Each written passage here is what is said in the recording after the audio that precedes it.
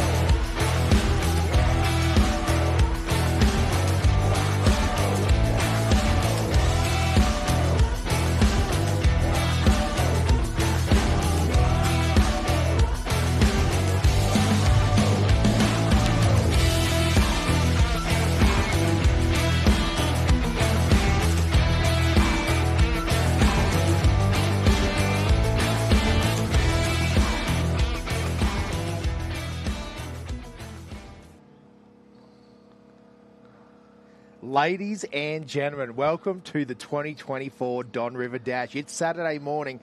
We've had a cracking Friday night. There's some sore heads in Bowen this morning, I'm telling you, because the showgrounds was absolutely packed on Friday night. We had Eat Street, we had race cars, we had motocross bikes and enduro bikes, we had races, we had autographs. Josh, it was all happening. Yeah, it was a fantastic night last night at the showgrounds. Like you said, got to catch up with legends like Ben Grabham. Unfortunately, didn't get to find the man that's riding that XR650 that gives some real Johnny Campbell vibes, but the 909, we're keeping an eye out for him today. Looking forward to what this beautiful Saturday morning has to bring. A little bit overcast, a little bit of different conditions to what we're used to here up in the beautiful Whit Sundays, but I'm sure it's going to clear throughout the day. It's still a absolutely cracking place to be, and the way this race course is going to play out with a little bit of moisture in the sand as well. I'm very excited to see what happens this weekend. Yeah, absolutely. I was actually going to say it's perfect racing conditions because it's actually nice and cool. Like, there's a breeze in the commentary box this year, which is beautiful. It's blowing off the track, and I think that it's going to burn off that cloud coverage, hopefully about 10 or 11 o'clock, just in time for some prime motorcycle racing.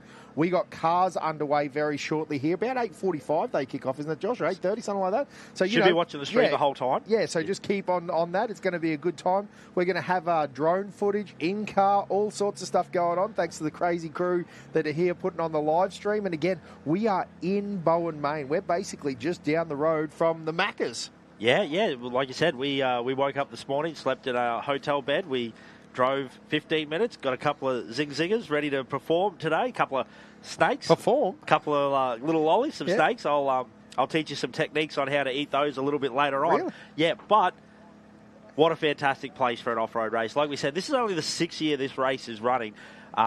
They do an awesome competitors sponsors night on Thursday night where they actually had the local councillor down.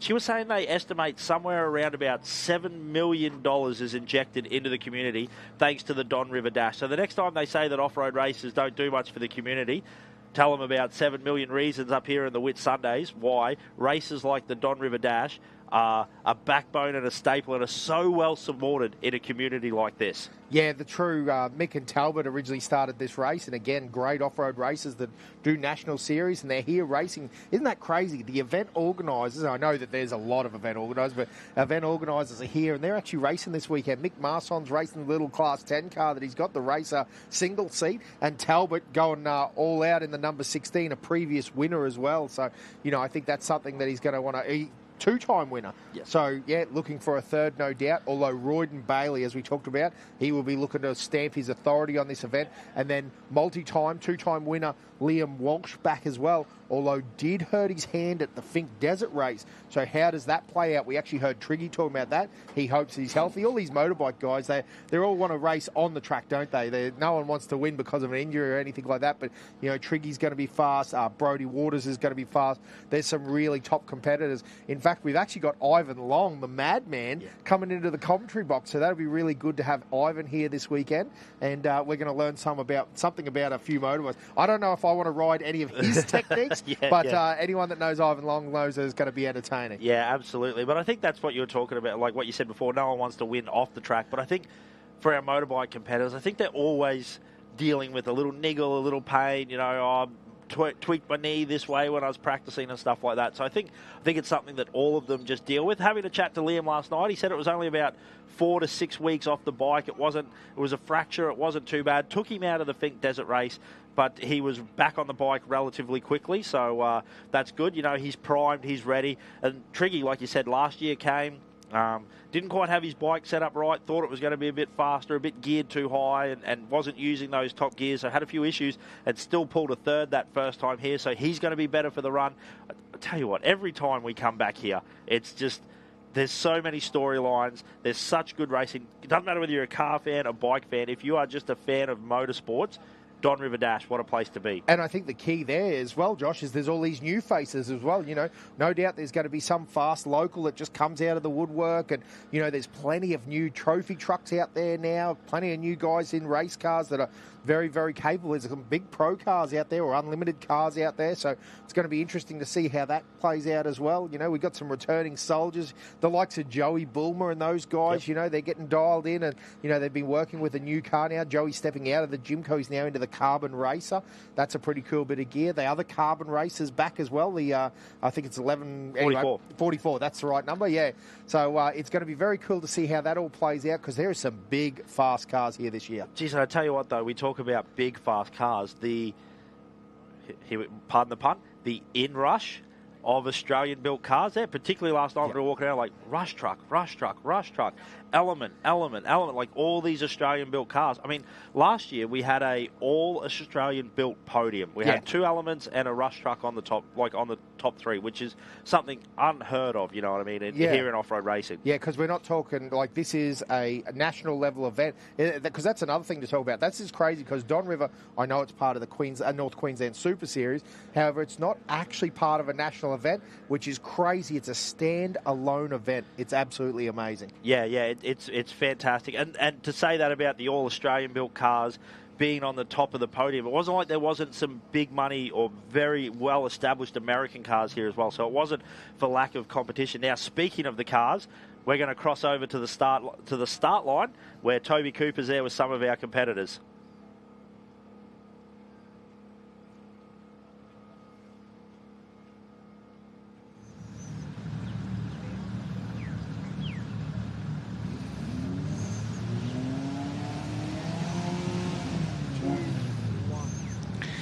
Good morning, race fans, and welcome to the 2024 Bowen Rail Company Don River Dash here in beautiful North Queensland. And we're here down at the staging complex for morning 1 of race 1. And yeah, what a scene it's set. They go about 2 kilometres down the tar road into the Don River itself. They go for a little timing checkpoint, and that's where that time will start proper. It's very exciting to be down here. Our first cars are lined up on the grid. Of course, we've got the 798, a couple of our Class 7 vehicles here this weekend. Also, Warren Stephen entry. We'll try and get a quick word with one of our drivers, Hank Parker, mate. You're first off. How do you feel? Yeah, excited. Good to lead the pack away, I reckon. Pretty unique, mate, for yourself. Obviously, in Class 7, it's not very often you get to lead off a race with 88 competitors. Yeah, that's for sure. Yeah, no, looking forward to it. And obviously the Silver Bullet, you've had a good season so far. You must be pretty confident heading into the Don River, in the next sort of 15 minutes. Yeah, we're hoping it all hangs together. So, yeah, we've had a good season. There we go. There's one of our first competitors. He'll be off the line in around 13 minutes' time, and very, very exciting to see. We've got our local member for Burdekin who's going to be doing the ceremonial start for each one of our competitors. We've got a couple of our Class 3 competitors here. How are we, mate? Back at the Don, how you feel? Good, mate. Confident for this year. Confident. And the little car, tell us a bit about it. It's pretty unique in the off-road world, but can you give us a bit of a background on it? Yeah, there's not many of them here, but there's just a Hayabusa engine, 1300, pretty small engine for this race, but hopefully we'll make it. And you're one of a big team. I see Hectic Racing. You've got a big backing, obviously, from Cairns, I believe. So you made the trek down here to Bowen? Yeah, all the way from Cairns. That's it. Anyway, all the best, Pablo. We'll see you at the finish line, mate. We'll just try a couple more. See, with first of our, looks like Class 11 vehicles off the line, the 1188. We'll try and get a word with Sally. I believe she's a local Bowen competitor. How are you, Sally? How do you feel? Yeah, I'm feeling awesome, ready to go. And I believe usually your husband's in the navigator seat, but you're here this weekend in the 11-18. It must be awesome to be at your home event and one of the first Class 11s off the line. That's right. This is my first time driving. I was a Navi last year, so really excited to be driving this year. And tell us a bit about your navigator or female crew this year, which is pretty cool. Yeah, her name's Beck Munro, and we're really good mates. So we're from footy days and also netball team. Very good. Very good. All the best this weekend. Hopefully see you at the finish line. Awesome. Thanks so much. So there's one of our Class 11 crews this weekend. As you can see, this is sort of the staging area. We'll cross back down to Dan and Josh in the sort of next 15-20 minutes once the competitors start hitting the river. Get a word with one of our Class 8 competitors, mate. Welcome to Bowen. Yeah, thank you. Great to be here. Yep. Obviously, only a few Class 8s here this weekend. Tell us a bit about sort of how do you expect to perform down there in the Don. I know you were here last year, but it's a pretty unique event. Yeah, we look forward to it, and I love the reverse grid. So we're going to have the pressure from behind. It seems to be fairly smooth at the moment. So, yeah, we'll enjoy that while we can, because I know after a couple of laps it'll start to rut out and bump up. So we'll get some square edges. So we're looking forward to it, and start slow and try and get there at the end. And this is pretty cool. It'd be great to get an insight. Obviously, you're starting from around sort of 8th, 9th off the grid. Yep. To know that the obviously seeded the quicker cars behind you must be pretty a unique feeling to know they're going to be hunting you down. I know you just sort of run your own race, but still it's in the back of your mind that they're coming. We do make a focus to sort of keep an eye at them, eye out for them. But we call it being ambushed, and we actually love it. It's a good rush and something different. And but we do our best to buy as much time as we can. And this, as you said, this event, obviously last night was unbelievable down here at the showgrounds. The kids, the people, the support from the Bowen community and people was quite remarkable and unique to the off-road world here in Australia. But yeah, it must be awesome to be a part of it, and racing sort of a bit of the side part. Yep, we get here every year and bring the family and friends, and we always look forward to this one, so it's good. Anyway, all the best, Luke. We'll see you at the finish line. There's our first Class 8 competitor here this weekend. We couple of our first of our Class 6s looks like on the line. Down here with Matty Bray. Matty, welcome to Bowen. Thanks, buddy. How are you? Good. Obviously, you're one of the first Class 6s off the line. You love your off-road racing. Come up from Brizzy. Must be exciting to be here, and I suppose you're just looking forward to getting out there in the next 15 minutes or so. Yeah, it's my third year here in the car, and actually glad with where we're taking off today. We'll make use of the fast track and try and get out before these big cars catch us. And I've talked to a few people. This is one of those events where it's more than just the race itself. It's about bringing the family, your friends, and just making it a sort of a little mini holiday, and that's what it's all about. And as I said, racing's more just it's part of obviously what you're here for, but it's not the end all. Yeah, we like this one. It's a good fun event, you know. It sort of doesn't feel like a race, but it is a race, you know what I mean? We love coming up every year, and I got the father-in-law in this year, so we'll give him a ride and see how we go. There we go, one of our first Class 6s, all the best, Matty Bray, the 6108 competitor. Awesome to see so many of our Class 6s here this weekend. We'll catch up here with one of our South Australian crews all the way up from Adelaide.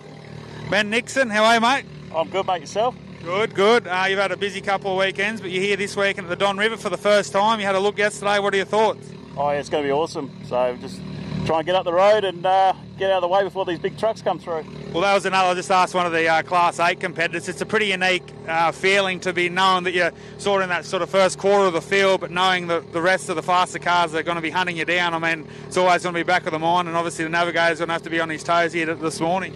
Oh, 100%. Tommy's going to have to be on his A game, and I'll just try and get past all these cars, so we're further up the road.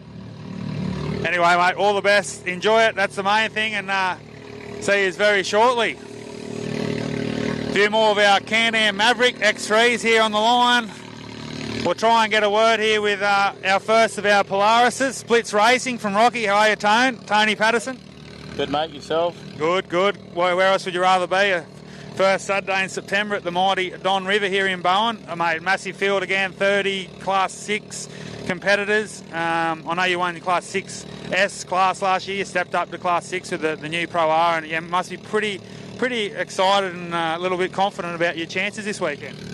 Yeah, mate. It's been actually only raced a couple of races this year, but it's been very reliable, and hoping, mate, to put it up the front there somewhere if we can. Yeah. Yeah, and these new Pro R's obviously a good package, a big step up from your previous vehicle. Yeah, they are, mate. They're a bit tougher, obviously a fair bit more horsepower, and hopefully, mate, reliability will play into our hands this weekend. Yeah. And you've made your way up to Rocky. It's obviously an annual event for you. It's one of your sort of home events, but based in sort of central Queensland. It must be, I know you've got a big team behind you. I know Jason's also competing this weekend, part of Splits Racing, and a little inner crew battle there. Yeah, mate, there is. It's at the moment I've got the wood, but we'll see how that goes this weekend, mate. But really happy to be up here. Great event. We always enjoy coming here, make a bit of a weekend of it in a few days. So it's really good. Very good. There we go. And also, I see you had the local golf day down there at Bowen as well. So one of the crews that make the most of the local conditions. We'll just keep walking up the field here. We'll try and get a word with young Jai Callender, mate. Welcome back to Bowen. I know it's one of your local events based out of Mackay, and you've got your dad and your brother behind you, so it's pretty cool. Yeah, it's pretty cool. I have no doubt that they'll come up behind me and give me a little wave as they come past me, but it should be good fun. Yeah. And obviously you've started in the side-by-side here like your brother did. He's now in the Southern Cross, but it must be, as you said, out there with your younger brother and your father and obviously your parents, your family here. It's an awesome weekend. Oh, it will be an absolutely awesome weekend, mate. I love the Don. It's like my second best race. Like Moranborough and the Don, they're a bit battly on who's first and second, but this is definitely one of my favourites. Anyway, all the best. Jai Callender, the 699. Well, I reckon we're only about 5 minutes now from Hank Parker leaving the line, so we'll stay tuned for that. We'll try and get a few more words with a couple of our Class 6 competitors. We'll just get one more word with Greg Gilliander. How are you, mate? Welcome to Bowen. How you doing? Good, mate. How do you feel? Not a great event here. You must be pretty pumped to get out in the river. I can't hear you. Must be pretty pumped to get out into the river. Absolutely. The river looks good today. Yep. It's quite straight. And the Polaris, how do you feel? Obviously the Pro R, so sort of first time here in this vehicle, so a bit confident? No, the Polaris is going well. It's well prepped and ready to go. I think it'll do well. All the best, mate. Greg Gilliander in the 604 Polaris Pro R. He shouldn't be that far away. We've got the 610 Robertson Racing here, their first time competing at the Don River. I believe based out of Moree.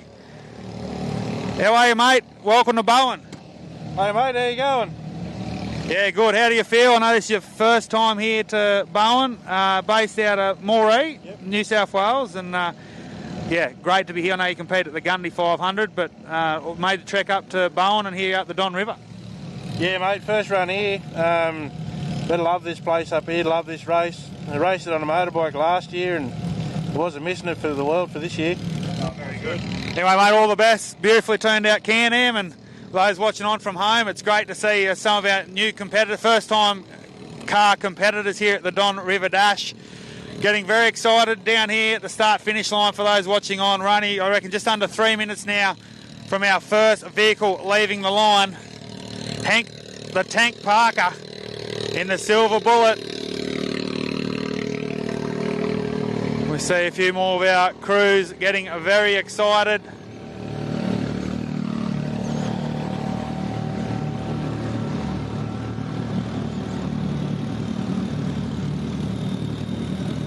I might get one here, mate. Down here with Savannah Mataram from Hectic Racing. How are you, Savannah? Good, yourself? Good, thanks. How do you feel? I know this is a new car to the team and first time in this Can-Am Maverick. You got a great sort of support behind you. I know there's a lot of cars in your crew and Must be an awesome feeling to be here at the Don again. Yeah, excited. It's good. Took it for a practice lap yesterday. It's got more power. I love it. Yeah. Anyway, all the best, Savannah. That's the 615. That's the ex-Zach Marsh Can-Am Maverick. They bought that Hectic Racing, and now they're based out of Cairns. So made the long trek south, which is quite extraordinary. We've got a massive state here in Queensland. We're really very close now from seeing our first car off the line. Got our only Class 2 here to our right, the 226, the little beam car. How do you feel, mate? Getting very close, navigating this weekend? Yeah, should be good. See how we go. Yep. And where are you guys based at? Out of Grafton, New South Wales. Grafton, yeah, right. So you made the trek up to beautiful North Queensland, and first time to the Don? First time competing. Yeah, first time competing. That's sort of what a lot of competitors have been saying. They come up here, watch on the bike, or just check it out, and then the next year after they're competing. Exactly right. Yeah, it's an awesome area, awesome event. Happy to be here. And you're going to be busy this weekend, starting, I think you're at a 4th position. There's going to be a lot going on. A lot of traffic coming around for sure. Yeah. Anyway, all the best to you and Sean, and bring it home. That's the 226 from Grafton in New South Wales. So we're very close now from seeing our first vehicle off the line for the 2024 Bowen Rail Company Don River Dash, brought to you by the Burdekin Off-Road Club. We see the officials, the local member for Burdekin, Dale Last, just about to do the ceremony start. We see the Ramus Rover crew here, the 762. So our first car, as you can see, is just about to get us underway for 2024. And we'll be shooting back down to our friends at the Dan and Josh Curran down at the start finish complex down in the Don. So there we go, our first vehicle is underway. Obviously this is not timed until they hit the river bed in a few moments time. It's usually a couple of minutes till they head down there. It's a big long straight on the bitumen. They'll enter the Don River to their left and they'll go underway. Checkpoint start. Pablo Velez, Hectic Racing, with the next one off the line in the 303. We'll try and get a glimpse. Up first, I think about 6 or 7 Hectic Racing vehicles here this weekend. Very unique little Suzuki-powered Class 3 machine. Is one of our Southern Cross vehicles. I just interviewed these guys, Sean Stratton, veterans. They have a bit to do with the Returned Servicemen Foundation, so all the best to the 226. Little 1600cc class. This is our local girl, Sally Jack, one of our best friends in the sign of the Bowen Engineering Services Polaris on the RZR 1000cc turboed. And it's got the 11 on the top of the Polaris due to being modified into this class. It's like Jack Henderson now in the 807. These guys are based in the Whitsundays. Just Press Racing. They're under starters orders.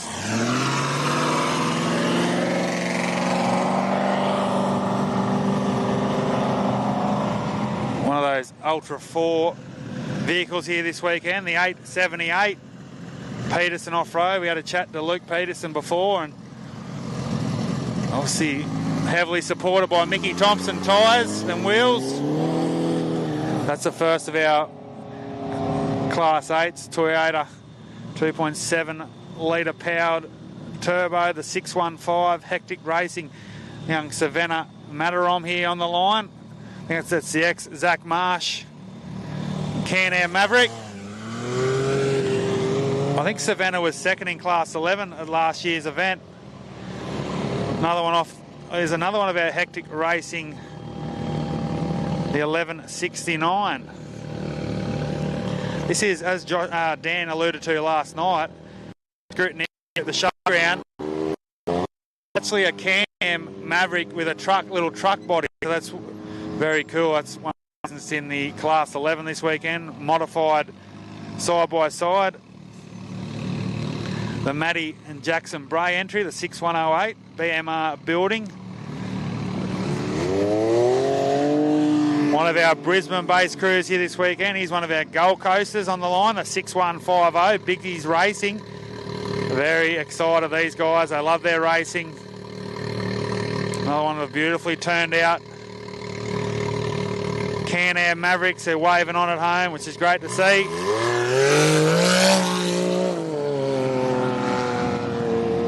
So Justin Biggs is the first of our South Australian crews, Nixon Excavations.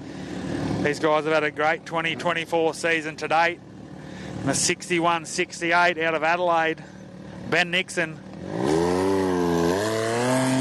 Tom Marketage in the navigator's seat. The 6169 off the line now. And one of the Can-Am Maverick XRSs. One of Greg Campbell Motorsport builds. Looks like Tony Patterson now. This is a bit surprising. Tony Patterson is definitely one of the favourites here for Class 6 this weekend. Bridget Sleeman in the navigator's seat, and a long-time navigator for Tony. Splits Racing has set out a Rocky. One of the 2-litre turboed Polaris Pro Rs here this weekend. Les Long in the Bare Bones Racing.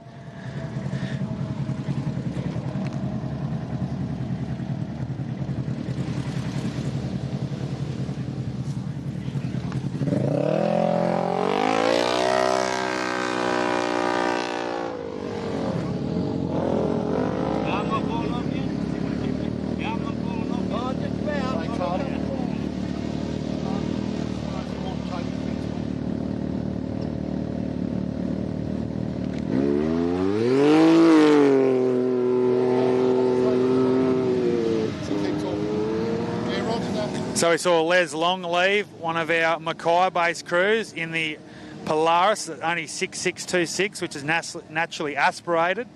Jai Callender was off the line. The 605 also heading off. This is a lot of our Class 6s heading out into the river, and these guys are going to have to put the hammer down because there's a lot of big cars coming up. This is the Thomas Lee Motorcycles. We interviewed these guys, the 610 Robertson Racing out of Moree in New South Wales. Thumbs up, Terry Lee Robinson in the navigator's seat. Andrew Gilliandi now in the 604.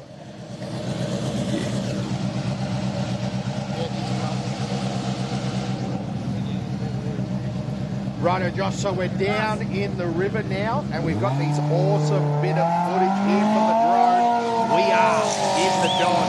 Our live timing's gone up and is running, so that's the Don River Dash on race-monitor.com. So if you want to follow along with all the live timing, that is where to go.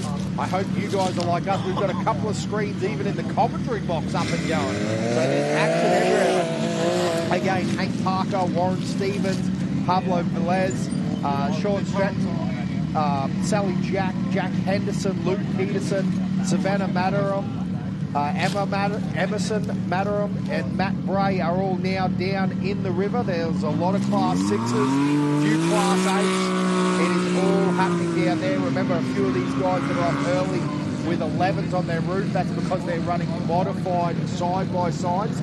So once you go a certain amount of modification, which is a bit unlucky to be honest with you, Josh, just to give you some background, if you're interested, the XP900s and 11,000s, they sat in sheds for a while and then someone decided, oh well, stuff, let's just bump them into 11 and modified, which means that they are racing 7-litre unlimited trucks and cars, which is a pretty rough go, but the moral of the story is they're out here still having fun. Look at this Can-Am, Josh, that is dead set sooting through the river. Some of these cars will be faster, particularly on this track, than their position indicates. Because remember, this is a reverse grid race.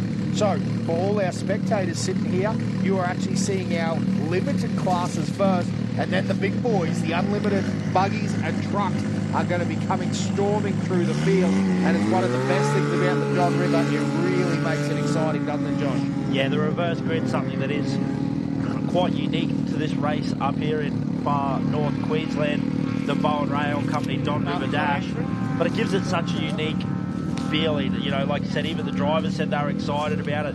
Heck, how cool it would have been to be cruising along in your Class 7 or your Class 8, and then all of a sudden you get to witness firsthand one of these absolute monster trucks or buggies that we see on screen come ripping past you. Like we just raced in a riverbed.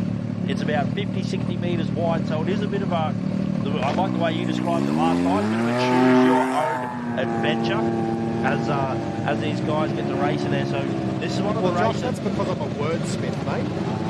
As an electrician, I make a really bad commentator, so.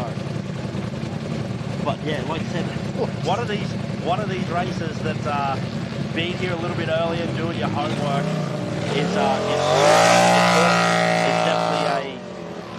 definitely a driving race. Well, Josh, it's funny you say that. So, yes, the fastest driver will win. Correct. That's an excellent point that you make.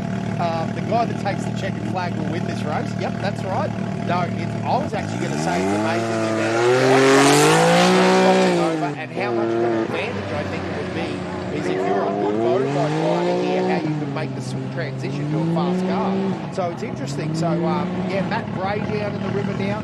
Again, I want to say, if you are listening along at home first, welcome. We have people all over the world listening on the live stream. First off, do us a favour, do the like, do the share, do the subscribe, all those things that make this event.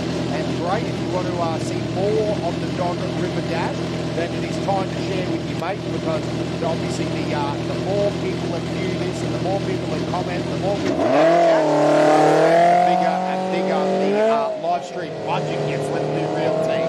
So that's a move, so make sure you share it around.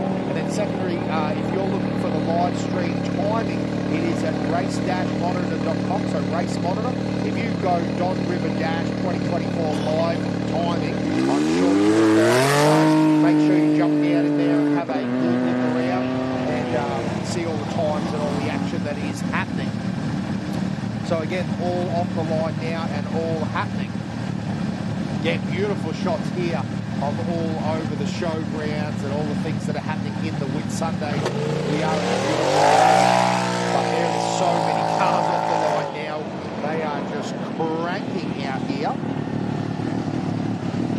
And that is one of the great things too, like all the different spectator sections that are out here. Like you said, they don't just let the track happen. They've had plenty of their, machinery and earthworks down here at the main track and the main spectator and the finish line jump, I guess you'd say. You know, they've built some nice flat areas, a couple of big jumps. You know, we've got everything happening right in front of us at the moment. Well, talking about it all happening, John, I was going to run through Les Long's off the line, Jai Callender, Andrew Pope, Daniel Robinson, Andrew Tate, Justin Ryder, Dan Godfrey, Chris Reed, Craig Taylor, Robert Knight. So this is all happening as we're chatting. And again, we are down in the river. We've got a perfect spot here. Again, the Bowen Rail Company have got the VIP experience, Josh, happening down here. So great footage for these guys. A little bit gentler, not the big hit that we're used to seeing over there, Josh. They've actually moved the track a little bit closer to us this year, haven't they? Yeah, beautiful spectator viewing area here. And I wonder if that was Talbot. Made a bit of a suggestion about maybe we should move the line over to the right a little bit, so that when I do go a bit left, making those overtakes early on, I'm a bit safer. I hear you. Well, one of the things to note is too, the track changes literally every year, because as you can see by these amazing video shots, we are in the bottom of the river, so this river floods every single year. So they build essentially a different track every year. They make 3 to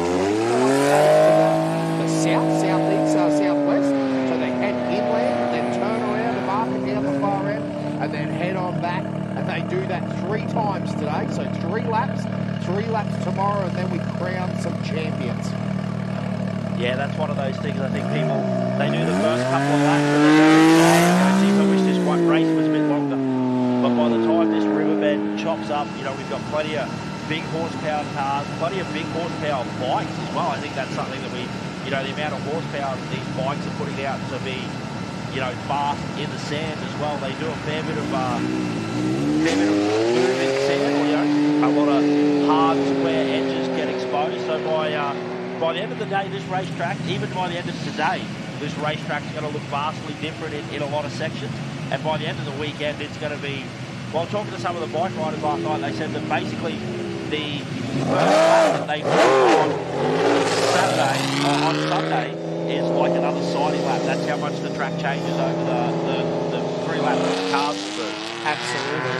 Hey, Brett Blaze will come past there in the 668 and Craig Barker or Baker in the 671. That looks like I think it's 614 there. 674, Jason Saint. And the 680 is also in the river now, Paul Herville. The 694 of Kane Pritchett. And the 699 of Lachlan Water. All down in the river and on their way for the first lap here today. Again, the 2024 Don River Dash. Look, there's one of those beautiful solid co-cars built out of, is it Julian Creek? The boys do some kilometres. And carry a spare EJ with them every now and then. Probably not a bad move. 10:59 of right on the line as well. Got the 2.4, 2.5 motors in those, so 2.5 is the max size. You could have an Ecotec or a Honda or a little line neck in there. There's plenty of motors that fit into that class. Hondas seem to be the move, Josh. I think, what do they call them? A KA24 or whatever they are. Seem to be a very fun. The Honda boys, the VTECs. That's it, I think. I think it's a Honda. So for the people at home just watching along, you might wonder why our cars aren't going very fast on this bitumen section. As we were talking about before, it's a ceremonial start, so they just cruise along the bitumen. This isn't actually part of their time lap. I noticed that Hank didn't check on that. No, he did not. He had that big on boost. I think he might have been looking to give himself as big a gap as possible off that start line, but here now, yeah, you'll see they're just cruising along, so this is just a ceremonial start. How good is this? Some spectators able to just get out of their front driveway and watch some of these awesome pieces of machinery cruise right past your front door. Yeah, what a spot to watch, hey? The coffee machine's on. The race cars are on the doorstep. Live feed going in the house. Volume turned down. Yeah, volume off. But what a great weekend up here in Bowen. Like we wax lyrical about it regularly, but that's because it is a great event. There's so much to see and do in the town and the community as well. It's sort of come for the race, stay for everything else. Actually, I went to the aquarium in town to check it out yesterday, but I didn't stick around there too long. There was something fishy about the place. Oh my goodness. This is what you can expect all day, team. Hey, but what great shots running down the track there, and it does show how many spectators are here. That's one of the things that Bowen just turned on his spade. Again, you can bring mum, you can bring, your parents, kids, plenty to see and do. Little kids, big kids, motorbikes, there's cars, there's BMX bikes.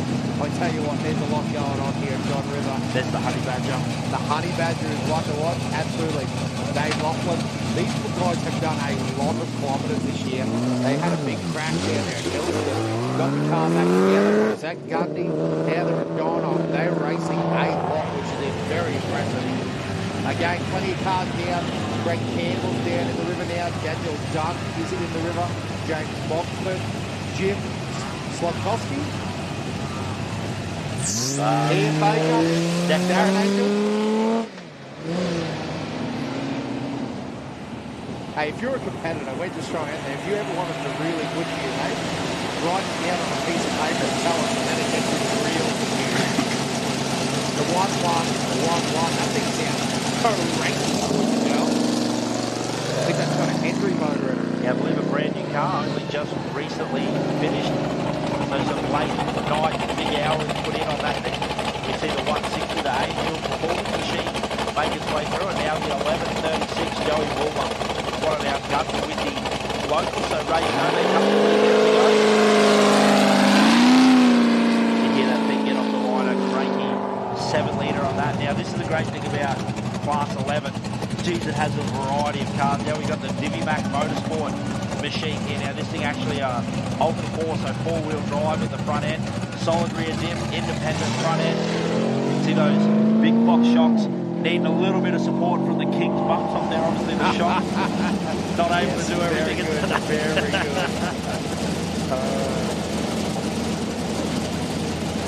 No, that's awesome.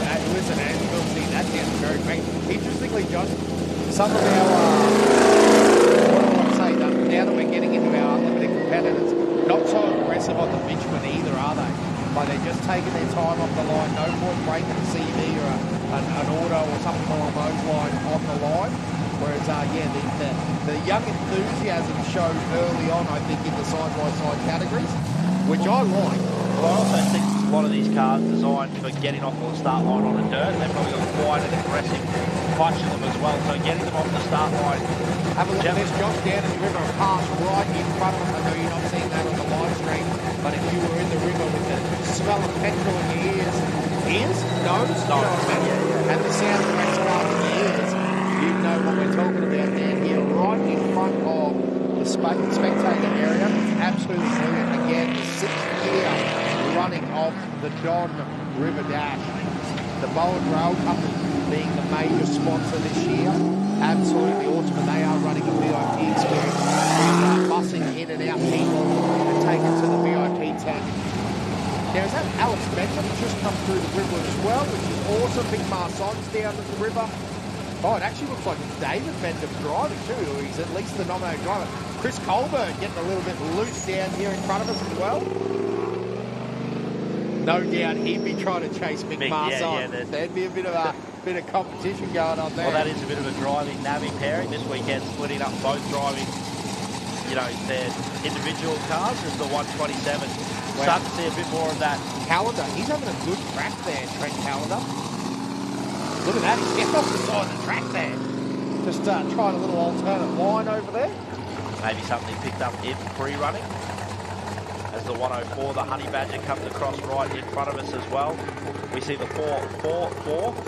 Geez, lots of recurring numbers here. There is. They're setting us up. So getting Dave Laughlin down in the river and looking really good in that Ursic built car. And Brenton Story. Now Tony Falaba's down in the river as well. John Madaram and Joe Boomer also in the area. So here's Tony Falaba out in front of the commentary box. The 471. Very, very strong history, that race car, not just with Falava, but also with none other than Shannon Wrench, who used to run it ran the 1 more than it ran the 33, but you know what I'm saying. The 477, the Henderson Everything performance car off the start line. Now, quite a unique sounding car as well. I believe that thing has an 8-into-1 exhaust, so it always sounds crisp and pretty healthy, as it looks like we're going to get a bit of a overtake happening right in front of us as well, as that is the Hectic. That's the new Rush truck. Yeah, and Joey Bulmer behind him, I reckon. Have a look at this, ladies and gentlemen. Joey Bulmer going for the pass right in front of us. That's why you buy a buggy and not a truck, ladies and gentlemen. Where is Billy Geddes? I think he's turned the... Oh, they get a little bit close there. Joey making it stick, I think, there eventually. But a good little run there. But isn't that great? It shows how good quality racing we get here at the Bowen Rail Company's Don River Dash. As we see these awesome live shots, we get to see our man Huddy over there in the cherry picker as well, doing work all weekend. Hopefully not on the painkillers this weekend. Now, what were you saying about the bigger cars just taking it easy off the line there? I think we saw the 412 Kildy launching pretty hard off the start line there, as we also see the West Line performance. I believe these guys... Now, Josh, this is the one that we were talking about. I think you need to keep an eye on these guys. Going to be a very sneaky run here from the West Line. These guys have been getting it really together. That is actually the geyser. Yes. Yeah, the geyser. Yes, that is a geyser indeed. So that is actually the old smoothie one, I believe. We can probably confirm that later on. We've got enough of our OBR boys around. They'll know. Kai Camilleri, another one to keep a really good eye on this weekend, I think. But that's the Westline car, the other vehicle, the Brenthal truck. And they've really been getting that dialed in. So it's going to get pretty heated here in a second in the river. Thumbs up for the boys. They're very happy. Again, Kai Camilleri having a stonking run recently. Yeah, doing a lot of suspension work on that car. Car was not great at Finks when they first debuted it, but I tell you what, whatever they did in between Fink and Gundawindi, they definitely got on top of the suspension. That Jimco looking very good there, as we see the 31 machine of Kent Battle as well. Now, he should be running an in-car camera. We'll keep an eye out for that. Hopefully it pops up in our live feed as the 40 off the start line as well, the McCosker Racing.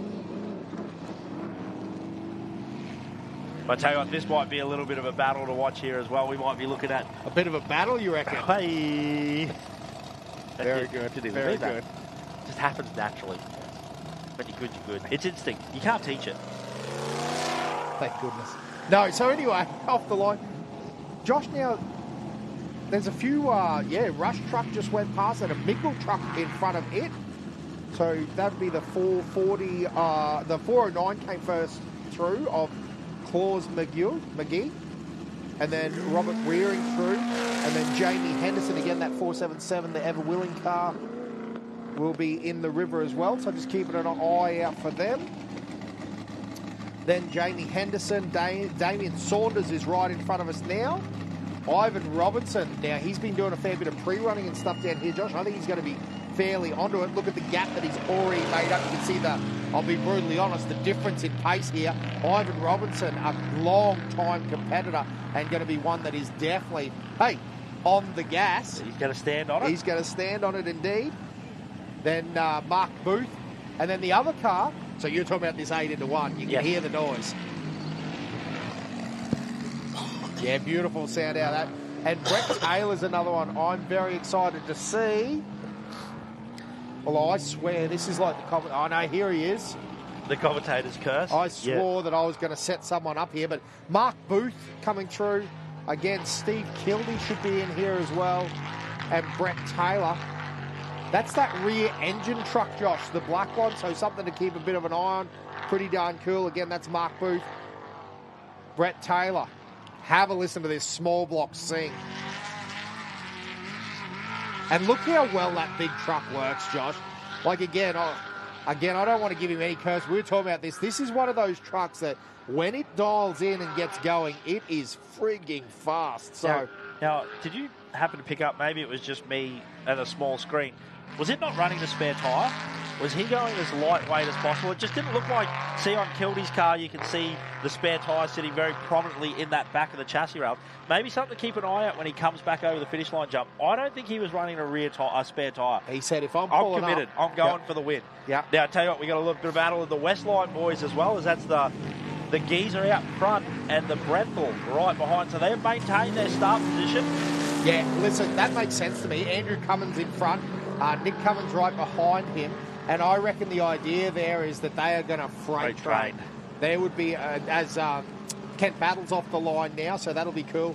Clayton Bestman, but again, I reckon that's not a bad idea to get together and just make moves happen. Yeah, I suppose the only thing you want to be careful about is getting too close to each other and both looking for the same line and accidentally cutting each other off. But, like you said, she's plenty wide in the Don River. So there's lots of overtaking, and I reckon they've been up here early doing their homework as well. As this looks like the 96 machine. One of those bat built. Might be. Yeah, it definitely does look like that. Clayton Bestman. Then Daniel Hughes should be in the 40.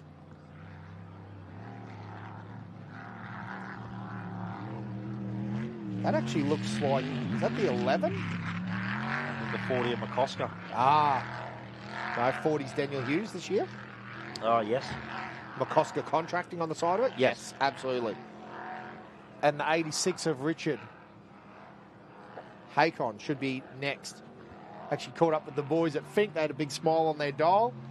A couple of country lads just having a good old run in a good old Jimco. Good old dogs. So you saw a little shot there of them packing up the start-finishing line.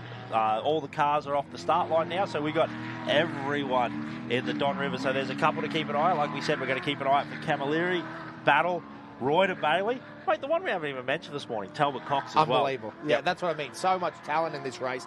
If you start thinking about it, there's so many cars that are capable of taking this overall, and that's what's so cool about this race.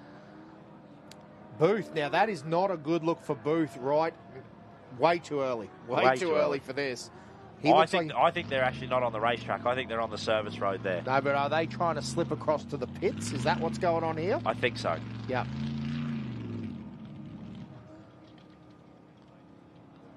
Yeah, not running healthy at all. We can actually hear from our commentary booth that is... Commentary booth? Oh! Again, it just so happens. Good. It just so happens. Good. Now, let's get back to the race. 44 now away. So that's Kelvin Kruger.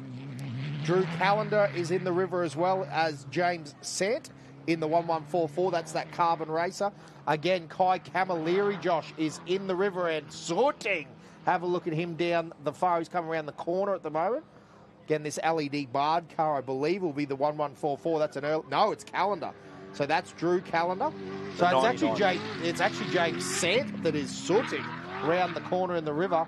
And then Kai Camilleri right behind him.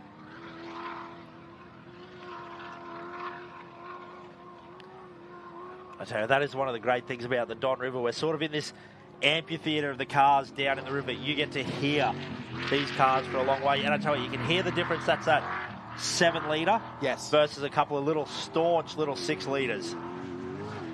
Now, Camilleri's got the... Yeah, so he's obviously still a 6-litre with a Luke Hendry built motor, isn't it? Yes, yep. Hendry in the passenger seat of that, Josh? I'm really setting you up, aren't I? But is he riding shotgun? No idea. Great chat. Have a listen to that, another 6-litre. Honestly, Josh, why would you buy a turbo car when those cars sound so good? So good. But yeah, Ken, a major sponsor as well, Nortrans. You see their name popping up on the live feed regularly as well. So another one of those great racers doing awesome things for off-road, not just enjoying the races, but making sure they happen.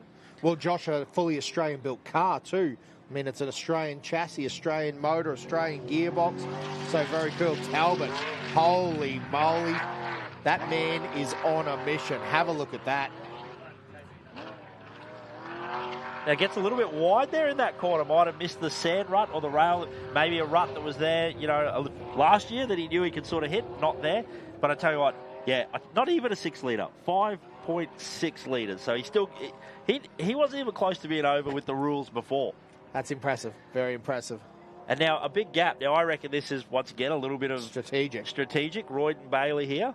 He's coming into view around the corner here from the main spectator area. He's a long way back. But, as we said, there's a timing station. Look at the speed of this thing. Yes. That is insane. Okay, maybe there is an argument for turbos on a V8. Yes, V8 and turbos. He's done both. Yeah, so cool. So remind me, Josh, Toyota powered? Yes. Yeah, so Toyota V8 with 2 turbos, D-stroked, and also running an air-shifted Hollinger in this car. Very, very fast. Royden Bailey holding on to that thing. My goodness, that is a fast car again. One of those Elements built out of the Havies down there in South Australia. Josh, you are speechless. I was just thinking it's probably got about as much horsepower as Clayton Chapman's.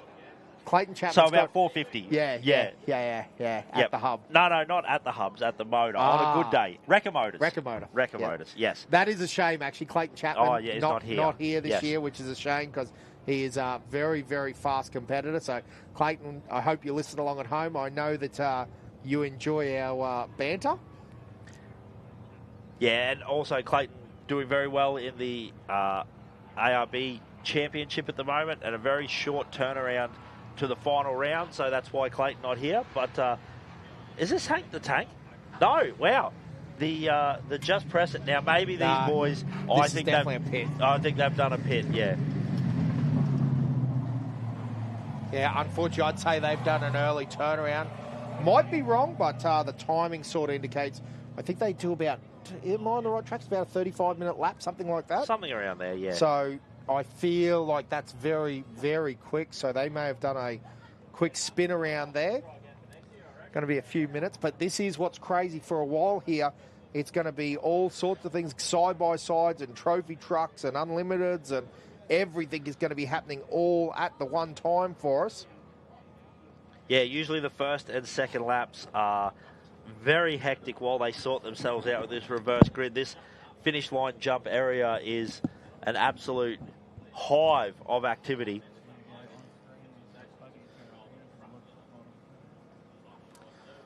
Righto, so we're going to shoot down again. This is some of the great thing. This is down towards the bottom corner. So they're done about half the track so far. Going to shoot around, do a full U-turn in the river and then head on back, which is absolutely brilliant. That's the calendar car. As we also get these awesome drone shots flying over. Now, if you want to join the conversation, again, jump on Facebook. It is all live there. Obviously, it's on YouTube as well, but there's a bit of chat going on in the group. We'll try to keep an eye on that and answer any of your questions. But again, if you're live on Facebook, join in, have a bit of a yap there and have a bit of a good time, because I tell you what, we love this off-road racing stuff. Now, Joshua, we've actually got another one of our cars. This is the 3RZ powered Toyota. Maybe my timing, I'm just trying to work out what time they got off the line, but we're going to see some stuff. Oh, it must be a lap, Dan. That's He's going a lap, all the way definitely. around. So the 878. Again, that's a very cool. We do start Class to see 8. a few plethora of cars. Comes to look like we've got a couple of our side-by-sides coming through as well. Geez, these side-by-sides have continually stepped it up in performance. Gee, an XP1000 as well. Yeah, that's moving. The 1118. Although it is obviously moved up into that ultimate class because it's modified. So that is one thing to note on that. Might have a little turbocharger hanging off the side of that, I reckon.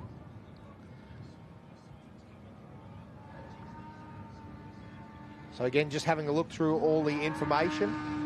So one lap is underway. Oh, now that's a new Polaris. Those Pro Rs, man, they are very, very fast.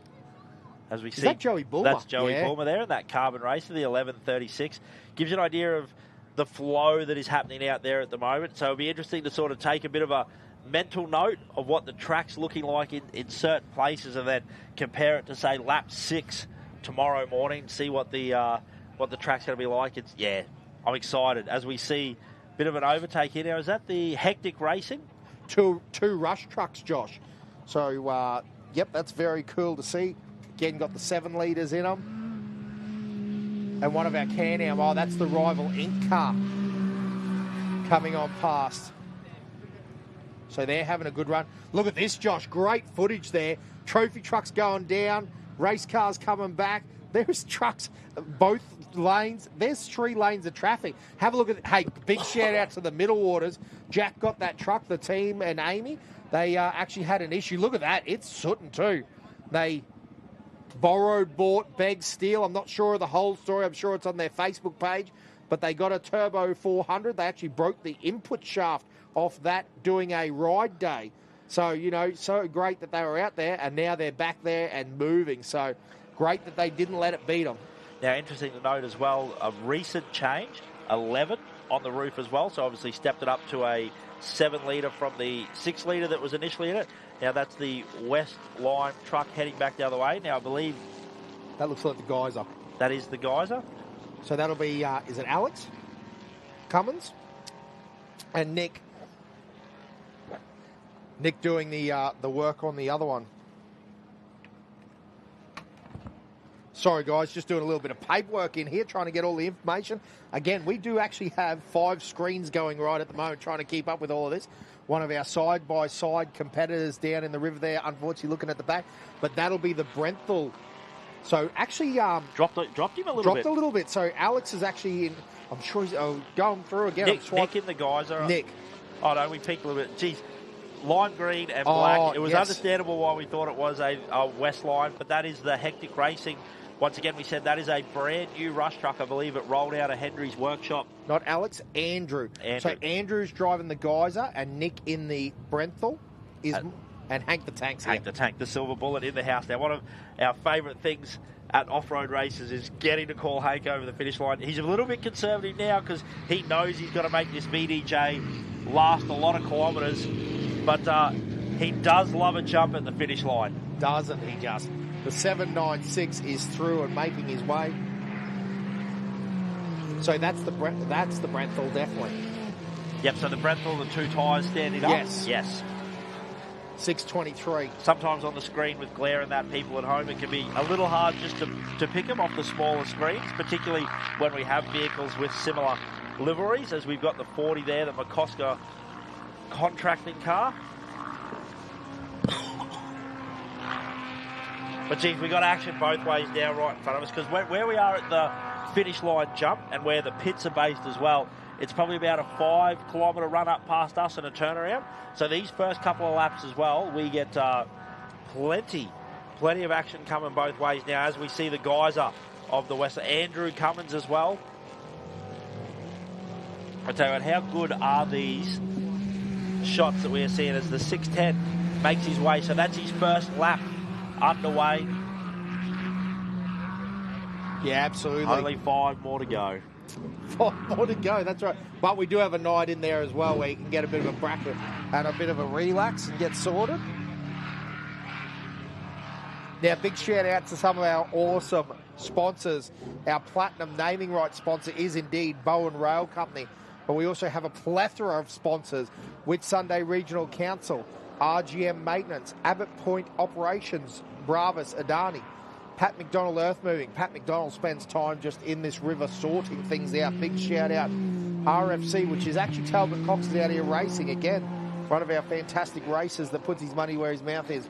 With Sunday Ag Service. That's probably true of most of these guys, isn't it really, Josh? Bowen Industrial Hire, Burdekin Motorcycles, they're out racing. Comiskey Mining, again, some fantastic sponsors. Comiskey's been a major sponsor before, and he's just one of those guys, the whole team, because Camilleri's tied up in that show as well, and they just put time and effort into off-road racing, which we just appreciate so much. Dean Brossi, GPS Leveling, DJ Brazil, Proprietary Limited, Dynamic Wheels, the Grandview Hotel Bowen, Lindsay Projects, Mercedes-Benz Trucks, Mickey Thompson Tyres, Neil Stone Concrete, Nortrans, North Queensland Hard Facing, RT Refrigeration. Fortunately, I don't think they're racing this weekend because they had a big crash at Gundawindi, which is never good, as the 699 and then the 651. That's Greg Campbell coming past us as well. Tropic Fuels are a sponsor. We've got some awesome checkpoint sponsors as well. Horizon, Australian Operator Training, BQC Quarries, Boric Heavy Diesel, Dialed In Mechanical, Goodyear Automotive, On-Site Rentals, Repco. We've also got CoreSafe, Hog's Breath Cafe, Land Accountants, Paul Stubbs Electrical and Air Conditioning, JAP Suspension, Racer Imports, Salty Sunflower, Summer Garden Cinema, and Tourism Bowen, all fantastic and all putting time and effort into the Burdekin, into the Don River Dash. The Burdekin Off-Road Racers put on a fantastic race here in beautiful Bowen. Yeah, it's a heck of a spot. One of our favourite races to come to. Now I get a little bit of an update from some people up and down the track. Looks like the 1169 is out of the race. Now I believe that's another one of our hectic racing cars, the little Can-Am with the truck body on it. Looks like they're all okay, but as we see it pass over the finish line jump, geez, that Polaris. Now that's one of those new Pro Rs, judging from the sound of that. Yes, sounds absolutely. Pretty cranky, that thing. It did sound very angry. They are only getting faster, those things. Great shots, as you said, on the live stream. As we also see Hank the Tank back around on his second lap. We keep a lookout. Now this looks like the Remus Racing Class 1 as well. As we also see the 605. The Remus Racing, the 146. So those guys do amazing work with retired veterans. And the 6168 as well. Now, Josh, we're on... Oh, sorry, mate. Go for it. I was just saying the shots. Yeah, brilliant. Always in awe. Always in awe. So good. But again, we were talking about the live stream. I was just going to run through. They are still running. We were on the money. About 25, 27-minute laps at the moment. Some of our faster cars are no doubt going to get it out into those low 20 minutes, but that's what they're doing. So they'll be out on the track for about an hour here. Oh, hour and a half here today. That's a nice day's racing. Clean, wash, check some tyre pressures, do it all again tomorrow. To the Queen's Beach Hotel. Is that where we're going? It's where we're going. Shout out to that boxy in the wall. Wow. Doing work. Giving me white noise. The 1154.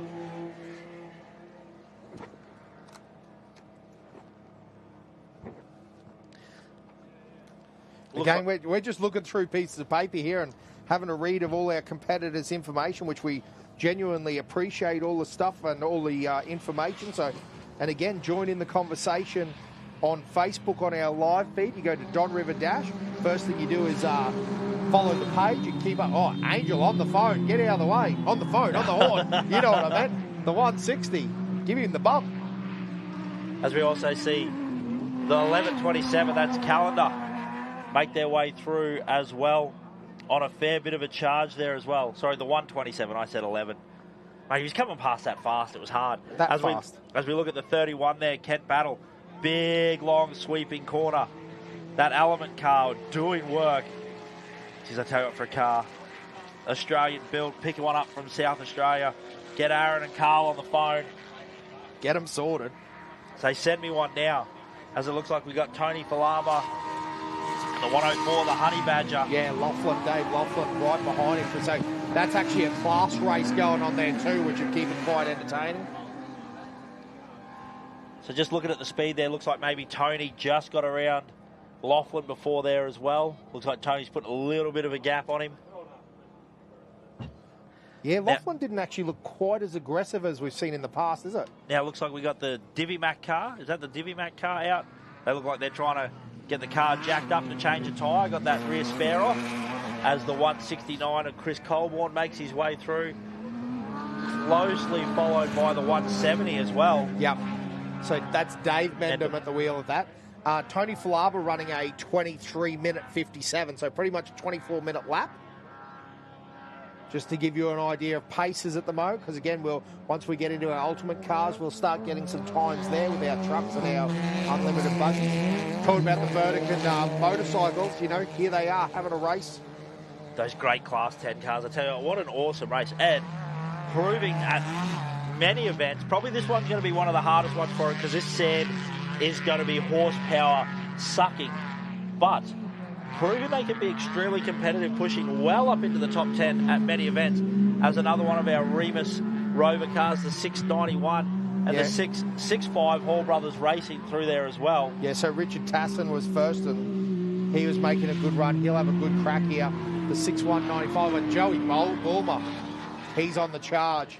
That big 7-litre, just the torque. I tell you what, it is a different style of racing with that bigger motor, you know, the bigger capacity coming in. That's why a lot of these cars in Class 11, you'll see that they are, they just loaf along. Yes.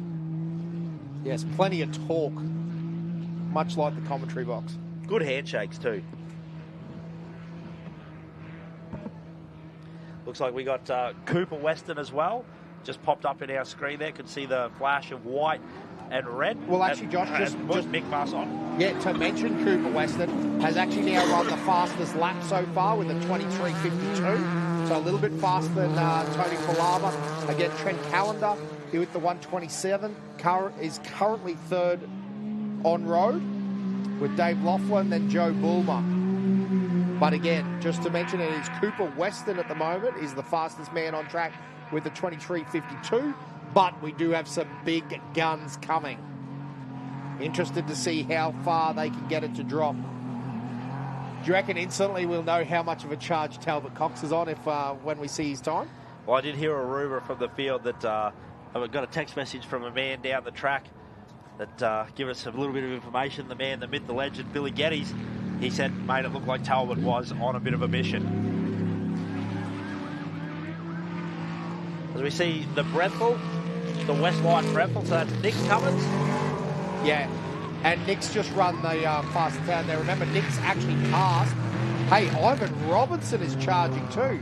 So they've actually dropped down to the 23.32. Josh, Nick Cummins has just run a 21.45. Geez, we might have to eat some humble pie in our trucks this Nick weekend. Cummins is all about this. The 440 is through as well, so that's Robert Wearing. He might be pulling up later saying, heard you were talking Yeah. some... Yeah. You want to have a chat Actually, now? if he wins, you're doing the finish line interviews, mate. I don't need to get stomped on. So good.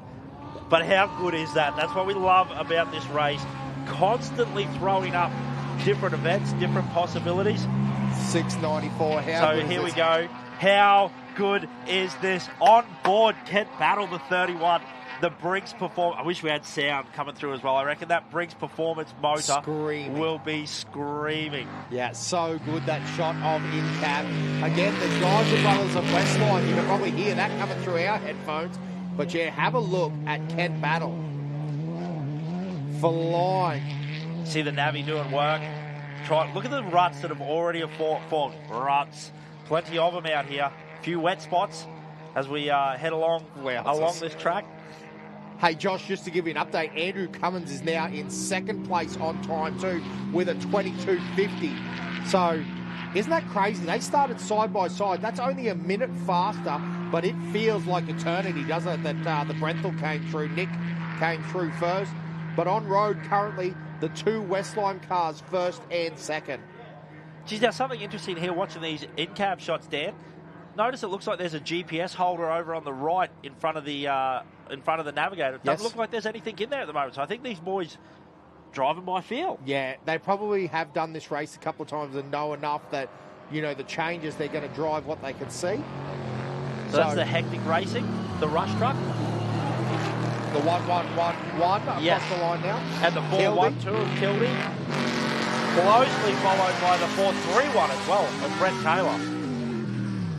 And then the 40 McCosker contracting. Geez, I tell you what, that is a couple of healthy V8s all jammed together there. Plenty of noise coming through at the desk here. Now, am I confused? Is this flipped? Yeah. Yeah. Because I was going to say, it Kent's actually not makes left-hand drive. and the trees were on the wrong side before. Yeah. So, ladies and gentlemen, if you're confused, we were confused, but it now makes a lot of sense.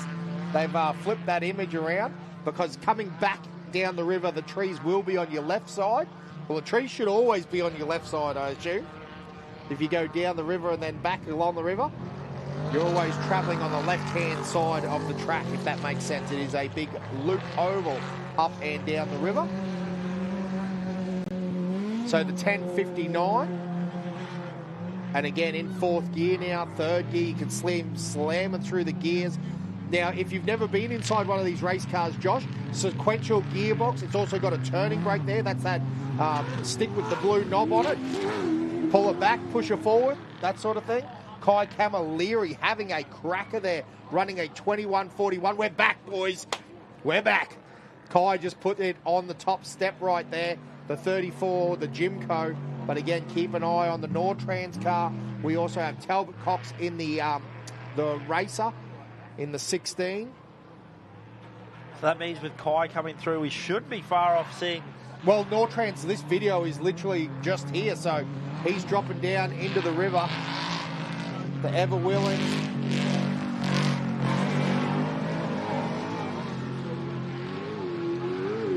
That's the 99 of Calendar. Sirens are running. I can hear them. So Drew Calendar and Ash Cameron. Here's Talbot Cox in the 16. That man is on a mission. So he's passed a few people, Joshua. Then the 668.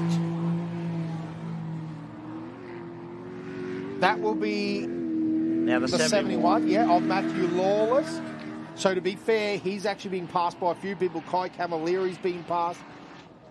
Have we seen James Sand in the 1144? That's that carbon racer. Not yet, Dan. Brad Belcher as well. Did we see Brad Belcher off the line? The 22 Jimco, it's green and black. No. Townsville-based car. As we see a bit of an overtake here. Got very close. I think they might have had a little touch there. But I tell you what, the one racing, how good is that? I believe the rule is get around them on the left. Yes, so unfortunately pushed across there. This is this SNS Race Frames car. Very cool. So a good run there from the boys. But again, that footage there, a bigger. So plenty going on here. Again on board with the Nortrans, coming under the rail bridge. Oh man, how good is this, ladies and gentlemen? I hope you've got your live stream going. Kent hasn't slowed a little bit here. He is on the go down underneath. Now this will be the Sand entry, the 1144. That big carbon racer. He's got all the pace going on. And then Royden Bailey. Have a look at it. Now what updates have we got? Talbot Cox Still behind, so you're currently running in third, the 52 of Royden Bailey with a 22.26. So again, starting to get through that traffic now. And this is Kent Battle here coming right in front of us on the live stream and also live in our eyes. Oh, boys, this is getting... And Kai Camilleri going back down the river. Our current leader on time. He is not hanging around at all, boys. Yeah, isn't that one of the awesome things about this racetrack? Plenty of overtaking opportunities. And then once that action starts coming, like you said, they get off the start line, then we have about a 15-20 minute section where you can take a breath. And then for us spectators, the action just comes through thick and fast the whole time. And you can see just how hard work it is. Like you said, this is only lap 1. And Kent already working pretty hard as it looks like we're all the way down the end of that river. And we're doing that big U-turn. You can see it is chopping up hard already. And that's only with about 80 cars through for their first lap. That's right. Man, imagine being on a bike on Sunday on the last day. You are holding on for dear life. Do you reckon there's a few bike boys watching this in cab right now that are thinking, oh, the pub's looking good. The pre-run yesterday compared to what we've got now. Hey, Talbot Cox is looking real good going down the river too. No doubt Kai Camilleri has a huge target on his back. Damien Saunders and Chris Vowles through now, headed the other way. Just saw there, Dan, how quick and smooth did Talbot Cox look compared. Like Drew Cullen come through there in the Razorback, and he was all over the shop for 99. But yeah, great to see. We see on the live stream there as well, looks like the Remus Roma, the Class 7 Pajero, actually off the track and bogged there. So it looks like maybe broke a front diff. It was quite buried in the rear end there as well. But gee, the dust, how rough it is going around that top corner there as they come back down towards us now. Yeah, I tell you what, you were right there about Talbot. Talbot, one of those unassuming, very quiet, very calculated, but the car set up really well, always doing a great job. Picks a great line too, Talbot, always. He's got plan A, B, and C in his back pocket for whatever he needs to catch someone. As the boys getting a little bit loose there. Doesn't look like Kent's time there. Josh is in the top 10, haven't got one, but look, Kai Camilleri, the Red Nut Racing. See my little dark horse, Nick Cummins is second place in the Westline Brenthal. That's pretty cool. On lap 1, I reckon he's in a really good spot now. Yeah, he definitely come through looking like he was on a mission at Royden. And I've got my doubts. I don't think anyone will catch Nick Cummins. Like, he was that sort of 7-8 cars ahead of the rest. And I know that's only a couple of minutes, but if you're setting those quick lap times, you're going to be hard to run down. Yeah, and then he's passing fast cars, slower cars too, which gives him a huge advantage. Because obviously when you come up on him quick, it's much harder to pass a car at the same speed. Look at Ken Battle over the back there of the track. How cool is that? Yeah, he's moving. And again, these guys are all getting woken up, and now they're starting to work through the pack. So that's another one to keep a good eye on.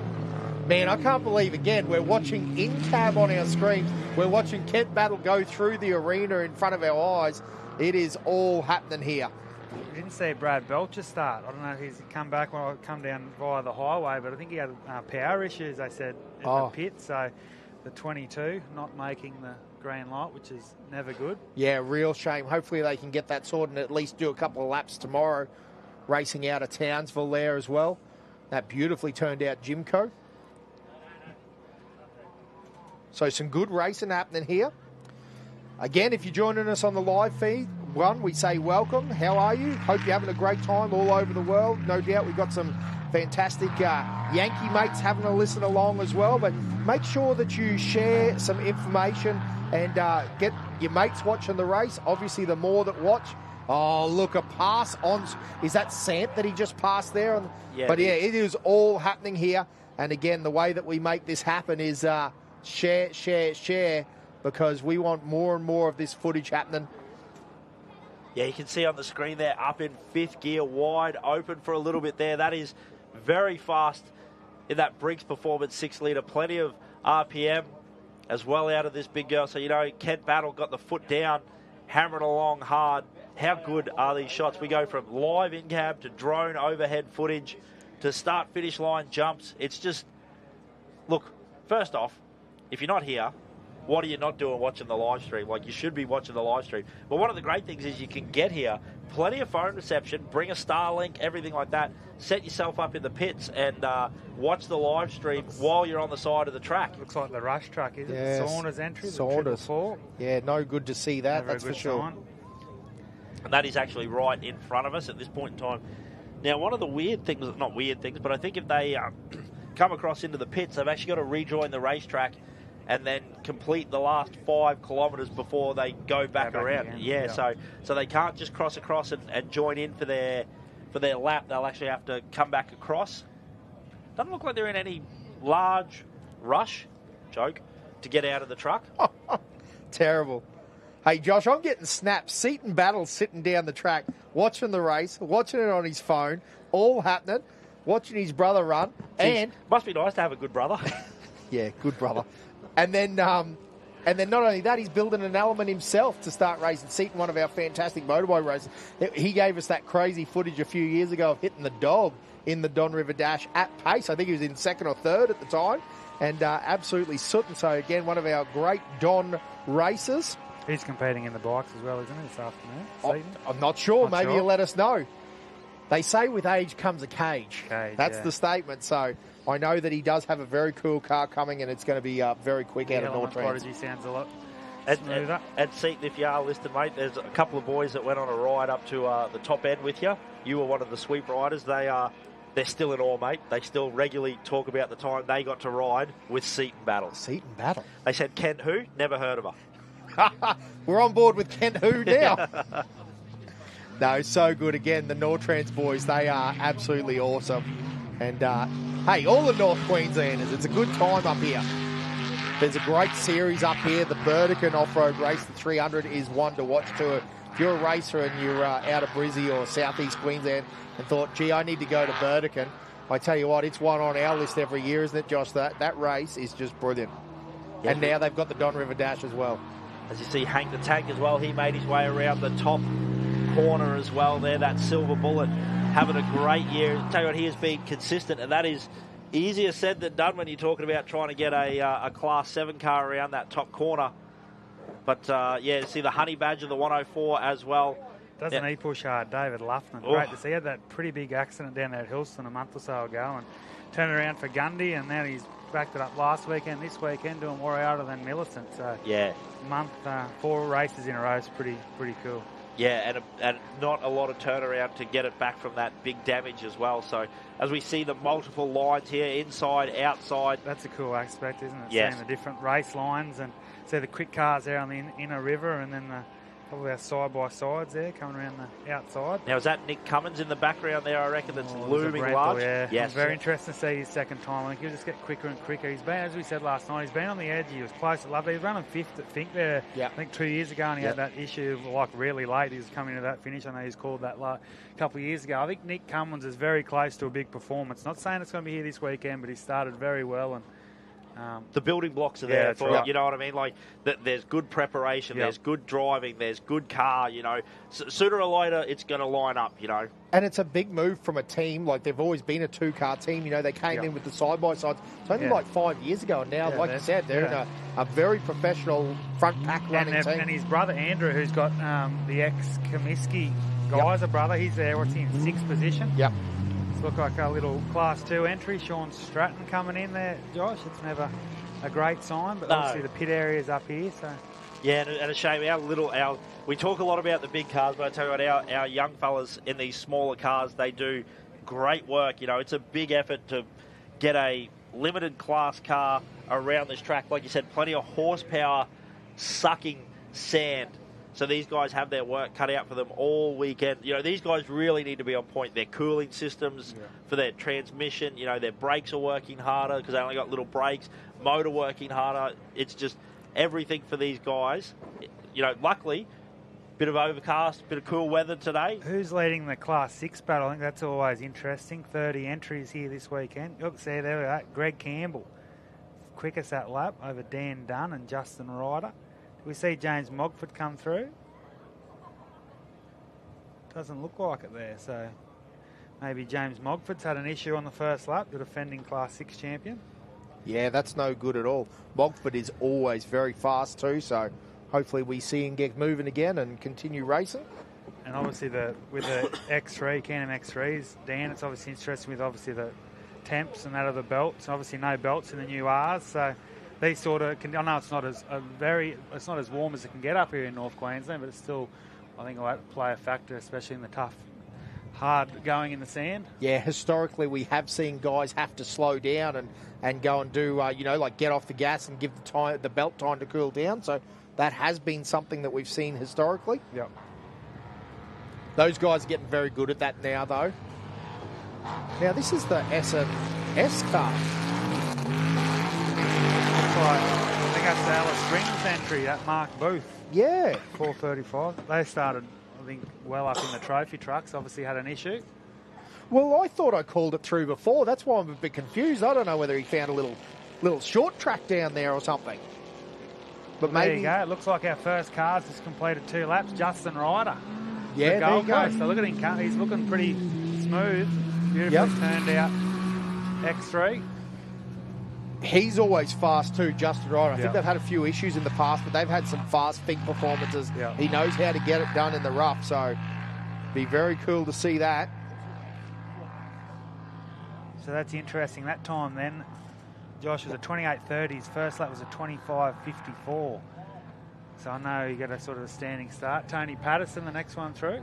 First of our Pro Rs. This guy's quick also.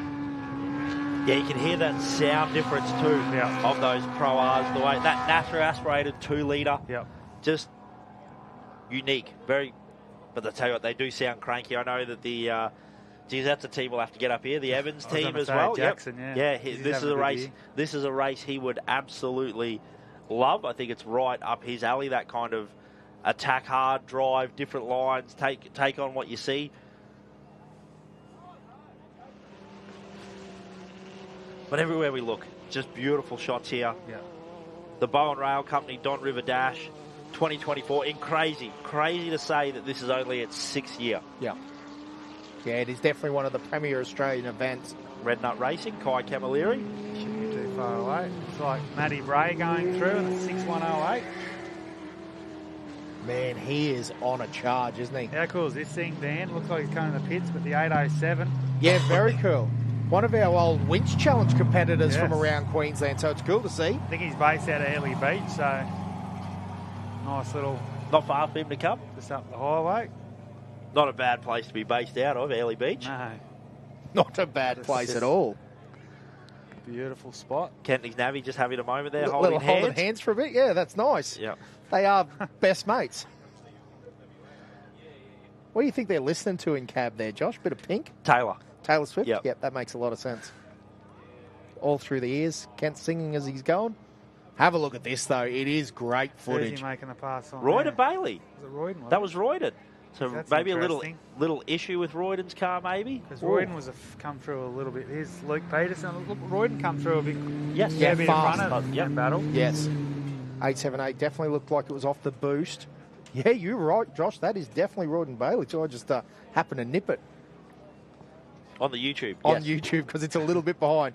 We say live, but it is about 10 seconds or 15 seconds on the real feed out. That's so if Dan or I say something ridiculously stupid, they can edit it out.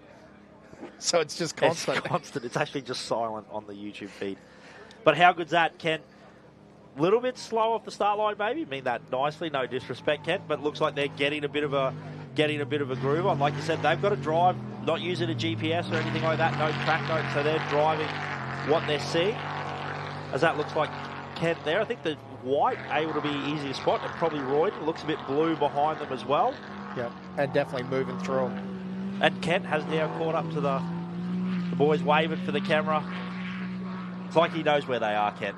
Yes. That's actually what's on his GPS, where the cameras are on track. Looked like Matty Lawless. He was fast man, it did make 71 sense. Jimco. So yep. He's on the hunt. Kent battle. I think he was 11th quickest that lap, which is, as you said, he wanted a little bit of a slow start. But Kent's usually, hasn't he, sort of, especially at Fink and those bigger races, he's always worked his way up through the field. Absolutely. Yes. Yep. Historically, he's had some great runs. Yeah, he looks smooth, but then the elements are just... I had the luxury of doing a couple of laps with Havey down at Loveday a couple of years ago. Those things are off tap. Insane. Yeah, they're so good. They've got them very dialed in on the suspension package. I think one of the things that can't be said enough is how good the Habies are too, because Carl and Aaron are obviously major competitors in their own right, but they're not trying to keep any secrets either. Like if you buy an Element, they'll give you all their settings. What they need, so if they want to see you as fast as they are, so it's pretty darn cool that they've got an operation like that. Like, you know, they literally trucked up Royden Bailey's car and Royden beat him last year. You know what I mean? It was Aaron that was the defending champion and Royden took it off him. So what a battle that was too. They come down the last sort of half a lap. It did. It was so good. Both cars super quick. As we talked about last night, Dan, how good is this in-car footage? I mean, it's next level. We've been so lucky the last sort of... we've great spot there. Yeah, absolutely. Huddy and his whole team does an amazing job. The work and effort that gets put into this, the cost. I mean, the cost alone to try and get, like, there's a Starlink involved, there's cameras, there's routers, there's someone running a cloud channel for it to go to so that we can see what's going on there. Looks like we have a new leader on our times, Dan Dunn from Charters Towers. It's looking pretty slick, the 614 going through. Yeah, that's awesome. A nice run there. Nicely turned out car too, 614. Two-time Moranbah champion. He won up there last year and this year as well. Yeah, brilliant. Isn't it a crazy race though? You stand here, like you've literally got no idea who's going to be popping up on the top of the standings, and I mean, it just adds to the... Yeah, we really don't know until the last car comes in. Yeah, it's pretty wild. So there's young Lockie Waters going through. That's the ex-James Cook. Can-Am Maverick, the Class 6. I think he's based out of Toowoomba now. He goes third quickest, so Dunn, Ryder, Waters, Patterson. So sort of the Class 6s are dominating. Only around 10 cars completed their second lap.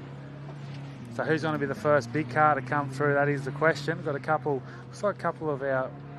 It's hard to tell. Tony Falaba and young Trent Callender. This is a cool Class 1 battle. Yeah, gee, they're moving too.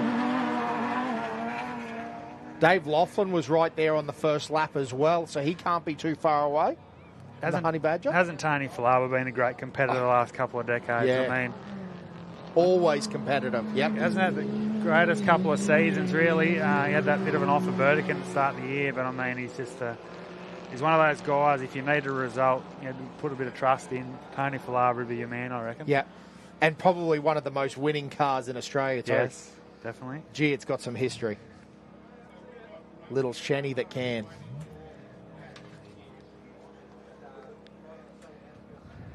Looks like we've got an issue in front of us here, Josh, with the 762. Yep, that was the Remus Rover Pajero that we saw a little glimpse of on Kent's live stream there from the in-cab. It looked like it was buried the rear wheel, so they've maybe got it unstuck. Oh, yeah, he's parked right in front of us. Yeah, maybe got it unstuck and maybe trying to get over to the pits to be able to see if they can rectify that front diff issue, as it looks like the Just Press It Racing boys out and about as well as they zoom off the other way there. So great to see whatever issue they had in the pits. So I wonder if it's something as simple as they're not stopped for long. Maybe they're not carrying enough fuel, as it is a winch competitive car, to be able to get all the laps in. Yeah, absolutely. Stuff like that does happen here. We've seen it. Oh, Kent getting a little bit loose off the track. Or maybe that's an alternative line. Here comes, this might be the Commons entry, boys. Have a look at Nick Commons, the Brenthal. He's the man to beat for me. He's just going to be full charge for the next 25 minutes. Wouldn't it be a cool story? Yeah, that's super impressive. A trophy truck at top of the Don since Billy Geddes, since the first year. Yeah, first year. Then it's been the Buggy Boys having a good run. That's interestingly, though, boys, is that saying Nick Cummins has dropped 3 minutes from his last time? Yeah, it seems a bit of a sting on the, Yep, so obviously starting to get into that traffic now. Dust is starting to play. I think you find that your first lap is your shortest because of where the finish line jump is. And then you've got this bit extra, And then you've got the bit extra. So your first lap is actually is about 6 or 7 kilometres shorter. Hey, boys, stop being logical. You're right, It's getting too hard. This math is not math. We're thinking about it too much. Here comes young Cooper. Yep. Funny we say Cooper. When I was at the start line down there, obviously doing a few interviews, it looked like Chris in the driver's seat. But anyway, we've got Cooper down. Joey Bulmer having a good run. The Gundy legend. He's been around for donkey years. Great to see him back. There's the Mendhams.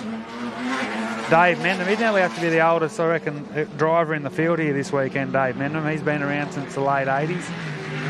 Tell you what, Ivan Robinson's on the charge too.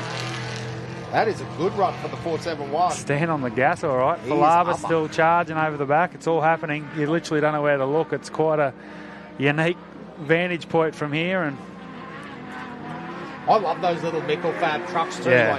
Like, they're such a good working thing. Gee, Chris Colburn's moving as well. That's a great run.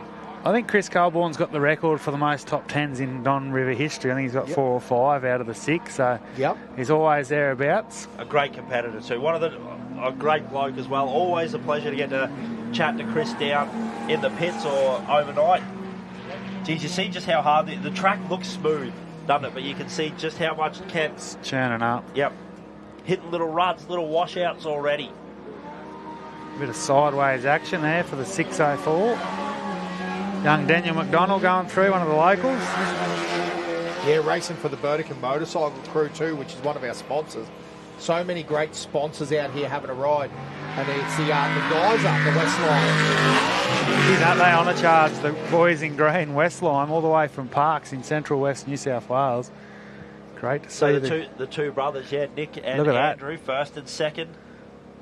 So does that make that's the ex Corey Howe car, the ex Toby Price car, the ex Comiskey car, now West Line. Yep.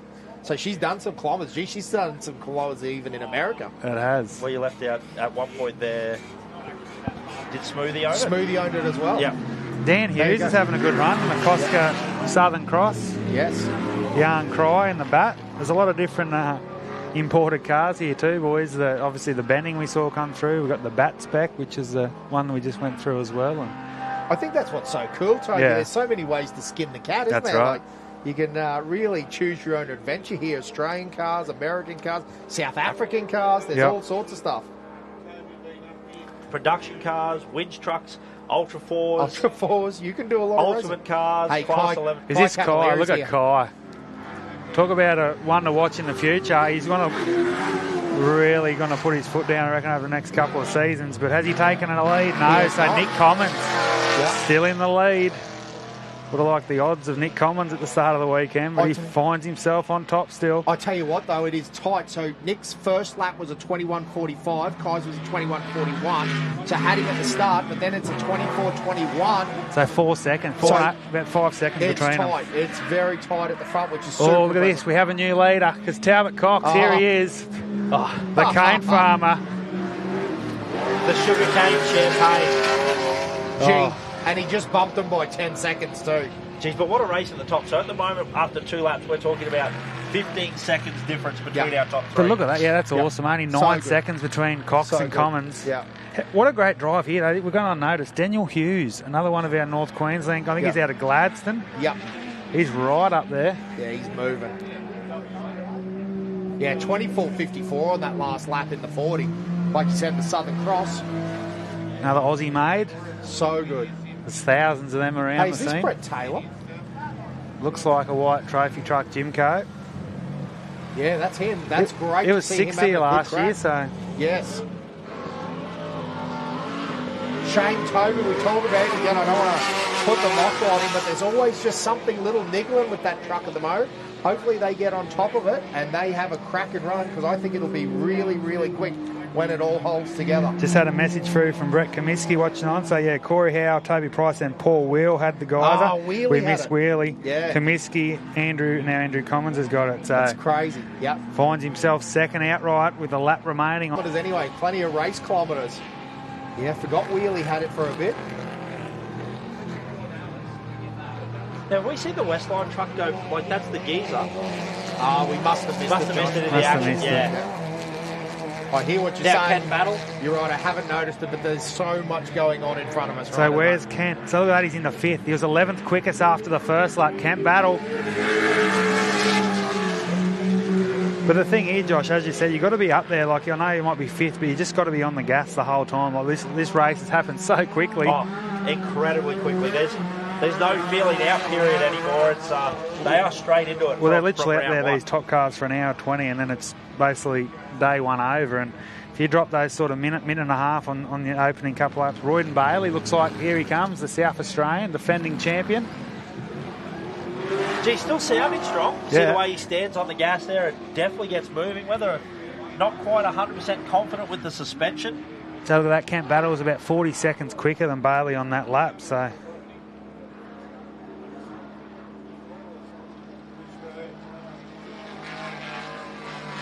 You see Kilty head back the other way, but how good are these in-cabs? Looks like Kent just reaching for something at the top of his helmet there. Maybe his air nozzle not quite where he wants it to be. But you just see how rough it is as they slide it around these corners.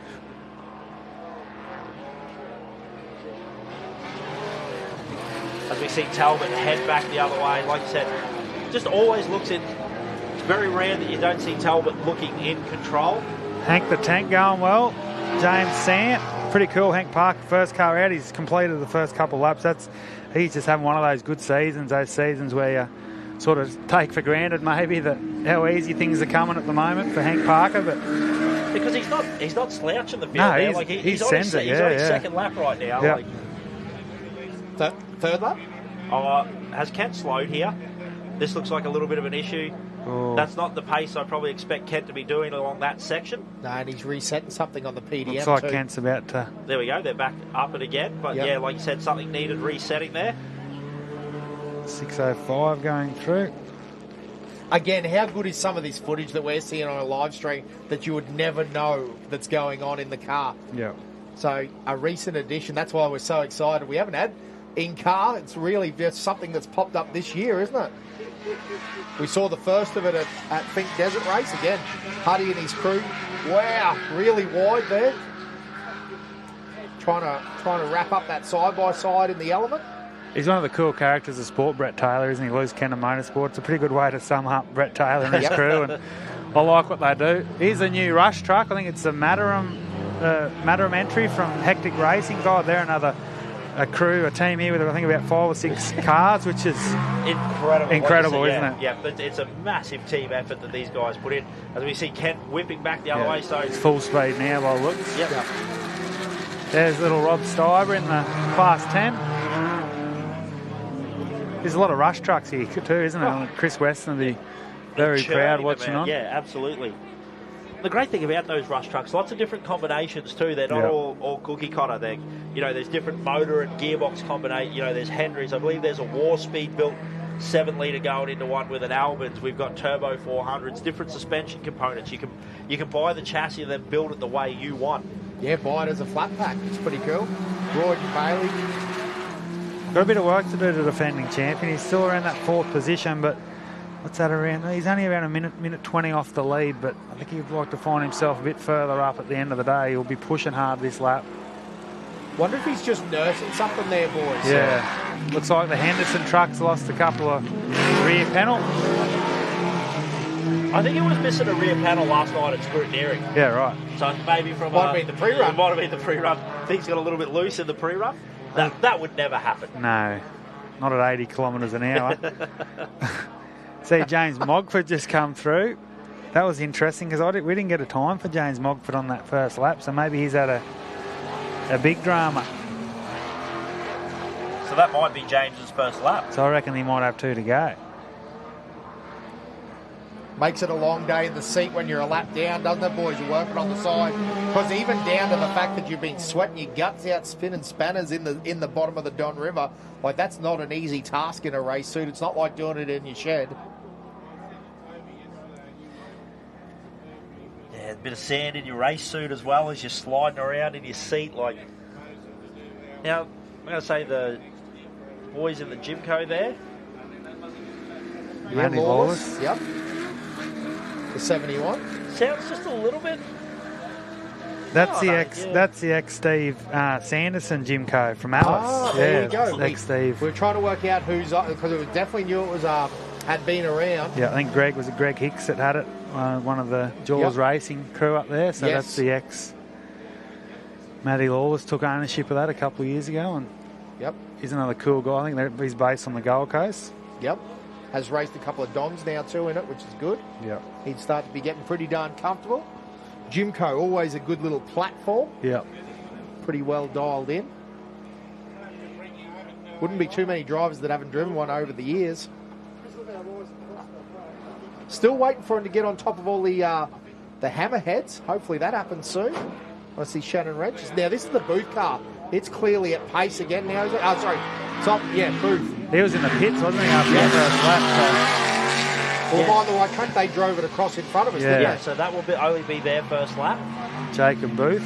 Yep. I think his father's in that black Thunder trophy truck, the 435. So Yeah, that's an S&S frame, isn't it, Tones? Yeah, yep. Built originally the boys out of South Australia. They still over in Western Australia, S&S? yeah, Scotty Schiller, SS Race Tech. Yeah, so sure Built be some watching really, built some cool stuff, some really nice trucks, and some nice street cars. Got a whole heap of old Chevy trucks with rigged up motors and bits and pieces. It's got a lot going on over there. Yeah. I think Parker's just about to get passed by the Mataram entry, Hectic Racing, and Now I know you said this before, boys, but yeah, like you said, turned up last year with a semi-trailer of race cars. Literally. Those boys, very impressive. I think a couple of his daughters are racing, Savannah and out there in the Class 6. And as Josh said last night, one of the Class 11s, it's a side-by-side with the truck, sort of the body on it. Now, did we just put the commentator's curse? Was that Kent getting past the loose cannon boys as well? Looks like the loose cannon car was a little bit slow on the left there. We'll keep an eye on our YouTube feed. Yes, absolutely. It did look like 431. that. Let's just go back to just Kent Battles on the move. He's going fast. Yeah, he's going fast. And he is. Like you said, this is historically what we expect from Kent, sort of feel it out to start off with and then get the groove on it and start to pick up the pace. Man, look how much in-cab movement they are. They are getting rattled around in there, aren't they? Yeah, whoever tells you racing an off-road race car is smooth is a liar. Yeah. Pistol Pete's famous words. If it's not beating you up, you need to go faster. Kent Battle. This is one of those events he just wants to win, isn't it? I mean, he's putting everything on the line. And yeah, even sponsorship and local race really for him. The boys out of Townsville, Nortrans, they are fantastic racers and competitors. But Talbot Cox going for his third Don River title this weekend. 3 out of 6 would be a pretty cool record. Pretty impressive. And he led, as you know, into that last, you guys caught it, into the last lap last year and had that, him and Marson both had that sort of last lap drama. Yep. And as you know, $5 park can happen any time, and the racing gods. And that is one of those things as well, isn't it? Like, that's what you're talking about as well. Like, you got to be on the pace from the moment the get-go, but you've also got to be able to have that pace the whole race The whole race, yeah. And he's just, look at that, you just watch, it's just literally full charge the whole 50 kilometres up and down the river. Brett Glazebrook, one of the locals, going through there in a 668. I believe he's sponsored by one of the pubs in town. Pretty cool sponsor, Dan. And the right sponsor. The right sponsor. It's almost mesmerising to watch, isn't it? Unfortunately, this year I didn't get to make it out to Vic. A few work commitments. I ended up having to stay home, but it was when Huddy debuted the live stream and debuted the live stream from the in-car, and it was just mesmerising to watch. It's so awesome that for people at home that are slightly interested in off-road racing and want to have a bit of a look at it, gives you some idea of the speed, the brutality of off-road racing. Like we talk about it for motorsport, it's all encompassing of every element of motorsport. You got to be fast, you got to be reliable, you got to be fit as a driver. Like these guys aren't just sitting in a car and going around. Like, they are getting beat up the whole time. Chris Sollett. That's so cool, those cars. Like, they build them themselves. Yeah. Even like box A-frame front arms and stuff. It's so good. So this looks like Tony Falaba and the West Line. Yeah, getting menaced looks by like the a West line. Ooh, I don't know if it might be. It looks like Mendham. It looks like the 170 Jimco. Yeah, and the Geezer. I reckon it's the Geezer, because the Brenthal has the tyres running vertical, So guys, if you've got matching liveries, do something like that for us so that we can pick your car apart, pick the two cars apart. Another Aussie built buggy, the Super Boot, Peter Calvert, and I think it was about 5 or 6 of those. Dale Chadburn was a bloke down there at Wollongong. He was one of the quick New South Wales crews there for many years and had a big accident at Milberdale about 10 years ago. I haven't seen him back, but the Super Boots is another Aussie chassis. Yeah, and they work very well. They're a good car. Yep. Especially at that size, like make a really nice 10 car. Yep. Boys, I've been pushing that 10 class because I think it is the future for young racers getting in. Such great options. You know, you've got the Mitsubisis, the Hondas. There's all sorts. You can get an Eco Boost or an Eco Tech or whatever they're called. I think Ford make a 2.5 cylinder Definitely do. Eco Tech. I think that's what Russell Harnett's running now with the Ford Razorback. Yeah. Yeah, it's just a great opportunity. And, you know, again, you're not in that. But there's no lie. Some of these dudes are spending 6 digits on a motor when you start talking about a trophy truck motor. So, you know. Not with the 7 litre anymore, mate. No, it brought the cost right down.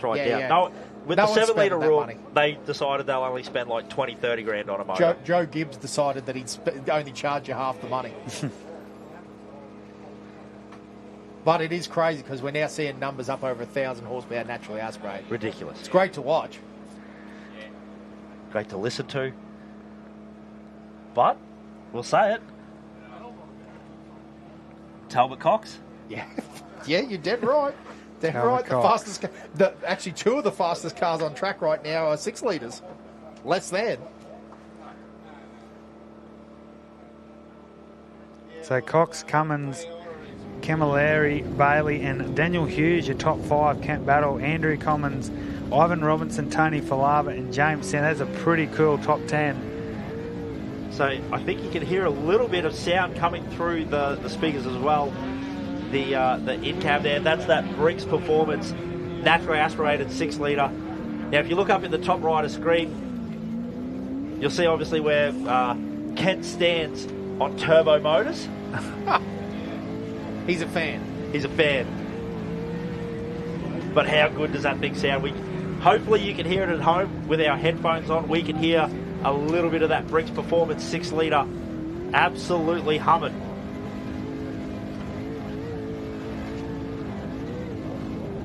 We're just going to sit back and let you listen to the in-cab for a little bit. See if we get the sound cranked up. Here we go. Enjoy the ride.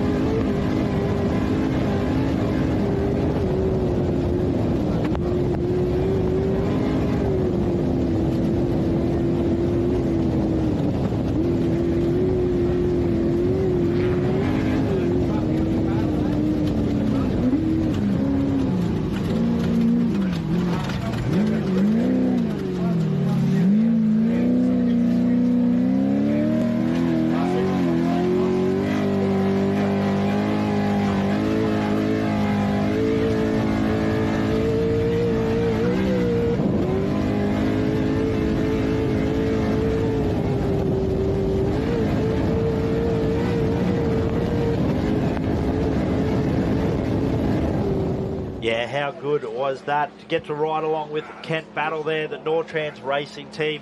You get to see a lot of the technology. Now, one of the things we were talking about was that all-Australian-built car, Australian-built chassis, Australian-built motor, gearbox, even the computer that he's running.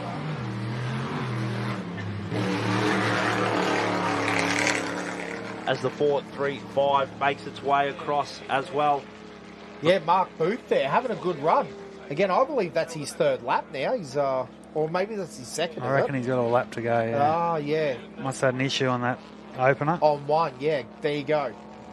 Because I was going to say he came through, but we saw not long after Mark Booth was the first of our side-by-sides that came through last time. Yeah, which would be pretty cool to see how they're going for time. Again, clean Shouldn't be that far away now, first car. Yep. So, again, big shout-out to all our sponsors, Bowen Rail Company being the Platinum Naming Rights sponsor. Also, Whit Sunday Regional Council, RGM Maintenance, Abbott Point Operations, which is Bravis and Adani, all part of our gold, sponsors. Pat McDonald Earth Moving, they put in every year, Tobes. They like out here with the machinery up and down the river, making it so it is a racetrack, which is just simply brilliant. Always loves building the big jumps in front of the spectator area, which is brilliant. RFC, which is Talbot Cox, so he's out here racing. Many of these guys out here racing as well as being sponsors with Sunday Ag Service. So again, some of our gold sponsors, which deserve just a huge shout out. We appreciate all their time and effort. So many silver sponsors and bronze. I mean, they've got it all going here. Who wouldn't want to be part of this event, though? I mean, business point of view, to get your name around this event's, I reckon, a no-brainer, and that's just going to grow bigger and bigger over the next sort of 3 or 4 years, I reckon, and get it right up there. Yeah, how good would it be to be the winner of the 10th year of the Don River Dash? That's right. It's going to have many iconic champions, There'll I be reckon. some big names. Well, we're still petitioning for the desert. I know it's not really a desert here at the Whitsunday, but we're petitioning for a standalone desert championship. Don, Fink, and Kalgoorlie, part of a 3-race series. And I think the cool thing about that is it's all motorbikes. Yes, absolutely. Yeah. So there's Greg Campbell. So he obviously had an issue on that lap too, because he was the first of our Class 6s after lap 1. And he's dropped way down now. It's obviously a drama on lap 2 for Campbell. Yep. Interestingly, how quick your fortunes can change here.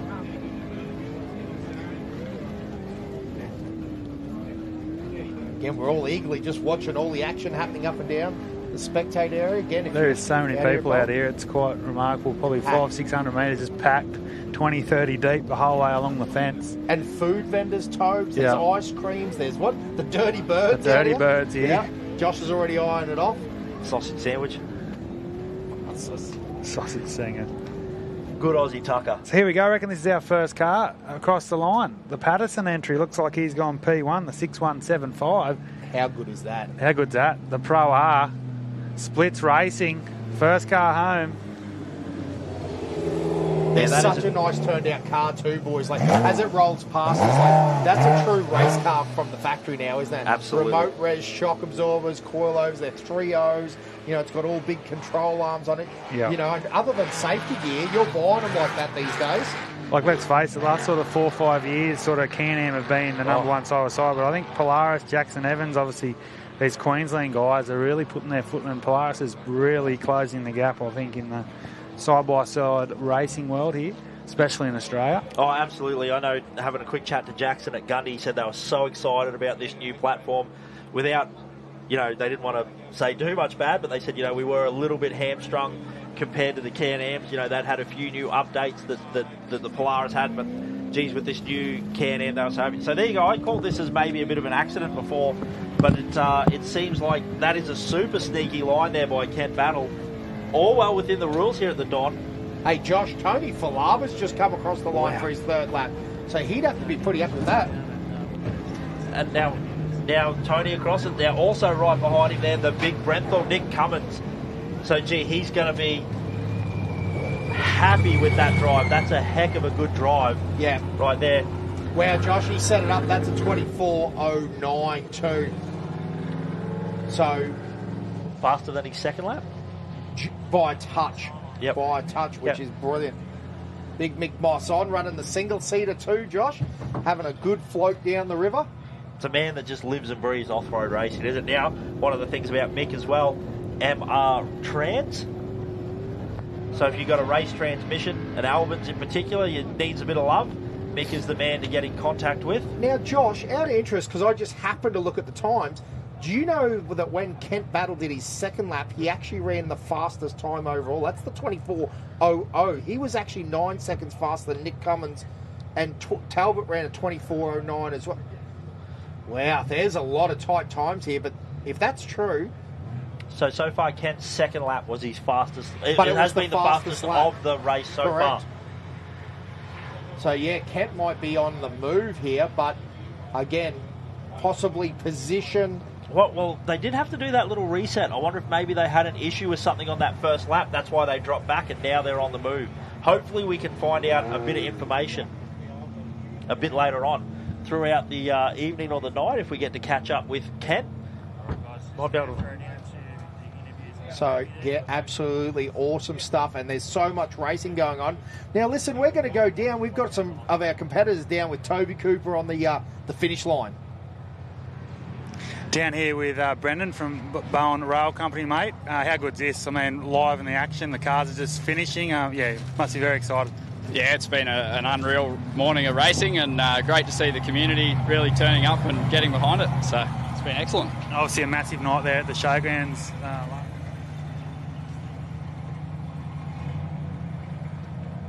Fence here, but I mean it's 500-600 metres, 20-30 people deep, racing on the track, bikes to come at 12:30. It's got it all. Yeah, we got people coming from all around, but really great to see our local community getting behind it. And yeah, really great night down at the showgrounds last night. Some good food and some good music, and the beer's flowing, and yeah, really good night.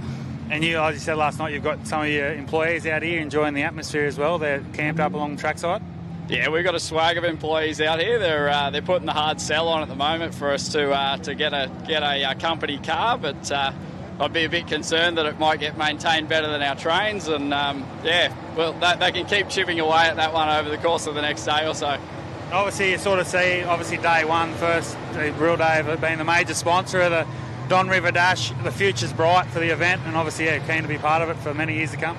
Yeah, look, we were rapt to have the opportunity to get on board and be the naming rights sponsor of the Don River Dash this year, and I think the event will just go from strength to strength over the years to come. It's a fantastic destination, and obviously, you know, if you stack this up against some of the other races, it's accessible. It's a great holiday location. It's a bring the kids and bring the family location, and yeah, really support our local community. So yeah, we're keen to stay involved.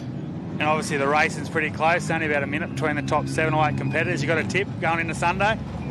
No, look, it's been pretty intense this morning, but the jury's out on who's going to take it out. We'll keep an eye on it over the next 2 days. Very good, mate. Once again, thanks for everything you do for the event, and yeah, enjoy the weekend.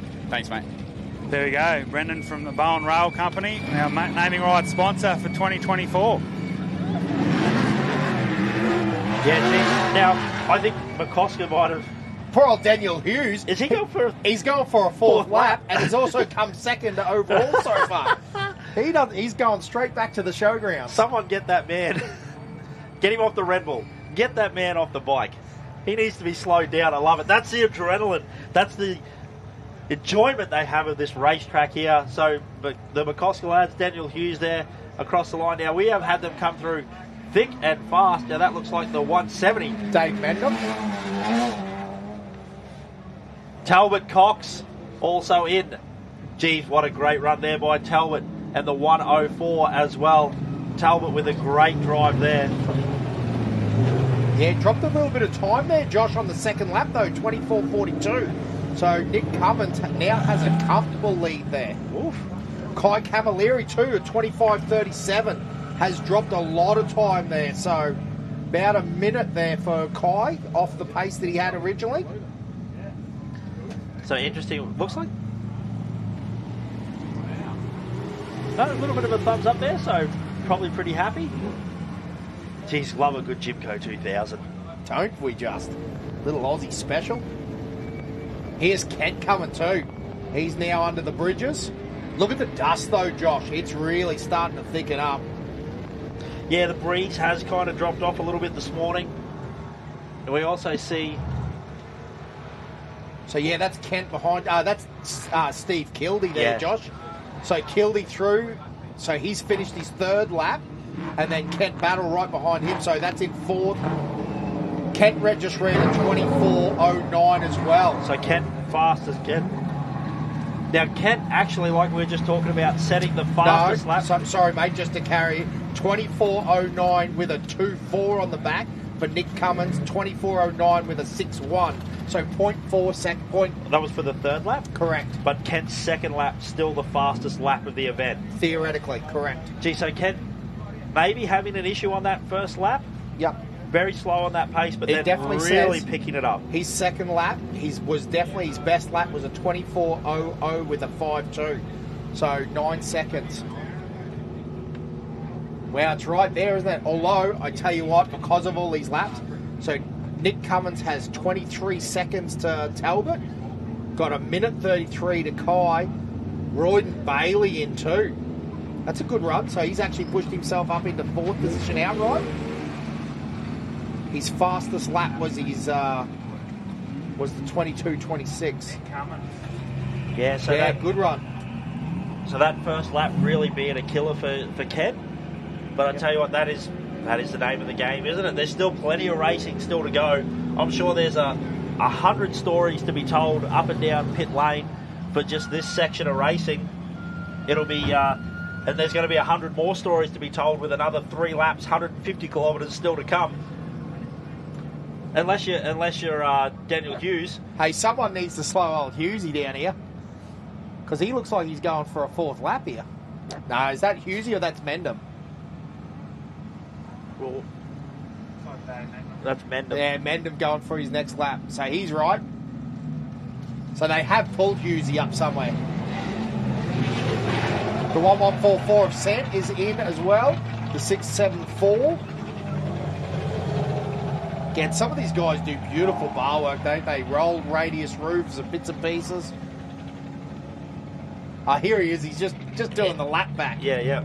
The victory lap. Yeah. Oh, leg up. Kent on the phone, ordering a few beers, pizzas out, bit of KFC. Helicopter drop. Sorting some trucks out for Nortrans. I tell you what, it's hard being a rock star. Killed his truck there too. Great shots there. Boys have put in some time on that one. Again, the 44 about to cross in front of the spectator area here. Well, it's funny how this happens. Hey, there was a rush of cars came in, and all of a sudden there's a little bit of a gap. Again, Cooper Weston's still out there at the moment. What other truck? There's a whole heap of rush trucks out there that we're keeping an eye out for, as well as, again, 30 side-by-side competitors. It is absolutely packed here at the Don River Dash.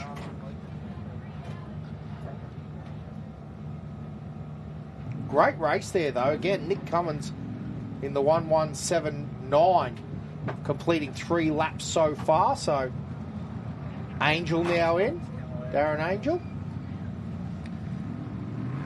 And the 6169 as well. The 160.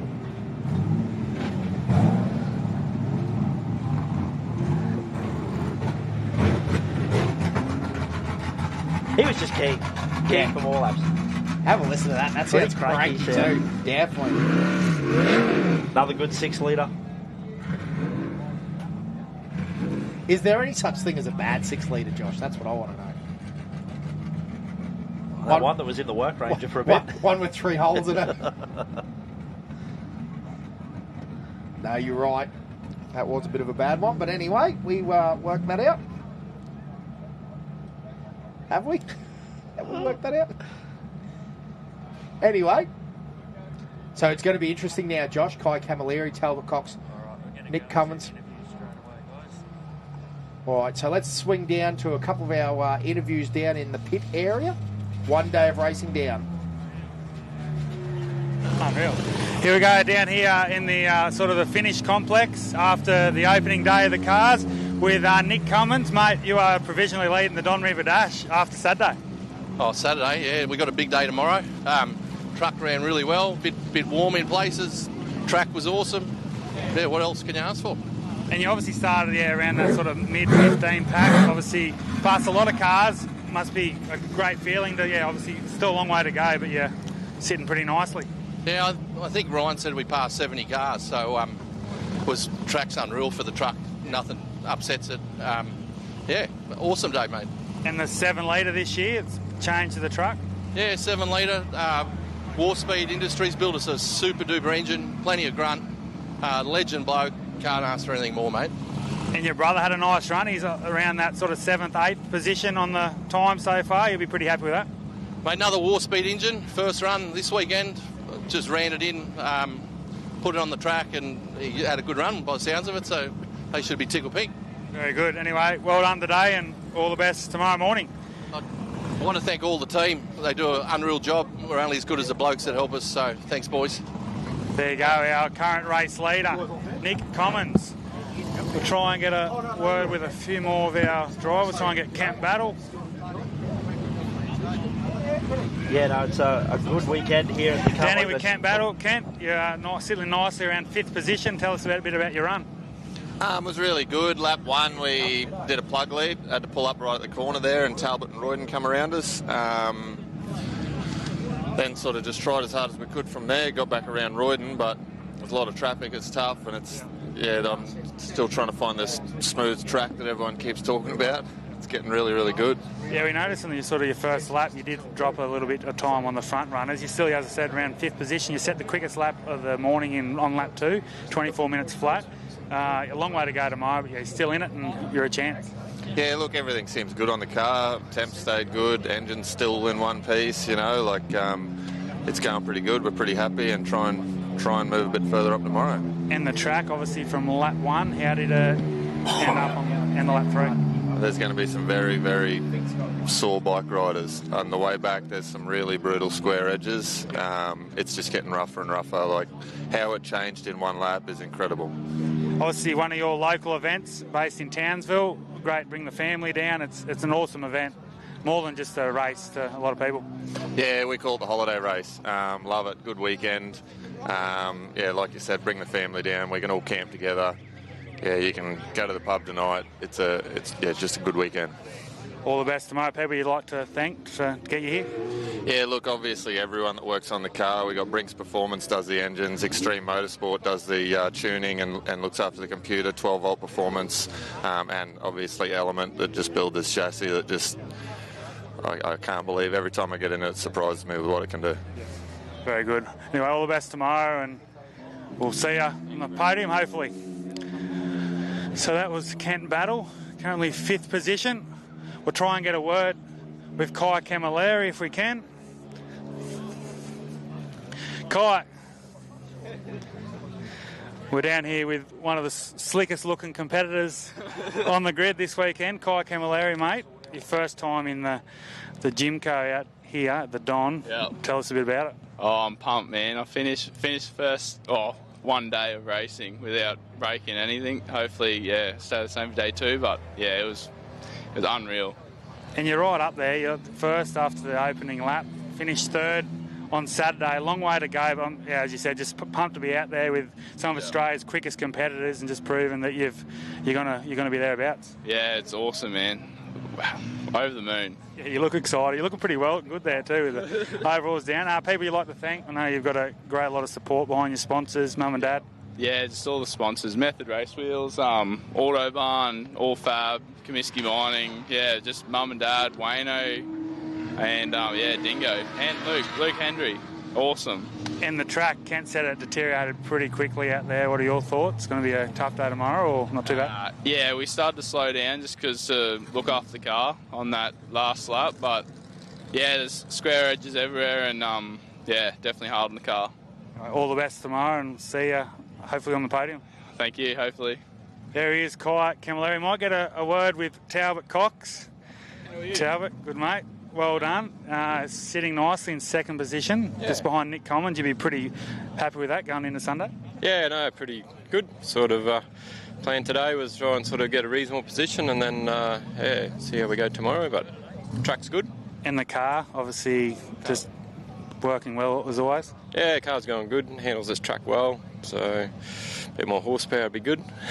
And 2-time champion here before, looking for 3. I know we don't want to jump the gun, but it's obviously in the back of everyone's mind, and the 16 starting out a second last tomorrow behind Nick Cummins is going to be on. Yeah, look, exactly right. Don't want to get ahead of ourselves. Every race, you've got to race till the end, so another 3 laps to go. We're only halfway, so anything can really happen from here, but good to see all the cars come in, and so it doesn't look like too many DNFs, which looks like a pretty fair pack still here. And this event, I know it's one of your and Mark Marson's idea back in the day, and 2019 was the first edition. Would you even dreamt of how big this has got in the last 6 years? Look, we always thought that it'd be one of those events that would grow and grow, but not to this size, so it's just the support from both competitors and the public and people that travel, and even guys like you coming up here and helping out. It's just getting bigger and bigger, and it's going good. And you naming rights sponsor of the event this year, the Bowen Rail Company, getting on board, people just lining up to be a part of it. Yeah, well, Bowen Rail jumped in, and took the name, which is good because it's a good local company to take on those rides, which is good for the event. Sort of Don River and Bowen, it's good to have a local major sponsor like that, which we never thought that someone would come in and take that big spot, but I'm glad that they have actually jumped in, and hopefully they can keep on that support for the event. It'll be good. So what's the plan this half? Just a quick check over and good to go tomorrow? Yeah, quick check over. I'd usually jump back down the river and give the bike side a bit of a hand, so pretty busy afternoon, and then, tomorrow we'll go out there and do business again. Well, anyway, all the best tomorrow. Great to see you out on the track, and there he is, Talbot Cox, our two-time former champion. He'll be looking for 3 tomorrow morning here at the Don River. Try and get a word with a couple more of our competitors.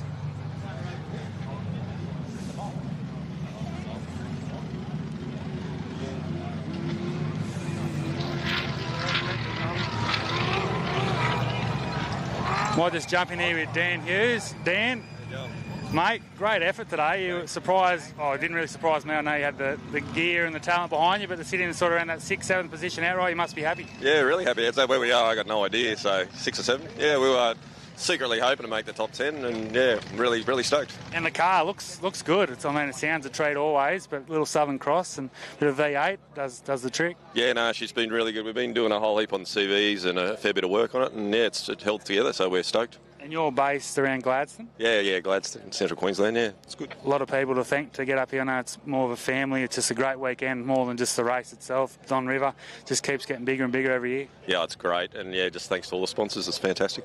Cheers, eh? Anyway, good luck tomorrow, and we'll hopefully be interviewing you about this time with maybe a podium finish. There he is, Dan Hughes, car 40, one of our Central Queensland competitors.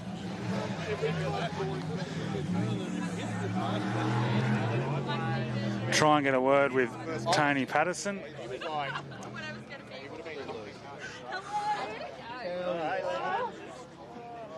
So, Justin started. It's in the middle of the bell. That's where he's supposed to. Oh, you can chat? Yeah, can do. Where's your car? Oh, it's over the front here, mate. Oh, it's down here, too. Stand in front of your own car would probably make more sense. So down here with Tony Patterson. Tony, tell us a bit about your run. You're the first car to finish on the track. Yeah. Not exactly sure where you stand in the standings, but you're right up there in Class 6. Must be a good feeling. It might be right, mate. I got a bit of a start sort of early, I suppose, in front of everyone else, but it was a good run, good clean run. Track wasn't too rough today. It'll be different tomorrow. We just had a smooth run, just to get it home. That's interesting. I was just talking to Kent and some of the big guys. They reckon the track was pretty rough out there, so you didn't find it too bad. Polaris must be going all right, eh? Oh, Pro R. No, you look really quick. Sounds a treat. What sort of difference is it, obviously, to the old Polaris, obviously the step up? Notice a big difference? Obviously, lots more torque, no turbo, 2 litre, the 50 more horsepower. It's just really, just working a lot better than what the old buggies were. So, we still got a bit of fine-tuning to do yet, and some more things we can get some more speed out of, so it'll be good from there. And Jace finished well, both cars home? Yeah, both cars home, so that's always good. We can have a beer this half and not worry about fixing too much stuff, so it'll be good. Very good. There he is, Tony Patterson, one of our leading Class 6s. Maybe leading Class 6, not exactly sure. It's pretty close. You're right up there after the first 2 laps. We'll head over here and maybe catch up with a couple more of our drivers.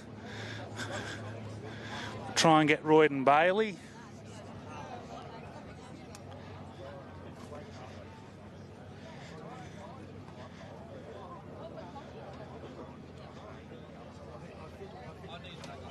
Where's your dad? I'll interview you. Come on. Come on. We haven't got time. Down here with Lachlan Bailey, the son of navigator Royden Bailey in car 52, mate. How'd you go out there today? No, it's getting pretty rough, but and dusty, so we're trying to keep the car together and not do anything silly, but it was a really good ride. And you're still in 4th position outright after day one. Obviously, it's hard to tell. You come in like sort of around 15th, 20th on the track, but 4th outright after day one behind Nick Commons. Talbot Cox is there, and then young Kai Camilleri, so it's going to be on tomorrow. Yeah, so it'll be a pretty good fight tomorrow, I think. but see how the dust goes. It's going to be pretty hard to pass those guys too. And these elements, obviously, yeah, you've got it tuned, dialed in to nearly to perfection. They're quite incredible piece of machinery. Yes, it's very, very nice over the whoops, hitting them pretty fast, and yeah, it's good.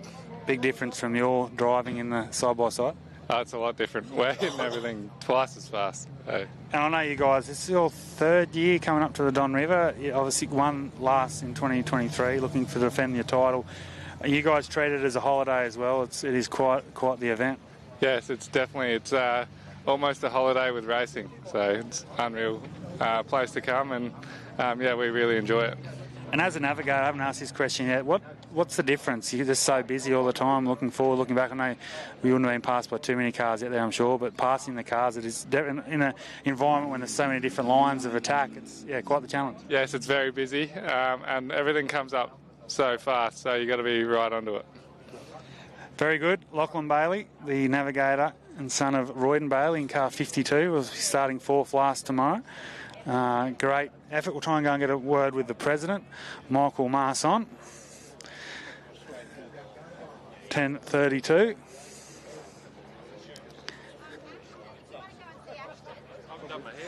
Oh, no one's done their hair. Down here with Mick Marson, the president of Burdekin, mate. Tell us a bit, how'd you go? Mate, that was good fun. Yeah. I probably found myself looking at my mirrors way too much because of, I was only in this car, but mate, that was so cool. I know it's going to get a lot harder on the car tomorrow. So with the, everything, the third lap really started to G out in places. So tomorrow they'll probably have to back off a bit, whereas today, even though we were G'ing out, you could sort of still just keep it pinned. It was in fifth gear a lot of the times, which was pretty surprising. And like I said, though, tomorrow might be a different story. So the track from the first lap to the last lap, was a big change in how rough and the terrain? Yeah, definitely. Anywhere where we had, you got to veer and you got to sort of sweep through different places. It's starting to bite out, with the trucks and the buggies really chewing it out. And then, man, after the 250 bikes go through it, I reckon it could be carnage. I've interviewed a few here so far. The only one that said the track was really cool was Tony Patterson in the Polaris, so that's very interesting. Chad Kent and Kai and Talbot, and the top 4 or 5 is going to be on tomorrow. And my roughie for the weekend was Nick Commons, and he finds himself at top of the leaderboard heading into Sunday. First time, I know you say to sort of win this event, you got to be here and compete. So he's not there yet, but he's in a good spot. Mate, that's incredible. Good on him. And the other thing I found myself doing is trying to pick who I reckon was leading. And I didn't even know. I tell you what, that's one out of the blue. I thought Talbot might have had it when he come around fairly early. But, in thinking of it now, Nick did come around me early. So I'm pretty sure. Good on him. And mate, this is cool. Yeah, no, it's good. I was just talking to Brendan from Bowen Rail Company down the fence there before. He can't get the smile off his face. He said it's the first time he's been at the track here and seeing the action. It must be cool as the president and on the committee to see the growth of this great event. Oh, look, it's great for the area, isn't it? Great for all of us as competitors, and great for North Queensland to have just such a high status event up here. Where traditionally we've always had to travel a long way to get to the big ticket races, and I don't think we're right at the top, big ticket race yet, but we're getting there, and never get complacent with anything. Safety's always our number one thing, and as long as we get, I want to see everyone come in here safe, and if that happens, I'll be happy, mate. Yeah. And just a bit about yourself. No official times yet, but the little race, a big difference to last couple of years, pointing for the win. But yeah, as you said, couldn't make it there this weekend in that car, but happy to be out on the track. Well, it is different. I find that I had so much more time, whereas in the other car, you're just coming up on stuff so quick, and it's just decision, and this way, that way. Whereas this one here, you're sort of coming up to it, and I might go this way this time, So it's good. I think I'm going to wear earplugs tomorrow, though, because it was screaming in my ear for an hour and a half. But, great fun. I hope everyone's, enjoyed that. Tomorrow's going to be a true off-road track with it chopping up, though. A lot of cars have finished. You see, I think we've dropped about sort of 20, 25 so far, which is pretty a natural rate. But more cars that start tomorrow, the better for the event. And bring back out here at 8 o'clock in the morning, and we'll do it all again. 100%, and I reckon you'll find that, probably half of those ones that dropped out will probably get going again. Yeah. And, we'll start with 90% of the field tomorrow, which would be great, Anyway, thanks, Mike Marston, the president of the Burdekin Off-Roaders Club. Pleasure to be here in beautiful Bowen in North Queensland for the 2024 edition. Try and get a couple more words. A few of our competitors. Might get a quick word with one of the literal legends, and I'd nearly say the veteran of the field, Reece West. Good, mate. How are you? Going good. How'd you go? Oh, terrific. These little cars were unbelievable, I tell you. Like, we've had big cars before, but to get in this little car, they're just sensational. I can't believe it. I really can't. This weekend you're navigating for one of the Gold Coast crews down there? Yeah, Rob. He actually came to Off-Road Rush, and Coops gave him a hot lap in our Can-Am, and he said, I want to buy one of them. So Chris said, well, I know what one is. Went and bought it. A month later, we're up here again. So here he is. Fantastic. Yeah. And young Coop must be proud of him and Chris. Yeah. Got it home? Yeah, I don't know whether he got home or not, but didn't get it home. There you go. Reckon the car's going fantastic. So anyway, you got to get him home first. But That's right. We've done well, mate. Really good. I'm sure they're still smiling. Oh yeah, they will be. Of course. Good to see you up here too. You too, mate. There you go, Reece Weston, one of the legends of the off-road racing, not only in Queensland, been around for a long time. Off-road rush there on the Gold Coast. I'll try and get a couple more words. Might get a word with Richard Tazen. Richard, how'd you go, mate? Two-time Class 6 champion here at the Don River. How'd you settle in? Yeah, not too bad. We managed to blow a belt in the first lap, put us a bit behind. Once we got going again, we just sort of maintained a reasonable speed, around 110, just to keep the belt temp down. And we were able to just bring it home and nurse it for tomorrow and see how we go. So for those watching on home, when you say through a belt, how long does it sort of take to get it back on the track? A few minutes? Yeah, it was a little bit jammed up, so took Zach a little bit longer to do it, so probably 4 minutes all up and get going again, and got to wait for your navi to get in and buckle all up again, which takes probably the most time. And the track, a lot of guys are saying from the first to the third it was quite different tomorrow. After 215 bikes, it's going to be quite challenging. Yeah, tomorrow's, every lap's a new race, and you just got to keep your mind about that, because the sand looks all the same, and then all of a sudden you're hitting sharp G-outs and things like that from the big trucks and all that sort of stuff. But the little Can-Ams, you just sort of roll with the punches and keep on going. And the Don River 2024, what an event last night. Was incredible. The atmosphere here, the amount of people, and the locals on the fence, great for the community. What are your thoughts? I mean, one of those events you're just not going to miss. Yeah, no, we always try to make it up here. It's very family orientated, and the spectators are fantastic. They're all up and down the rivers, and they're all yelling and screaming, or down the bitumen there, and the farmers all come out, and absolutely ball coming out here. And they have so much support, either race-wise or locals and things like that, even just coming to watch. And last night was really good with all the food and the entertainment in the actually ring, so everybody could actually just get in there and still be part of it, no matter where they were in the ring. Definitely. Anyway, all the best tomorrow, and we'll see you at the finish. Right, Adam. Thank you very much. There he is, Richard Tazen, car 691, one of our Can-Am Mavic X3s. Had a nice start to the weekend. Through a belt, unfortunately, lost a few minutes. Try and go and get a word maybe with Brett Taylor over the back. Car 431. We'll get him in the cab. He's obviously had a drama in the gym coat.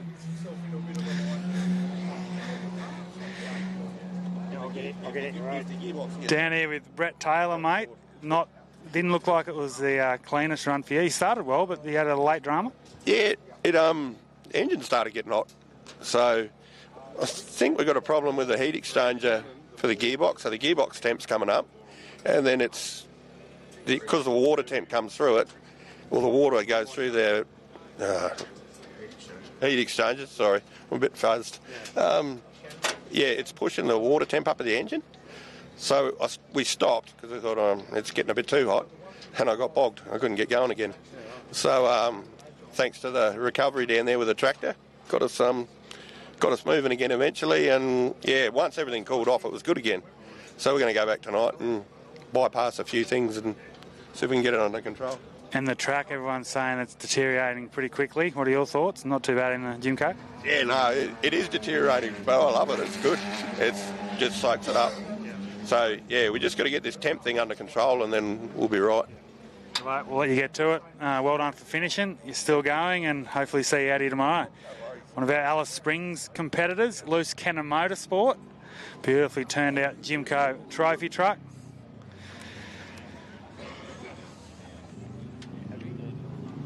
Happy with that, Chad?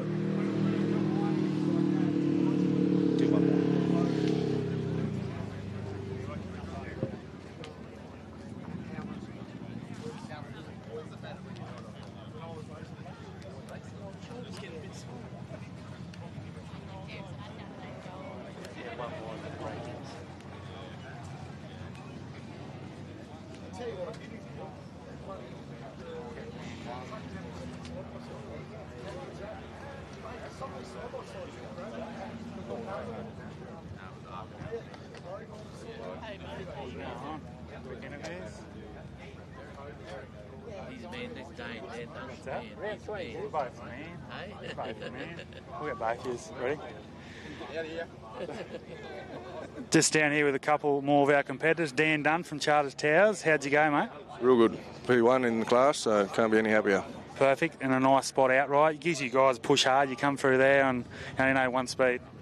Yeah, consistency is the trick with the Can-Am, so I didn't blow a belt. Talking to other blokes and they blew 4, so it's just consistency, watch the belt temp, but keep the pace on. As I was talking to you this morning before you went out there, you're really worried about the belt temp and stuff, which could obviously the only thing that really holds you back in these Maverick X3s, and that's a great thing. You brought it home, and all the best for tomorrow. Yep, no worries, cheers. There we go, there's Dan Dunn. Now we'll turn on another one of our local members here, Chris Colborne, mate. You brought it home? Yeah, mate, I got home, so I passed Mick, so I'm happy as Larry, mate. So, yeah. I was just about to ask, did you get past Marside? Yeah, I did, actually, yeah. So that made me day, so. Yeah, I could just imagine the smile on his dial as you went past. Yeah, no, it's a shame we did it on the big car, but no, I got a chance to race mine, and yeah, so.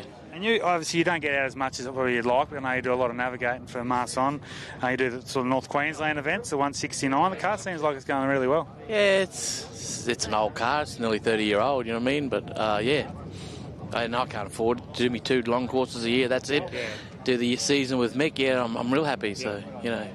And hopefully next year try and do Gundy again, so just depends on the dollars. And the track, how's it going from the first lap? It's good. It's going to get rough again, you know what I mean? I pity the poor bikes. There's 2 blunt edges over here. I don't know how bikes are going to handle it, but no, it's going to be very interesting tomorrow, so no. How do you go about tonight? Let's head back to the sort of showground. I'm half crook. Me navvies, he's half crook. He can't. So, yeah, will probably be an earlier night for us tonight. R&R. Yeah, so, but, yeah, no, it's good. It's a good event. Always well run, you know, good. That a lot of southern people are coming up here and actually having a look. So, yeah, so it's going to definitely grow. So I saw you start from the sort of showgrounds, and as I was driving in, the amount of people, locals from wherever, coming from all over the place to watch this event, it's quite remarkable. And we come from Mackay, even the council, you know what I mean? The council get behind it, like where we come from a town where obviously the council aren't real proactive stuff, you know what I mean? But this, they'll do everything for you. You know, it's great. It's really, once they come up with that concept, Talbot and Mick, years ago, it's actually turned into a beast now, isn't it? So, yeah.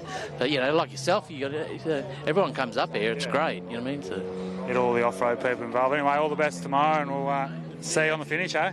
There we go, Chris Colborne, one of our local members, long-time navigator for Mick Marson. I think that'll nearly wrap up our... I'll get a quick word, one more word with Tony Falava. Tone, how'd you go, mate? Yeah, not too bad. Brush your hair, Tony. I brushed my hair. No, we had a good run, actually. Best the car's been since I've raced here. So Clayton Chapman done a bit of tuning for us over the phone, and, mate, she's singing. Motor's going well. And your run obviously started sort of around that back third of the starters, and yeah, you pushed hard and you find yourself, I think, around that 10th position, which is a good spot. Yeah, we started 53rd, I think, and we came in second on the road. I think put us back to about 10th outright. Yeah. No, it's good. And the 3 laps tomorrow, I was talking to Marcel, he reckons it's going to get quite rough and challenging out there tomorrow morning. Yeah, this is push hard on the Saturday, and the Sunday for us is a bit slower. She's relaxed a little bit in wheel travel at the back, so it always chops up massively on the Sunday, and running full heavy fuel for the Sunday morning, it slows us down a bit. Tomorrow it'll be just survival. I've asked everyone here, this event, I mean, it's huge now, isn't it? It's more than just a little off-road bike race. It is gone nationally, and yeah, it's great to see so many people. I mean, the hill here, the spectator mound's remarkable to see the locals. Yeah, that's for sure. But awesome good about this event is, it's a hard event, but it's over and done with really quickly, and you can have a good time, watch the bikes. It mightn't be 500 kilometres, but by the end of Sunday, you've done it. Definitely, I agree. Anyway, all the best for tomorrow, mate. Great to see you here on the track, and there we go, Tony Falaba. So that'll wrap up our interviews, and we'll go back to Dan and Josh. Yeah, what an awesome event. And, great to talk to some of the competitors there to get an idea of what the track's like.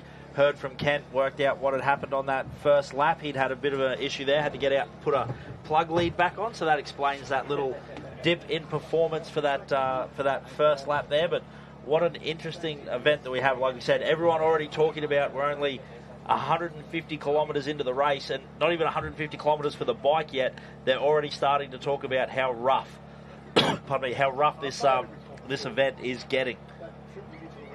But looking like it will be looking like it's going to be an awesome event. This weather holding up at the moment. The track, a little bit of a breeze. I was saying that last lap got fairly dusty. There was not much of a breeze, but hopefully the breeze picks up in the afternoon for our bike boys, because we got about 350 bikes. Super impressive, Josh. Big number of bikes.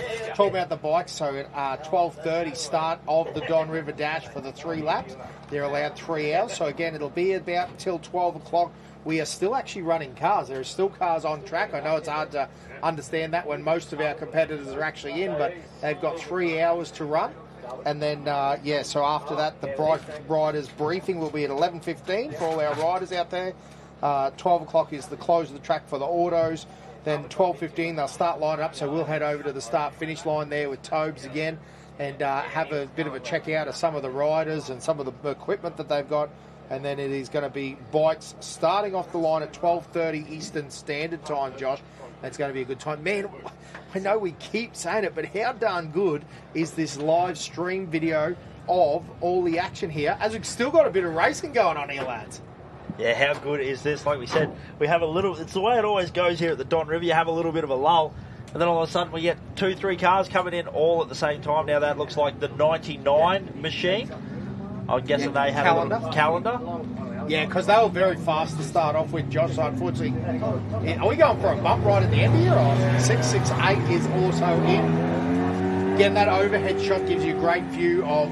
We've got that full spectator area, then into the hot pits. So those cars came straight in and lined up at the pits because they're actually going to get ready and basically, what's the right word? Parade back to the showgrounds. Escorted back to the showgrounds, so they'll actually drop back onto the racetrack and do a couple of kilometres and have a good time. Yeah, so it's all happening here. And again, those are going to be bike pits later on, because a lot of the bikes are actually going to have hot pits. They're going to come in for fuel, so it's a great shot there of that action. But all the cars lined up that have now finished their 3 laps. All sorts of stuff going on down there. So again, going to be exciting to see what happens after. This is just day 1. The race just gets better and better, because day 2, we were actually talking before when Toby was doing the interviews too, some of the things that will happen is that they'll shuffle the order. So again, not Nick Cummins deserves the position that he's in, that's awesome, but he may have had a minor advantage by being out of that, because he was about 20th from the end, whereas Talbot was right down in first or second out of and then Roy Bailey. Yes. Those guys have fought faster cars, haven't they? Yes. So it'll be interesting to see now. Nick Cummins will be last off the line in the morning, I believe. So that means that he is really going to have to fight that. Yeah, it's going to be like you said, it's that physically got to get around Talbot. Yes, that's right. But then in saying that, Talbot doesn't know. He doesn't have the bit between his teeth. He doesn't have someone to chase. So he's you know, if maybe the big bad wolf behind him. 100%. But these are all the interesting scenarios. Nick might be able to get up on Talbot and then just stay behind him. He has the advantage of being able to see where Talbot is. But how do you do this split? Do you want to be right on Talbot coming into the river when you break those beams and chase him, or do you want to give him a gap and then try to get to him on correct time? See, we're starting to theorise about things that don't even, like may or may not play out. Like, these guys will be sitting there at night having a quiet beer, and I reckon they'll be having a lot of thought process about what's going on. I would be. Yeah, 100%. Like you said, do you want to send a message? You know, sometimes it's not about the money; it's about sending a message. Do you want to be right on his tail? You know, high beams in his, lights in his rear view mirrors. But when we drop into this creek and try and just push him and let him know that he's not getting away from you, try and break him in the first lap. But somehow I also think Talbot's not a man that will succumb to mind games that easily. I hear you, mate. I hear. Oh, hopefully we've started the conversation anyway. They'll be sitting around the fire tonight just trying to work it out. Do you know what Talbot won't be doing? Thinking about it. He'll be drinking sugar cane. Rum cans. Rum cans, straight up. The Black Rats. Oh, my goodness. Yes.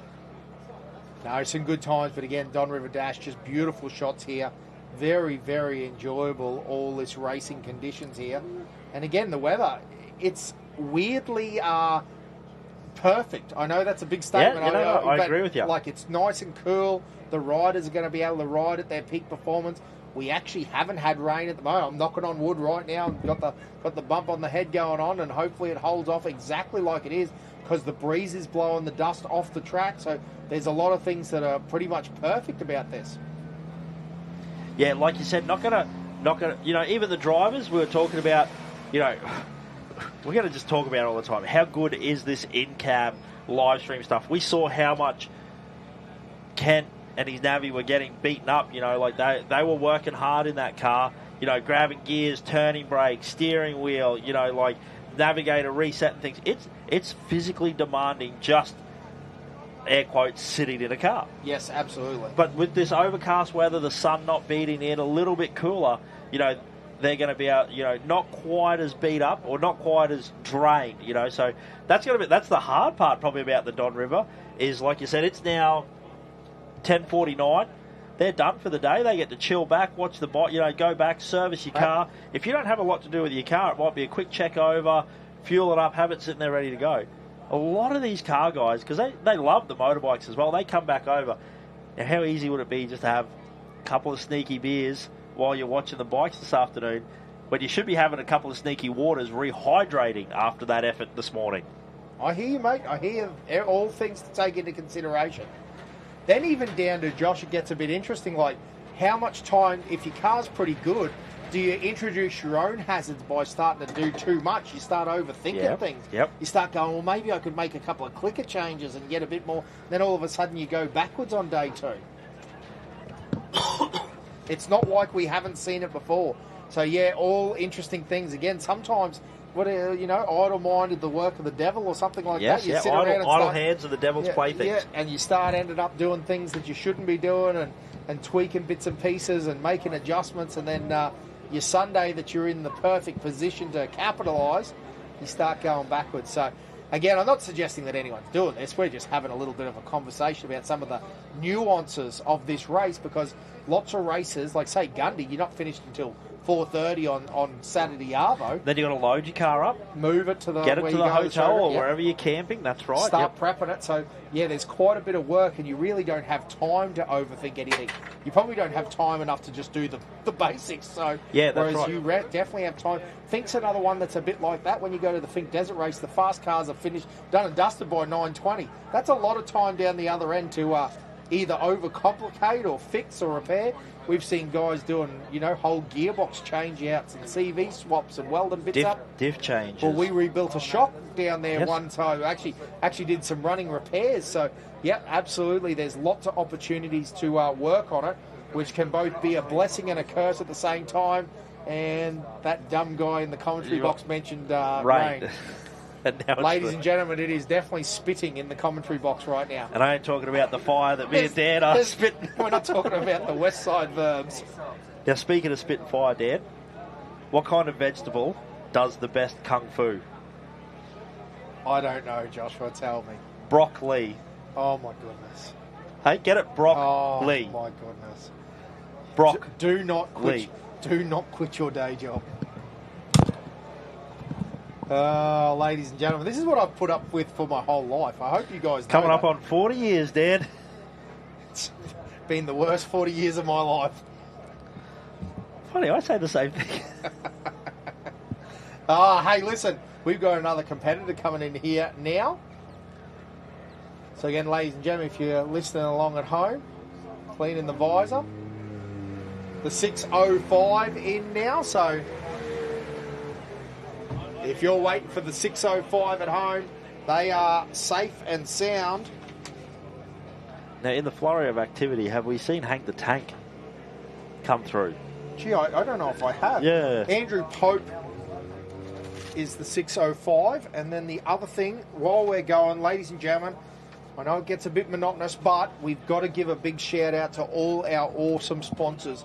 One, if you are buying anything and you can see this sponsors list, make sure you shout them out. How do I buy a train? If you want a train, you can go to the Bowen Rail Company and they will build you a train. They will maintain that train and they'll sort it out. So, but again, there's plenty of great Whitsunday Regional Council. If you're looking to buy a place, pay your rates at Whitsunday Regional Council because it's a great spot. RGM Maintenance, again, truck maintenance and all sort of fleet maintenance. Those guys are awesome. Abbott Point Operations. If you need a port, go to Abbott Point. I've got a bit of coal in my backyard. Abbott Point's the place to sell it. That's what I'm telling you. Or ship it. Pat McDonald Earth Moving, RFC, Whitsunday Ag Service, Bowen Industrial Hire. Oi, she smells a bit oily, that one. Oh, yeah. That's the boot truck. Looks a bit oily too. Yeah, hopefully. Buggy. What did I say? Truck. But that's sorry. Definitely a Porter buggy. We're actually talking about that. That's the ex-OBR, Brian Robinson. So, Whitsunday Ag Service, Bowen Industrial Hire, Vertican Motorcycles, Comiskey Mining, Dreambros GPS Leveling, DJ Brazil, Dynamic Wheels, Grandview Hotel, Bowen, Lindsay Projects, Mercedes-Benz Trucks, Mickey Thompson Tyres, Neil Stone Concreting, Nortrans, North Queensland Hard Facing, RT Refrigeration, Tropic Fuels, Horizon, Australian Operator, BCQ Quarries, and just all of our fantastic sponsors. We're massive big shout out to them.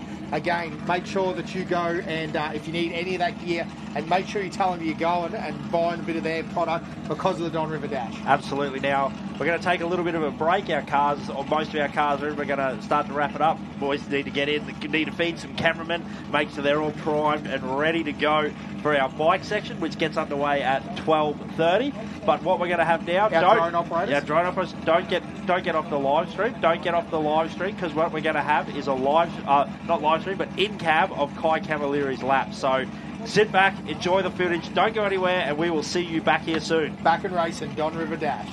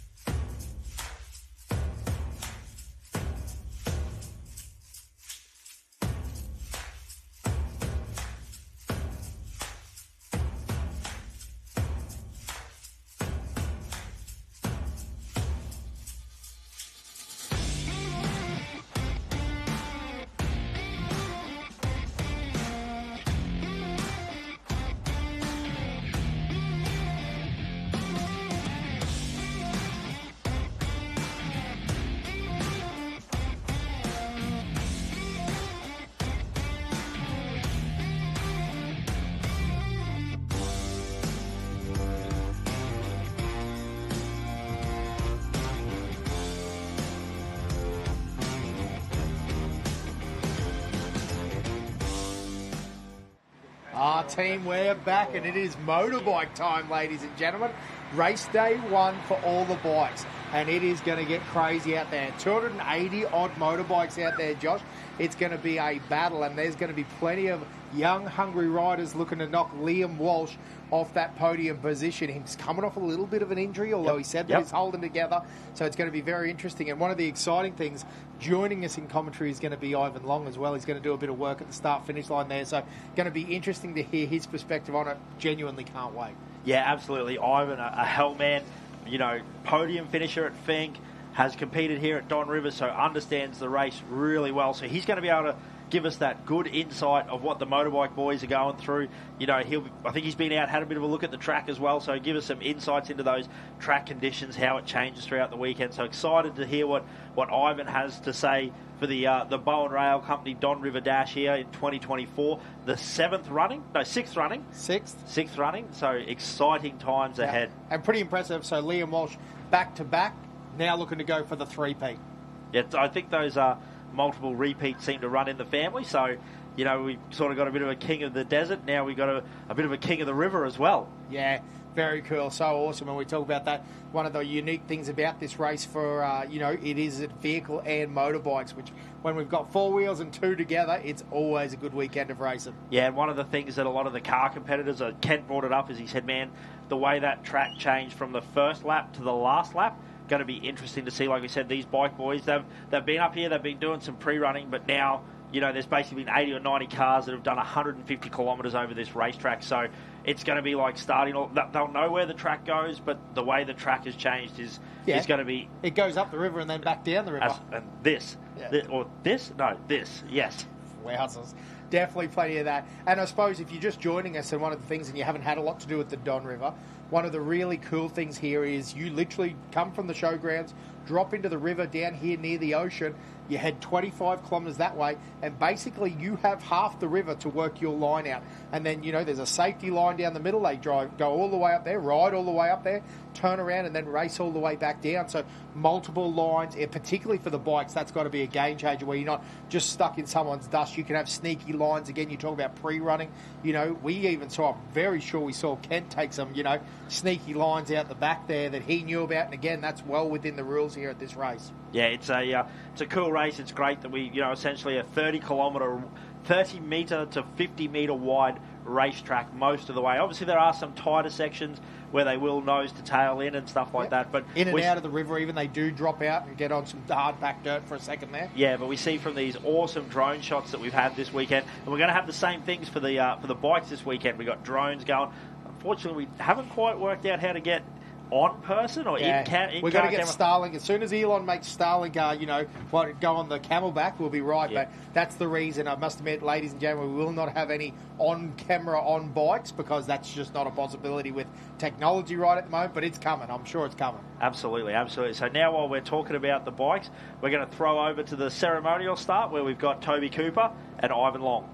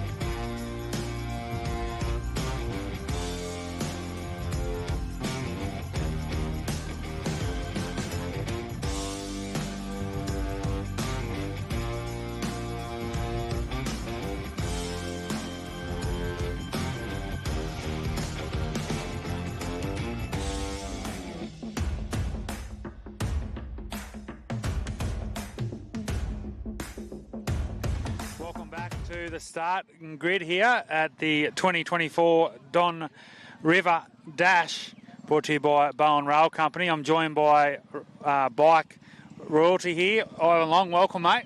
Thank you. Yeah, thanks for this opportunity. So, we'll do a bit of a commentary on the bike section today. Hopefully give everybody a bit of an insight on what happens out on the track and also some of the riders as well. And, we'll see what they actually feel about the track before they go out there. And, we'll do some interviews after the race as well and, see how they feel for tomorrow.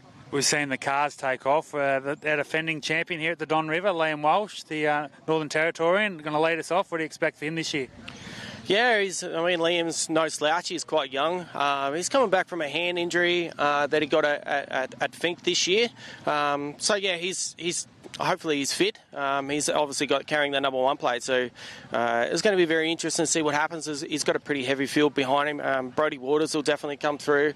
You got the Ryans as well, Nathan Trigg. You got quite a few top level riders. I've just come off of Hatter, they're all fighting fit. But we'll wait and see what they have to say, and we'll see how they go today, and we'll catch up with them at the end of today. And just quickly, one of the veterans of the field here, Grabbo, legend of the sport. He's obviously got a few hopes this weekend.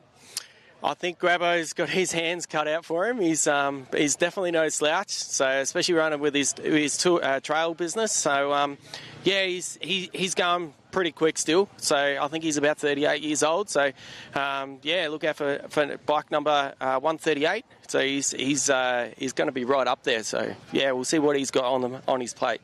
And the conditions, you led the race here last year. It's quite breezy here now, a bit of overcast conditions. What, as a bike rider, how does that play effect on the race? Yeah, it's actually, it's sort of calmed down a lot, the wind, but it does have a big play with the wind. So, on the way down the river, it's actually going to be quite good. They'll have a bit of a tailwind, but definitely as it starts sort of weaving right down near the end, it's and they do the switchback, they'll have a big headwind. So that's where a lot of the 450s and the 500s are definitely going to shine. So we'll wait and see what the result comes in through today. Anyway, Ivan, thanks for joining us here as a bit of bike expert for the weekend, and you can now go and talk to a few of the riders before they head out. Yeah, definitely. We'll see what some of these guys. We'll see if we can catch up with Liam. So, travel us through here. We'll see what Liam Walsh's got to say.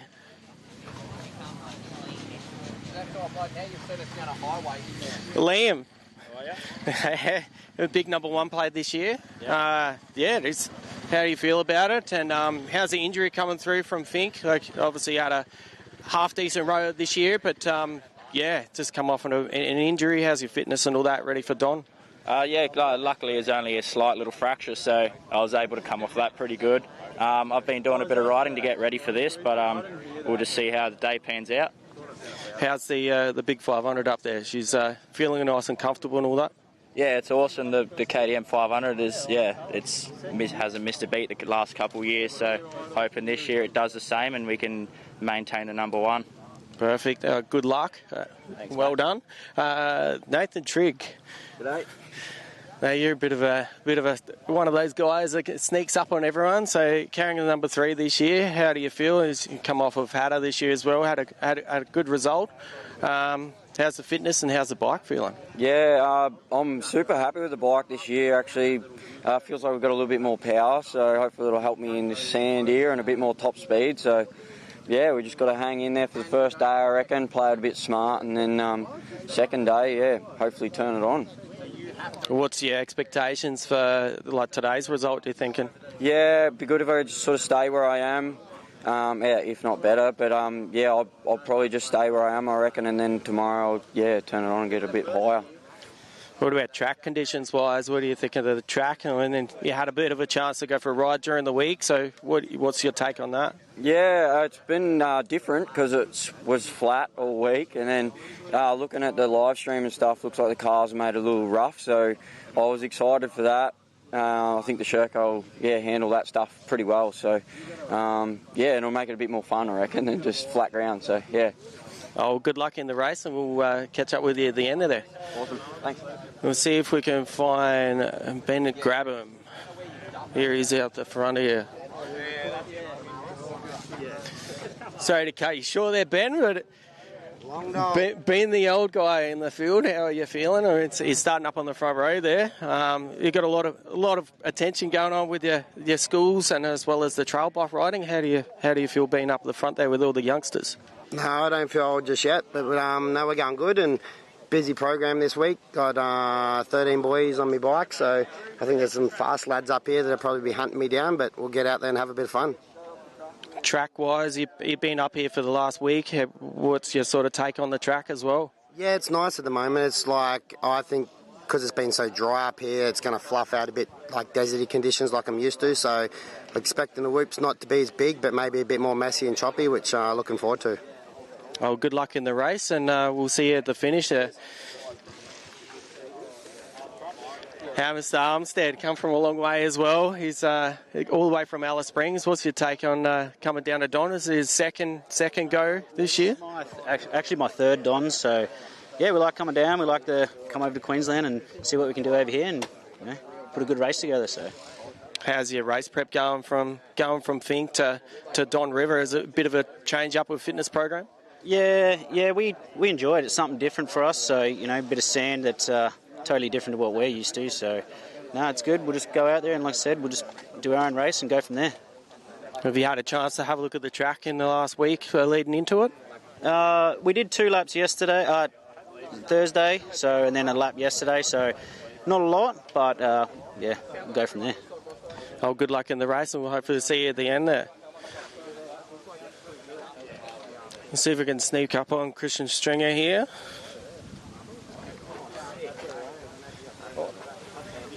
Christian on the blue bike.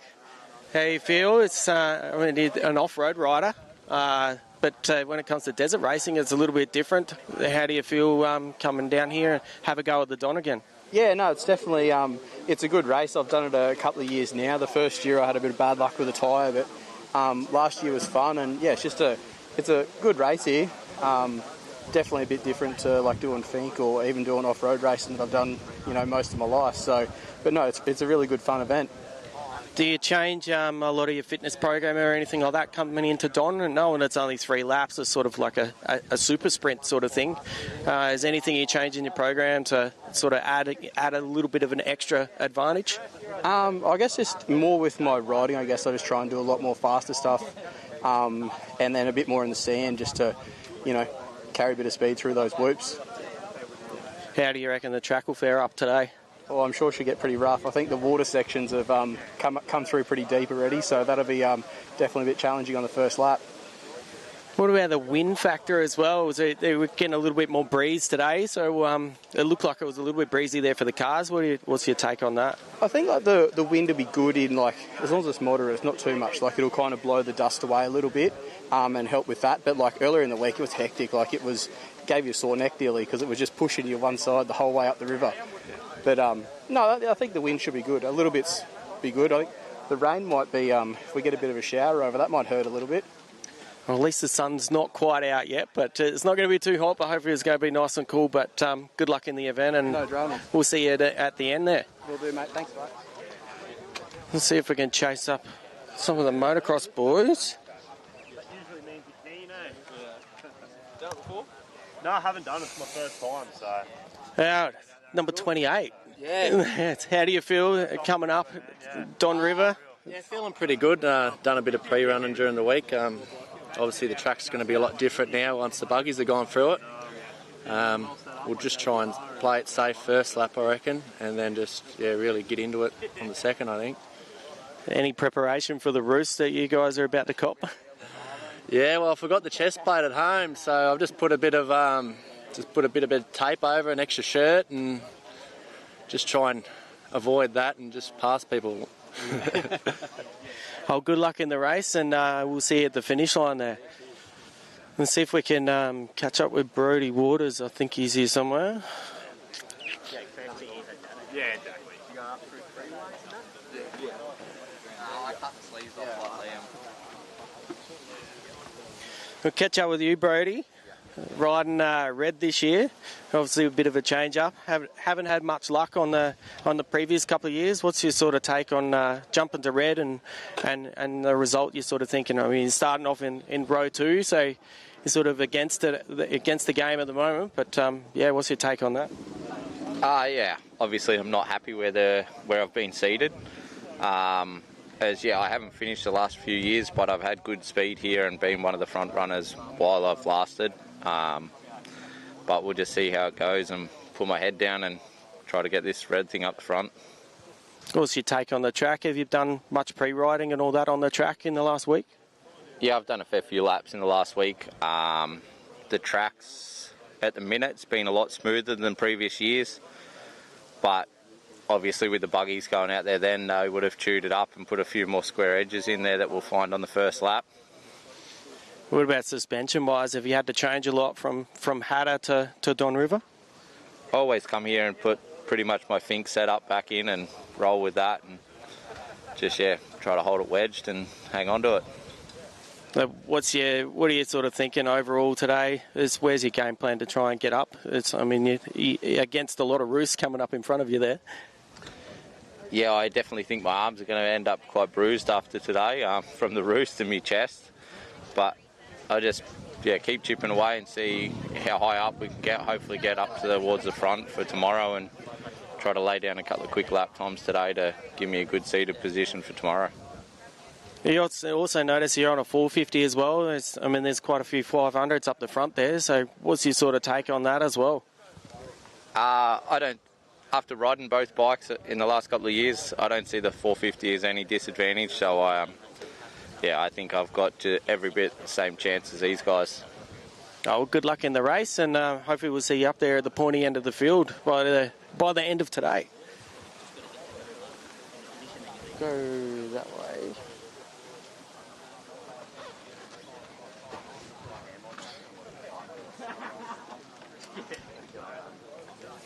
We'll catch up with the two-stroke riders.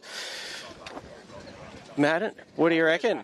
Yeah, good. Really keen. First year this year, so first year this year here. So pumped to be here, and looking forward to it. Did a bit of pre-running yesterday, the practice lap, and it was great fun. So being on a two-stroke, you think you're sort of up against the game against the four-strokes and all that? Yeah, I would agree, but I love the two-strokes. It's all I've ever ridden. So I think a couple of times on the two-stroke as well. So keeping the dream alive. What's your sort of game plan? Starting on row 2, is still right up at the pointy end of the field, so you're going to cop a little bit of roost there. What's your sort of game plan today?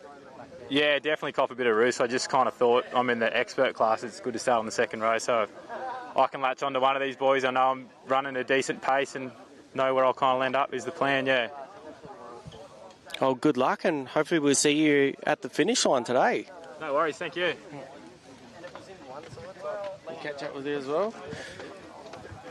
Number 7, so obviously inside the top 10 from last year. First timer. So that's, what's your sort of take on that? It's a bit of a motocross background as well. Nah, mainly have an off-road background and blew a bike up pre-running, so Brodie Waters was good enough to lend me his practice bike, so looking forward to it.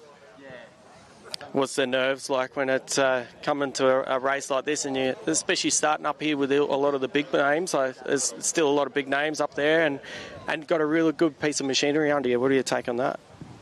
Yeah, it's definitely nerve-wracking, but we'll be right once we get going. And a lot of big names here, so see how we go. Oh, good luck in the race, and hopefully we'll see you down there in the top 10. Thank you. See if we can get some of these guys down a little bit further.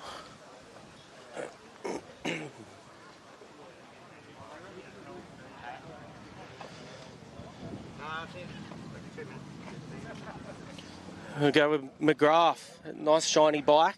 We're not sure it'll be like that by the end of today, but we'll see how we go. What's your take on the Don River Dash this year? It's good. It takes faster, heaps straighter than before. It's going to be pretty quick compared to last year, I think. So. Have you had a chance to have a look at the track over the last week? Yeah, I was up here last weekend with Grabo, and then getting the sight lap yesterday. it's been Grabbo's knowledge. How much sort of knowledge do you think that's actually going to be a good advantage towards you? Like, is he teaching you some good stuff there? Yeah, no, he's super handy. He knows a lot. A lot of useful advice he gave us, so it's definitely handy. Makes it safer. There's nothing worth them being safer, especially on the Don River Dash. What's your game plan to try and, result-wise today?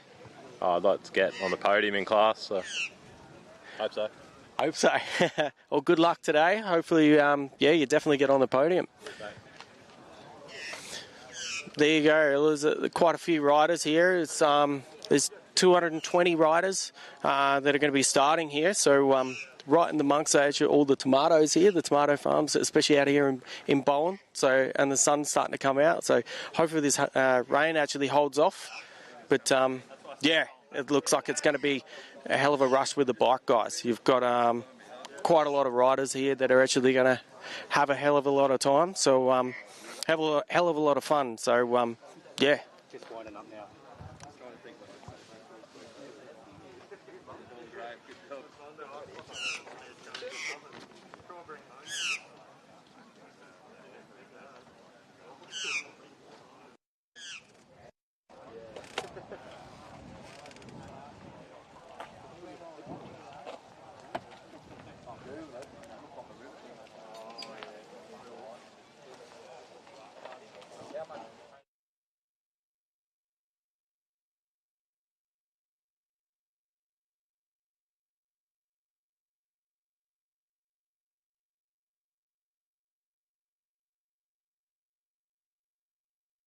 There that you've got to keep a good eye on. I think it was that Zach Madden as well and Jesse Ryan riding on the 750. So Connor Terry on the 143 we got to chat to. So, some two-strokes. There's all sorts of rigs right up there. So, again, it's crazy to think like a guy like Brodie Waters starting off row 2, but there is a depth of talent here that's going to be cool to watch. And, again, no better than our number one with the one. On position 1, Liam Walsh. Yeah, he's in a position he deserves. He is stomping his name down as a bit of a Don River. The Don, you might say. The Don of the He's Don. the godfather. I like it. Does he like a bit of ham? I'll tell you what, he's going to give it some ham. I don't know where this is going, but you're dead right. His Don is good. He's good. Oh, gotcha. Yeah. I think they make sausage as well. Cabana. All those sort of shaped foods. As meaty products. Yeah. Anyway, listen, back to, Sam Handley is also there with the well-deserved 2 from last year. So Handley's very, very fast on those motorbikes. Jake Reading there as well. Jesse McMillan Moore. That's a name we haven't heard for a little while, but he's come to the Don, McMillan Moore. And Zachary Watson, Thomas Kruger, Brent Story, Christian Springer, Daniel Kent, Rob Armstead, Ben Grabham, Brodie Crane, Todd McCartney, and Tyler Radford all off the line together in row 1. Yep, 15 bikes, mate. Is that what you're doing? You know how I know that? There's a 15 up the top of the list. Dan could see the wheels turning there's a very, very slowly. Now, there was fingers and toes out for a second there. I wondered what was going on. But yeah, so one thing you might notice a little bit differently about our ceremonial start is we will be 15 at a time. So then they just got to ride down, mark position. So I tell you what, once these guys start dropping into the creek, into the river, not a creek, dropping into the Don River here for the Bowen Rail Company Don River Dash of 2024, it's going to be action. It's going to be like the cars where you're just not going to know where to look for the first 3 hours of the first 3 laps. So you're going to know where to look. You're going to look on the live stream. You're going to enjoy the racing. And if you're down here in the river, well, you've got the best seat in the house. Go and get yourself a bit of Dirty Bird. That Dirty Bird. It was pretty good. We had chicken burger and some chips at lunch. It was nothing wrong with chicken burgers. And then ice cream over there. Huddy was eating ice cream. It was well worth the walk. Did Huddy eat it? Or I noticed most of it was sitting in his top lip when he come to visit us. A little bit on the beard. So he was saving a bit for later. I mean, Huddy's one of our legends that's out there on a camera. One of the infamous Hutt brothers. I think do you reckon there's more Hutt brothers? They just keep coming. Or more Wayne's brothers? Yeah, definitely Hutt brothers. And I tell you what, they've had a big impact in the off-road racing world. So they're doing all the live stream and all the action. And I tell you what and I know everyone loves this word, but this is a dead set game changer. 79. The way that they have stepped up, like from 3 years ago when you got maybe one camera, it might have even been a phone on a stake on the Don River, and now we're having this footage. Like, this is as good as V8 Supercars to me. Absolutely. The only thing they need is a couple of good commentators. That'd be right. One more good commentator. Yeah. No, but it is fantastic. Like you said, we've got the live stream going. We've got commentary down here at the main spectator viewing area. There's food stalls here. There's drinks. There's ice creams. There's everything that you need as we see them starting to get off the start line. Oi, one quick statement, Dan. Like you said, get over there and get yourself some Dirty Bird, that chicken. I was going to do an all-almond diet, but that'd just be nuts. Oh, my goodness. What is this, old mate? He missed his start row, I think. Oh, no, they're doing the old one at a time. That's very good. Like you said, ceremonial start on the bitchman. We don't want to see anyone go down on the bitchy. But how good is this? I'm getting excited, Dan. My feet are tapping up here. I can't sort of sit still. I'm very excited. Like you said, there are some fast guys here. It's going to be action aplenty. I'm glad I'm not the one that had to come up with the seating system. As you could hear, a couple of little two-bangers getting away there as well. Yeah, mixing gas, hauling ass. We do like them. The little two-strokers. Wasn't a time too long ago that all of the top guys would be riding 500 two-strokes, but not to be. We're on 500 four-strokes now, and the 450s are going to be pushing them as well as some of the very fast two-strokes. Going to be cool to see as they come down in the river. Josh and I are just looking each and every which way. We're looking at the camera, then we're looking down the river, wait for the number one of Liam Walsh to make his way through. And we're going to start calling these names as we go through the river, and it's going to get very wild here as about 280 bikes get called out. If you've just joined us, welcome. We thank you very much for hope you're enjoying anywhere that you're sitting around the world. We are live streaming, and if you're on Facebook, you can join in the conversation. Give us a shout out, give your favourite rider a shout out. We'll try to comment and keep you as up to date as we can. But again, we'd also love it if you did the old like, share, subscribe, share, do all that sort of stuff. Get on and post it, get your friends watching, because I tell you what, this is just a fantastic thing that the Don is doing, putting so much effort into this amazing feed. Yeah, that's right, Dan. It is a lot of work. You know, Huddy was here until 2 o'clock in the morning getting things set up so you can sit and enjoy this. Did we mention for free? No subscription? Are you watching this on KO? You watching this on... No, it should be on KO. Free to air. Yeah, you're right. It is pretty good. Tell you what, even on that live feed on Don River Dash on Facey, let us know where you're listening from too. Just in the comments, throw out. We want to know how many Queenslanders we got listening. If you're in Queensland, honestly, you should be here. That'd be the move, be in Bowen. But yeah, let us know where you're listening from and how far away you are. We'll try to find out who's listening from the furthest abroad. That sounds like a good thing. But again, the dust is in the river now, ladies and gentlemen. It will be Liam Walsh on the number one, leading the way as he is sorting past in front of us. Sam Hanley on the number two will be right behind him. Have a look at that. It is the big desert races, isn't it? And Hanging then off the Triggy back. as well, right Triggy. there. 404 of Jake Reading is there as well. Number 4 of Jesse McMillan Moore. The number 8 of Zachary Watson will be in the river now too. Hey, look at those top 4 guys too, though. Yeah. They're stamping their authority early. Geez, well, I'm going to say Triggy. Now, I know the ceremonial start, but Triggy got around the 404 early on there as well, so that is a man on a charge. I'm going to say those top 3, Liam Walsh, Hanley, and Trigg, they're all going to sort of bunch up. Yep. That, you know, they're not going to want to let one get away from the other, because like we were talking about with the cars, like what happened with Kent, that one slow lap can really push you behind the 8 ball for the rest of the weekend.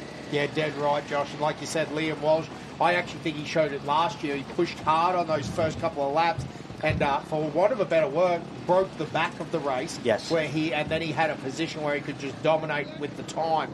So, yeah, didn't have to take any risks. So maybe Triggy learnt from last year and said, hey, I'm going to be on that back mudguard the whole time. As we already got a bit of an overtake happening there. How good is that? Thomas Kruger Brent Story, Christian Springer, Oh! Daniel Peck. Oh, What a save! Oh, my goodness. Unbelievable. Wowzers. Yes. Yeah, so that was a huge save as we just have a second of our big accident there. Wow, it was probably a little bit of a third. If we need to keep a bit of an eye on that there. Old mate's moving, but he is actually down. So, ladies and gentlemen, our officials are on the way. Our officials are on the way. So it'll be all good. But yeah. Yeah, they're definitely on their way. So again, there's been a big accident in front of the crowd. But hopefully old mate... Oh, and another big one. My goodness.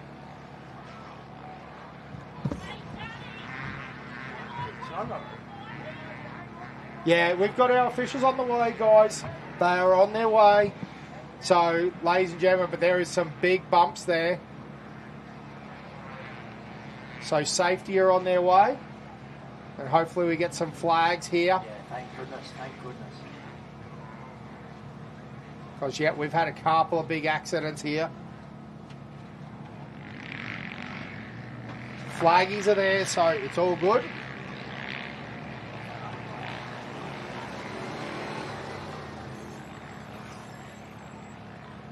So we actually have our first rider. He's up on his knees. That was our second rider.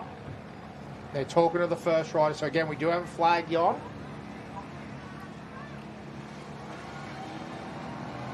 So up and walking off the track.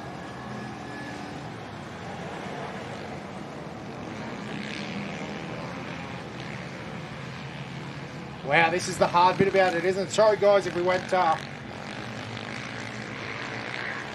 quiet there for a sec, but again, our second rider is up and moving.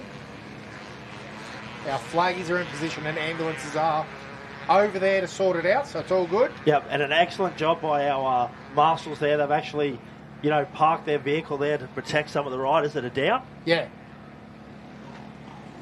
And hey, look, credit to some of our competitors as well. They've done a good job there. A couple of bikes actually pulled up, started flagging the other bikes down. So to our competitors, congratulations. You guys are really good sports. Yeah, absolutely.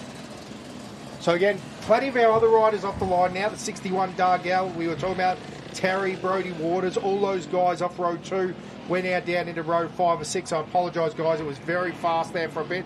Plenty going on, but again, Kyle Tuppentrain, Lachlan Morton, Brock Healy, Bailey Wallace, Lou Stanlin, Jalik Gorlick, Nathan Elliott, Cass Mundy, Liam Wilson, Stephen Breen, Brady Cronin, Mitchell Ireland, Jared Vanderhoor, Ryan Newman, Jamie Scarborough. They'll all be off the line. Road 4 is also off the line, which is Joel Bauer, Darren Pollock, Liam Little, Patrick Dalton, Dylan Marriott, Jake McGrath was off the line. We had a chat to him on the line. James Veer, Bill McGregor, Joe Sullivan, Brody Little, Mankley Douche, Zachin Kennywell, Heath Burgess, Damien Jones, John Harkness. Row 5 will also be Jerome St. Pierre, Benjamin Cook, Josh McDaniel, Tom Jack, Mark Nolan, Brett Vandler, Chase Matheson, Jason Sargent, Aaron Edwards, Dan Coots, Alan Lyons, Graham Blake, Dean Murphy and Jeremy Cowley and Luke Staffris all off the line. So these guys are all cracking now. There is a lot going on. Yeah, and to add to the little bit of the mix and the chaos and confusion, got word that there's rain about halfway down the track as well. So now these guys not only having to deal with the sand, the treachery of the Don River Dash course, they got to deal with rain as well. So, doesn't sound like it's that bad, but a little bit of moisture and a little bit of that sand gets on the inside of your goggles. That's a very tough day. Yeah, absolutely, especially when it's already got little bits of water laying around on the track. Now there's things changing too. Absolutely wild out here. Josh, I'll keep going. Row 6 and 7 are definitely off the line. William Johnson, Justin Thiel, Ben Kunst, Tom Margadich, Andrew Parkinson, Benjamin Hullum, Brad Perryman, Michael Johnson, Mitch Turner, Glenn Vallander, Matt Groves, Brenton McDonald, Luke Nixon, Nick Lang, Ben Cox is off the line. Row 7 is Martin Convey, Paul White. Oh, that's old Whitey out there having a ride. Then Julian Galando, Michael Graves, Todd Tomlinson, Peter Harding, Jamie Leon, Luke Patterson, Michael Dowling, Damien Peddlebury, William Hawker, Daniel Freeberg, Samuel Bennett. And again, there is still bikes and cars getting off the line. There's bikes everywhere now, Josh. Eli Engelbrecht is off the line. Maddox Fritz, Cody Meikle, Sonny Redding, Cameron Loader, Nicholas Thompson, Nate Masterson, Will Depler, Jed Lawson, Lincoln Gardner, Lachlan Madden, Caleb Barker, George Shaw, Samuel Bennett, and Nicholas Baker were all off the row in row 8. Josh, we've got to row 14. We're not even there. There's how many bikes are here? 280. It is insane. There are so many riders of all different calibers, all different speeds. It is all happening. Yeah, I tell you what a race, what a weekend so far. You know, there's been plenty of action, but great to see our competitors still getting off the start line. You know, they've got a long weekend ahead of them. This is only the first lap. And our boys doing an awesome job. Our bikes off the start line. Yes, our bikes, yep. So again, plenty of riding going on. Hey, Josh, Troy Hay from Renmark, South Australia is watching our live feed. So a few people, that's a fair way. The old Renmark. But I tell you what, Renmark, fair bit of desert racing goes on in Renmark, I can tell you that. Yeah, fair bit of fast riders and races from Renmark. So shout out, Troy. Great to have you watching along. Again, bikes still rock. I'll keep going. So we had Aaron Mills, Alan Pitt, David McLeod, Dwight Hawken, Matthew Woodward, Kai Rothery, James Callaghan, Josh Mackin, Zepp Tomlinson, Robert Flanders, Callum Brackey, Tane Collier, Shane Scott, Kai Teese, Jackson Versting. No, don't even look at me, Dan. Bro, what these people, this is a setup. Smith. Row 10, good on him. Good old Smithy. He's having a good ride. Row 11 is Brad Whitaker, Jet Bryan, Rowan Heel, Tony Howe, Matthew Boyer, Shane Tudeman, Nathan Bennett, Adam Quinn, Paul Stubbs. Good old Stubbsy. Hey. Loves a ride. Clint Clark. Hey, Clint Clark. Clint Clark. Oh, yes. This is a stitch up. Mark Shepherdson, Scott Koshish, Peter Johnson, Ryan Kemp, and Justin Burgess. They're all off the line on row 11. Peter Motto, Matt Masterson, Rob McRae, Mark Perry, Jason Gunther, Ben Manera, Paul Stevens, Steve Marriott, Keith Scott, David Turner, Wayne Dinage, Don Scriven, Dave Morris, Steve Teese, and Sean Cheatham are all off the line in row 12. And again, there's still more riders coming. So that was the 440. I'm actually a bit ahead of them. It's all happening.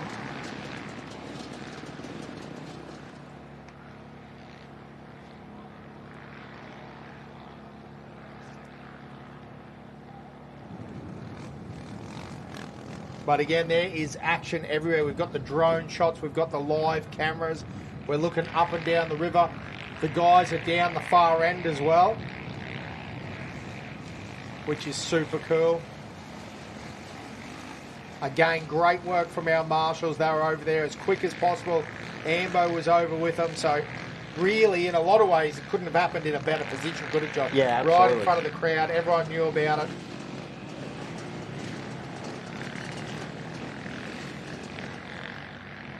And again, it's crazy because we saw so many. The couple got away with it. Yes. And then unfortunately. So this is right out the far end, Josh. Is that the one? Yes, that is Liam. Riding very fast, very smooth as well.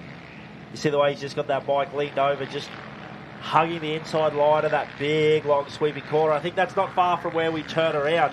So Liam about halfway into this first lap.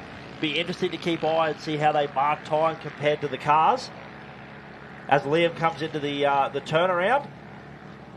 Geez, he's opened up a little bit of a gap there. He has. He's dominant at the moment, isn't he? He's absolutely in form. Wow, because when they come past the start, they were nose to tail in each other's dust. Now, Josh, what bike's that? The two, I believe. That's the HBR. Yep. So, Hanley. Yes. And then we're keeping an eye split for Triggy. Yeah, so it's crazy. So that's proper rain down there too, Josh. That's not just a light shower. It is actually raining down the far end, which is crazy. Makes sense. We can see the cloud coverage down there, but that's wild. Hey, also, big shout out, George Shaw, 614. So Sophie Shaw's given the shout out. And then we've also got Steve Mort. He's watching from Papua New Guinea, Josh. Yeah, how good that? Big shout out, Steve. Glad you're enjoying the white racing. Honestly, you're actually probably closer than Renmark. Yeah. So you're saying the Bowen Rail Company Don River Dash is truly an event watched internationally. International race. We can claim it. Absolutely. Well, I know we've got a couple of our mates over in America watching as well. So they're in California, and further abroad, Texas and Arizona and bits and pieces. So pretty darn cool. Now, Josh, something new that they introduced a couple of years ago, they can't straight lap it. You've got to pull in for a pit or at least a go-through. So I think that's pretty cool. Like there was an era where Toby raced his Dakar bike and actually didn't stop. But they've actually changed that. I'm not sure what the reasoning exactly was for, but I think it's a good thing because, that 15 seconds just to mentally recoup, have a little bit of water, get your brain back in gear. Yep. I think it's good, and everyone's got to do it so it evens the playing field a bit. Absolutely. Now, I know we have had a crash here, but that is something to do with riding motorbikes. That's the risk these guys take. But I think you're right. Mick talked about safety in every aspect of the event is something they take very seriously. So like you said, that 15 seconds to come in, grab a drink of water, just relax your hands off the wheel and everything off the handlebars can be really, really good for these guys. Yeah, absolutely, mate.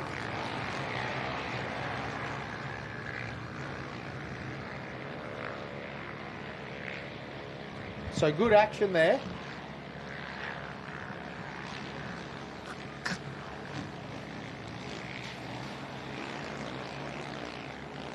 Okay, we're just having a look at everything that's going on. We'll kick you on through row 12. Peter Moito, Matt Masterson, Rob McRae, Mark Perry, Jason Gunther, Ben Mannery, Paul Stevens, Stephen Marriott, Kenneth Scott, David Turner, Wayne Dinage, Don Scriven, Dave Morris, Steve Teese, Sean Cheatham, all off the line, as well as Dan Mole, Gavin Jones, Ryan Ash, Ashley Rowe, Matthew Evans, Zane Steiner, Alan Henderson, Greg Jackson. Wonder if that is the legendary Greg Jackson. From RGM. Greg Ryan, Darren Hurd, Luke McPherson, Dale Stanford, Bo Wust, James Boyce and Lachlan McGyver. They were all off row 13 in our final row. I don't know whether they're actually on the line. They look like they're just off the line now. Row 14, Benjamin Wust, Scott McNamara, Andrew Tate, Ty McKenzie, Thomas Logan, Riley Page, Tim Nolan, Connery Devine, Tam Poitevin, Susan Coop, Katie Robinson, Rebecca Coop, Cope, and Coop and Cope. Coop and Cope, I reckon. Haley Bradford. Not related, very close last names. Now, Josh, I think one of the keys is, it's interesting. Wonder now that you've seen the yellow flag and you've realised that someone's had a little bit of a more than a little bit of a moment. For some of these guys that haven't raced on before, that might just be a little checkup that is a good timing for them. Yeah, absolutely. Because, wow, look down the far end now, Josh, about how many cars were running around. Bikes, yes. No, it's pretty crazy, and these are awesome shots. Getting the turnaround position here, getting to see the halfway point of this lap keeps us in the loop a little bit as to where people are. Can sometimes give us an idea of the time gap between people. Like you said, we're able to make sure that gave us a bit of an idea of where Triggy was on the road, where Liam was. Because sometimes with the bikes, like you said, they can whip past so fast, so quickly, and their numbers slightly smaller. It can be a little bit hard to see.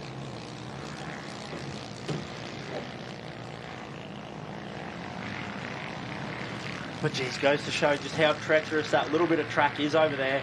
You see some of these guys coming through slowly, and if they're just a metre to the left compared to where they normally run, how vicious that bump is.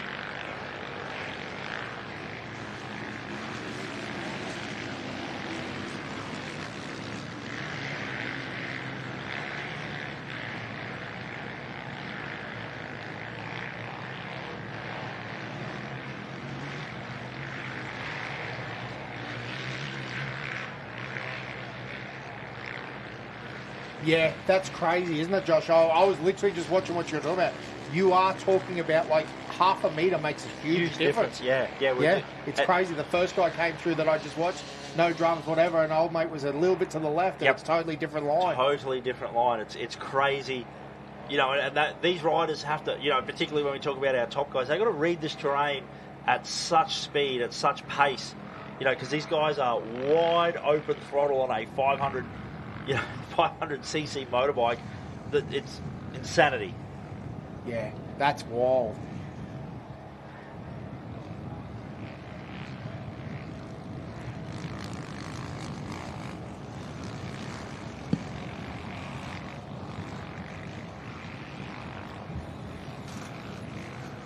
Still a lot of fast riders coming through too, Josh, in this pack.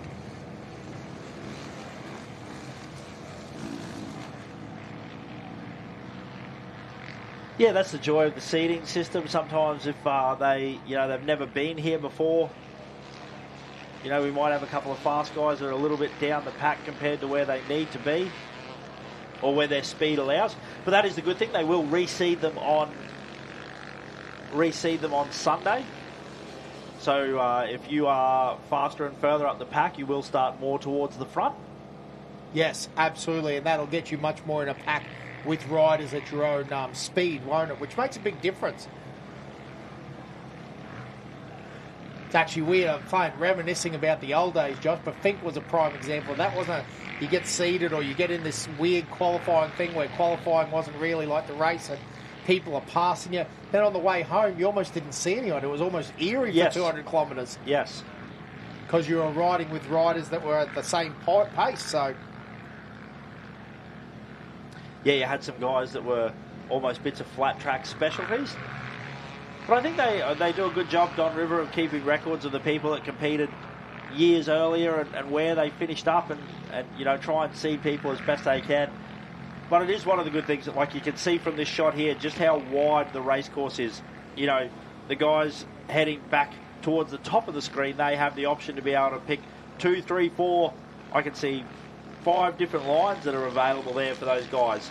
And then on the way towards the bottom of the screen, it's one gigantic line, so you can hop in and out. But geez, I tell you what, isn't it just an event? Yeah, absolutely wild. Hey, Josh, doing a few more of these shout-outs. Steve Mort was yelling out for Lachlan Morton on bike 545. So best of luck for the 545. Jordan Cleland up the 614. Yep, absolutely. And Proper Moto, thanks, mate. We're trying our best to give you a bit of good coverage here for the Don. We love this race, as everyone does, so it's a good time.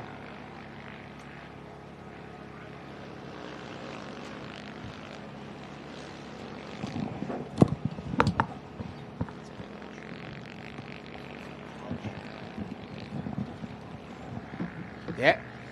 Callan Morton yelling out for Lachlan. Go, Lachlan. Bo Dargell. Well, we mentioned Bo Dargell, the 61. I'm keeping a good eye on him. Little local CQ boy and been very fast for a long time now. Going to be interesting to see how he goes. Bo Wust and Ben Wust, father and son racing, which is awesome. The Wusts have been around for a while as well, riding up here, which is pretty darn cool.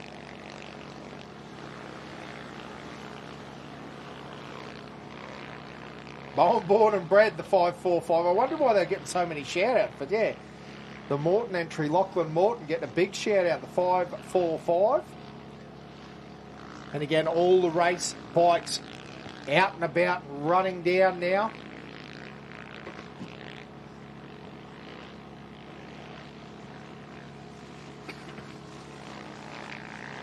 Again, big shout-out to all of our officials and helpers and competitors that help out. Like you said, it is amazing. It's a big family. of races that work here.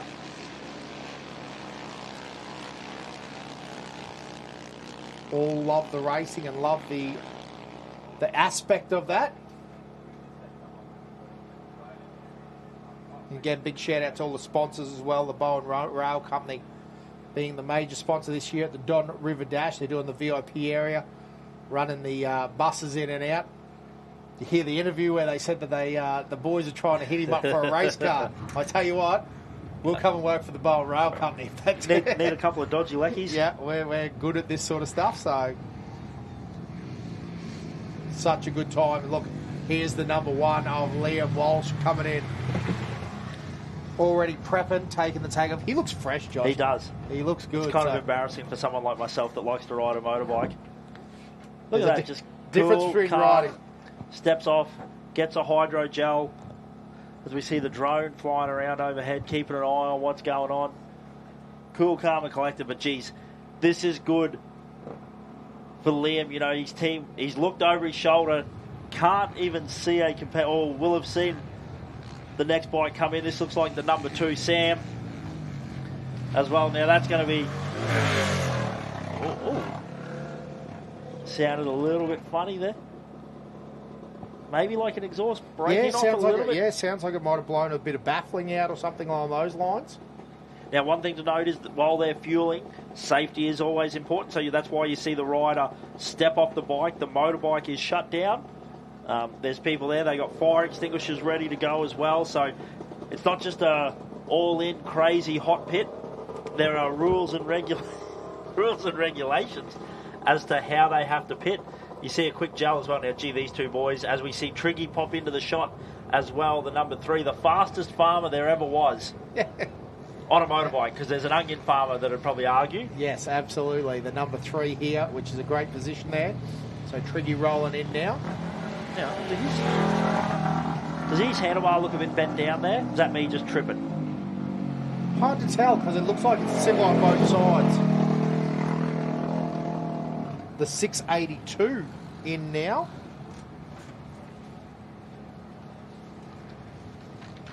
As the 4 also makes their way in, plenty of air over that finish line jump. He has a quick look over his shoulder as well. So that's Jesse McMillan Moore in, and Brent Story was the 682.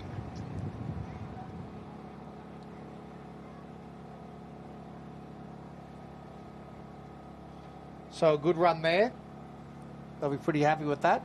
But again, shows just how important it is in these pits now, because we are literally having a race in the pits. Yeah, absolutely. It's a, this is where they'll get some information about how their weekend's going. Brent Story still looking a little bit backwards there, keeping an eye on what's going on there. So, yeah, again, Brent Story out of the pits there. Yeah, Tricky almost seems to be off the bike. He's still off the bike, isn't he? Yeah, just the way those handlebars were sitting, it did look a little... Now, the other one I'm interested in, was that the 9? That he might be wearing 9 on his shirt.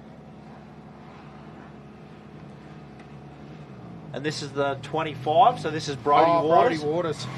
Great ride there, gee. Off the second... So he'd be happy with that. And Ben Grabham, damn. What a the 138, great ride there. Although that means that Brody Waters has physically passed Ben on track, which is pretty darn impressive. Coming up for row 2, Ben Grabham off row 1 in 12th, so... Yes. Now the 58 is in. Hear him jamming it down the gears, getting it ready to be able to do that hot pit. Like you said, we are speed limited in the pit, so they got to be careful as to what they do. As we see Liam back, geez, that knowledge, that track. You see the way he just attacks that as the 28 makes their way through as well. Yeah, so 58 just came in was Tyler Radford, and then the 28 is Todd McCartney.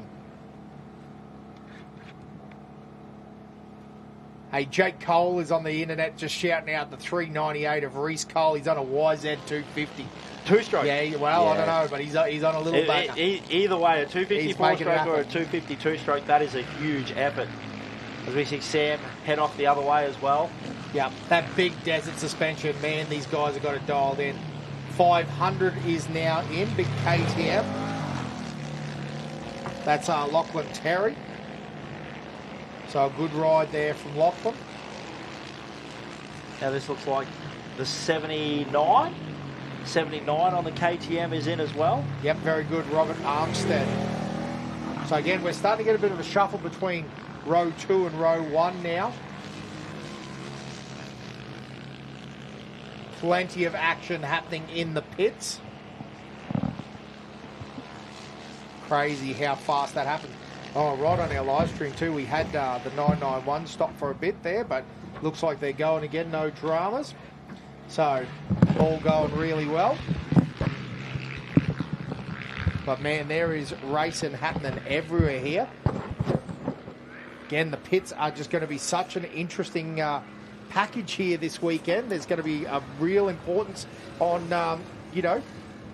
getting amongst it and getting that fuel in and getting back out on the race course as fast as we can. As we're joined by Ivan. How you going, brother? Yeah, pretty good. We made it. So yeah, perfect. There is plenty going on as the 13 is now in as well. That's Jock Cullen. So a great ride. Mate, we've already seen so much action over here. It is all happening, hey?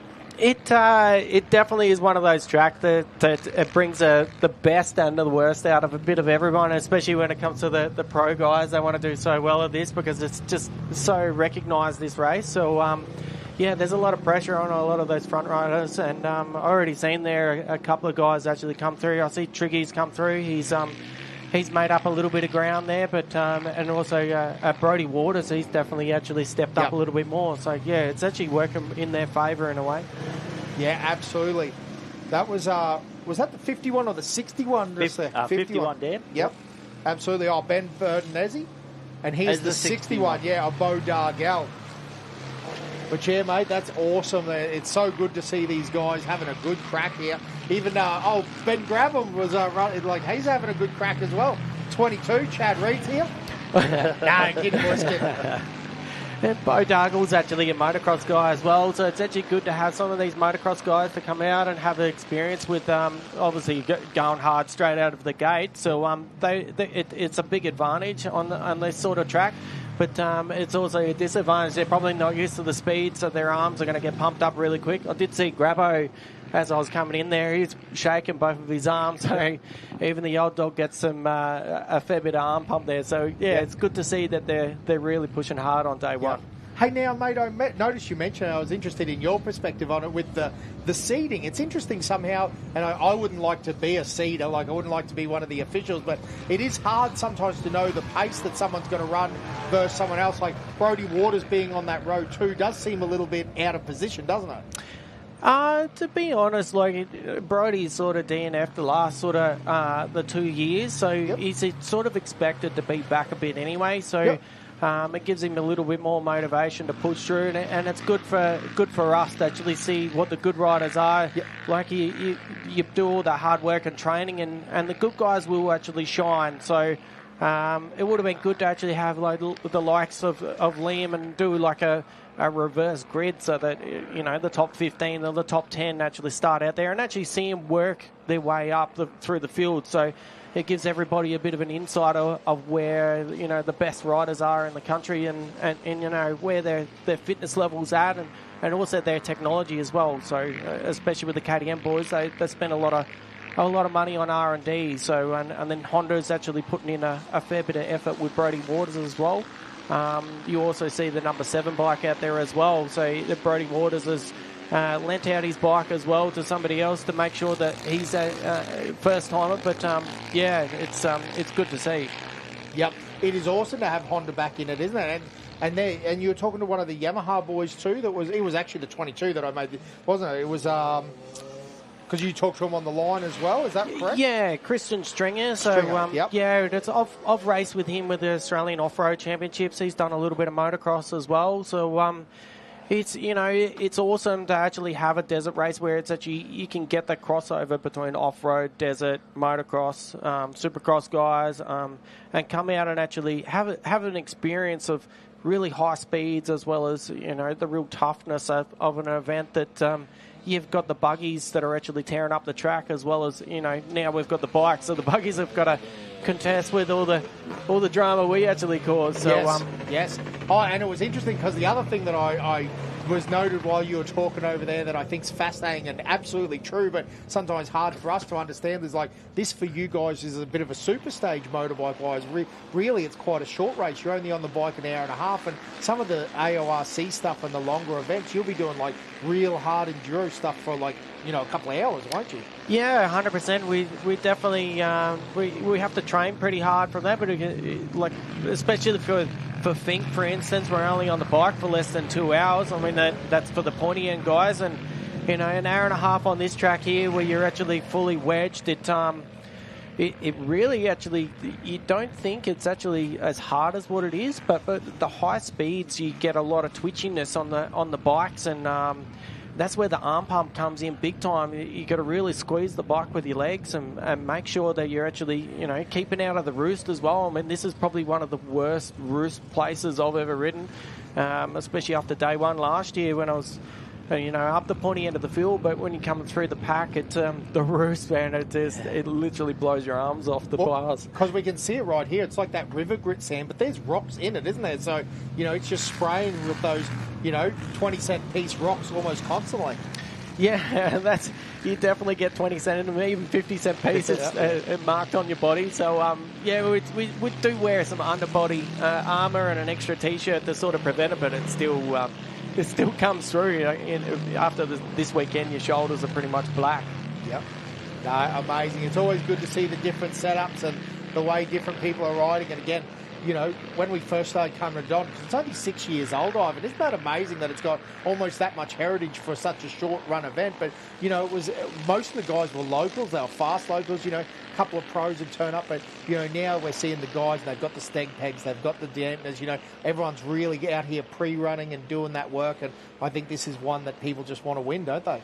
They certainly do, and I think having the local community support it so much. I mean, have a look at the local sponsor, like Bowen Rail Company. They're fairly new into the town, but they're willing to actually throw money at this event, and the whole community's behind it. So you just need to have a look at it. Last night, for instance, how many people would come down, and I had the opportunity to go and do a few school vids, and the kids love it here. So, and the amount of dirt bike riders that are around here, as well as buggy riders, like the drivers and all that, it's awesome to actually have a sport so close to town, and it's quite unique. Being it's almost like a super sprint, this event. It's awesome to have that conjunction between 4 wheels and 2 wheels, and then it's a hell of a lot of fun in this race. So yeah, I'll be definitely coming back on 2 wheels, I think, next year. That's what we like. I think you really see races like this thrive when the local community gets behind it. Like you said, the Whitsunday Regional Council are one of the sponsors. They've been the naming rights sponsor before as well. The community gets behind it. The towns love it, the hotels love it, the pubs love it. Woolies loves it, and the people love it. And I think that's just helped it go from strength to strength. Like, everywhere they turn, they get support. I'm sure if the bike guys needed something machined up, one of the local machine shops or mechanics would help them out. And that is an awesome thing about this event. Plus, great racing conditions, an awesome track. And like you said, I think particularly a couple of the more high-profile riders, like yourself, Liam Wallace, we've had Toby Price here, Brodie Waters here as well, has really brought a few eyes onto this event as well. Yeah, I mean, it's having Toby come out is actually a massive plus as well. He's been on 2 wheels and 4 wheels, so he's got the experience and knowledge, and for him to actually come out here and actually enjoy an event like that just goes to show how much caliber and how much of an awesome part of being in motorsport. Crossing over 2 wheels, 4 wheels. So I think with the likes of him and Dean Ferris coming out as well. I mean, he's been a multiple Australian motocross champion. So, it's awesome to actually have a lot of those pro guys actually come out and actually experience, what real pain is when it comes to roost as well as what high speed stuff is as well. Yeah, when you say it like that, we've had some really cool crossover type champions, haven't we? So it's always good, and and now Liam is an awesome ambassador as well. 2-time, looking to go for 3-time. That's always a cool story as well. It's Liam's. I was especially last year. I mean, I was trying to give him a little bit of a run last year, a bit of a challenge. He ran 2 mooses, so front and rear last year. So with myself and Callum Norton both actually were out of the race with flat tyres. So he's done a lot of pre-planning. He's quite young in the sport. He's got an awesome future in there. Yep. And they've got the opportunity to actually go over and actually do the Baja 1000. So they have got an Australian team going over for the Baja 1000. So he's actually gearing up for that. His cousin David's going over there as well. Jacob Smith is involved with that. Wow. That's cool. So it's Ben Grabham's actually going to go over there. So it'll be actually something to really, we're putting Australia on the map as well. Yes. When it comes to desert racing. So it'll be, in the future, we've got a really bright future, especially for this event as well. Yeah, awesome. That is definitely exciting news, especially considering that it's been such a standout year with Paul Wheel and Toby over there in the truck too. Like, they finally got through that breakthrough win. They were quite close in a trophy truck for a while, and it finally came out in the 500, so that's fantastic. The 414 in now as well as the 777. The 255, all of these guys will be feeling pretty happy that they've seen their first lap out, I reckon. Kawasaki too, look at that, the 283. The 165 is in. So again, still some great racing and some great competitors out there. The 501 through as well. And this is the mid, like, it's crazy with this mid-pack how wild it is. There's just bike riders going everywhere. Yeah, it's not only the top guys that are just eating roost all day. A lot of these are everyone on this track is just absolutely copying it all day, every day. Like you said, the track conditions change continuously all day as well, as we see the H16 in, and we also see the 173 as well. Geez, that's some hard graphics, but on the screen there we're getting some awesome shots from down the track as well, as we see some of our faster boys push their way down towards the turnaround spot as well. Yeah, brilliant drone shots there that give a good indication of the multiple lines. We're obviously over in the pits now too, where all the teams are making this race. I think that's one of the cool things about this race too. You actually do a hot pit. You've got your mates involved. You're dumping fuel in. You're giving old mate a gel pack or whatever's got to happen. So that's another element to racing, isn't it, Ivan? Yeah, it makes a big difference. I mean, this is one of a kind race where you actually have to pit every lap, so you get the opportunity to do a fuel stop straight away. So, and to be honest, like us guys up the front, like the real fast guys that can only do one lap on a 12-litre tank, you just don't have enough fuel to survive the actual second lap. I was silly enough to try it last year and ran out of fuel literally in the lead just before the bridge. So. Yeah, it just goes to show that you have to have a bit of a game plan as well. And, yeah, it makes it a little bit better for a lot of the guys that need to catch up and get their breath and take on a gel and get out there and have a go. Yep, absolutely. It's funny because we were even talking about that with the cars. They've got, like, half a day now to come up with a game plan on how they're going to race on the way home. And I think that's something, you can, really get in, and the strategy makes a lot of this race go, doesn't it? It definitely does. Especially day one, you're sort of going out there and racing the clock to try and beat the guys just behind you, because especially with Liam taking off, you can have someone like Brodie Waters come through, or Jesse Ryan or Bo Dargle will actually come through and do a better lap time, and then the next time, say on corrected time for day two, they're actually starting a lot closer next to you. So, as much as Liam's starting out front, he still has to be on the ball straight away, making sure his fuel stops are good. He's getting plenty of juice to keep going. And, yeah, coming back from an injury as well. Like, what's his hand going to hold up like, especially with his high-speed race as well? It's very different from Fink. It's very physically demanding, but it's more so demanding on the upper body, mainly because the steering through the heavy sand. You're relying a lot on that paddle tire to actually make that front end nice and light. So, there's a lot of elements there through the mid-pack there that you've got to take into conjunction. Yeah, that's interesting. Yeah, because this really, there is no break, is there? There's no point where you get a little bit of a breather.